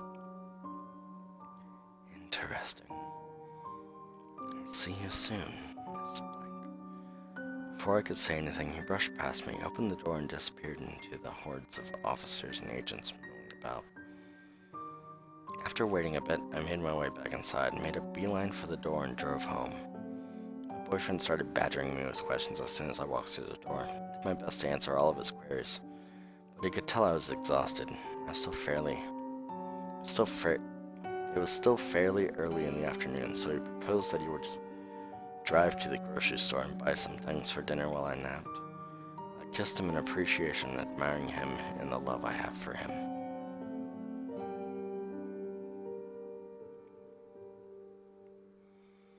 As soon as he left, my phone lit up. I answered, preparing myself for the eerie voice. Instead, it was the voice of the man from earlier. "Hello again, Miss Blank. Listen closely. You will report to XYZ. Leave immediately. Tell no one. I look forward to seeing you again." Before I could manage a response, the line went dead. I steeled myself, grabbing my keys off the counter and sliding into my car. I knew that I was being stupid. I also knew that this was unavoidable. Either I went or he would come get me. When I went to the address he had given, I parked and tried to regain my composure. Before I could even take 30 seconds to do so, my passenger door had opened and shut, and the man from the police station was in the car with me. He told me that he was a shadow, part of the cryptocracy, that I am now indebted to them, that I will join them and will serve with them. Why? Why me? You have potential. You can carry this weight with us, together. He leaned over and whispered into my ear before getting out of the car and striding away. I drove away completely dazed. I felt like I wasn't in charge of my body or my thoughts or anything. Every bit of control that I had ever believed I had was dissolving. I talked out loud to myself in an attempt to calm down, but trying to piece together my sanity was futile. It was slipping through my fingers right in front of my eyes. I stumbled inside, blind to the world around me. My boyfriend wasn't home. I sat down on the couch and started typing this. Maybe instead I should kill myself. I'm scared. I'm scared that I'm going to live. That I'm going to carry more burdens like this forever. That I am now Atlas, shouldering the knowledge of all the fucked up things in this world.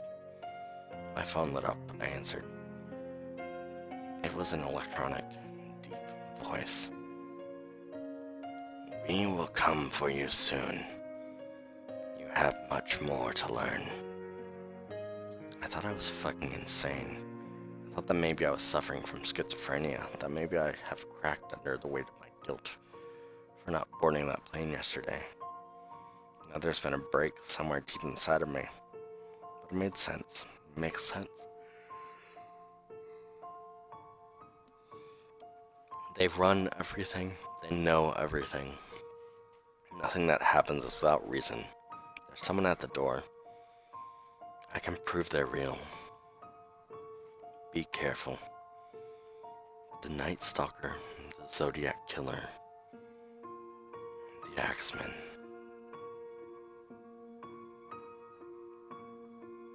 W. It was all encrypted.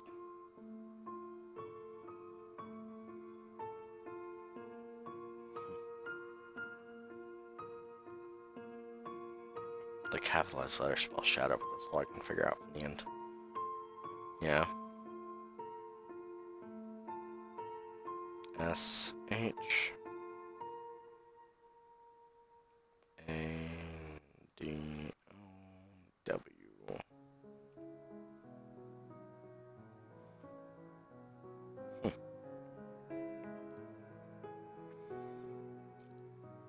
Alright guys, well, I think I have to rest my voice for the night. Anyway. I guess I have to end this stream now somehow.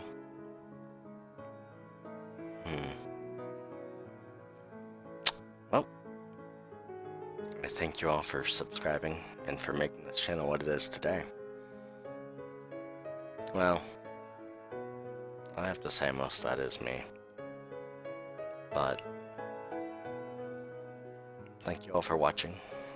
I hope you enjoyed.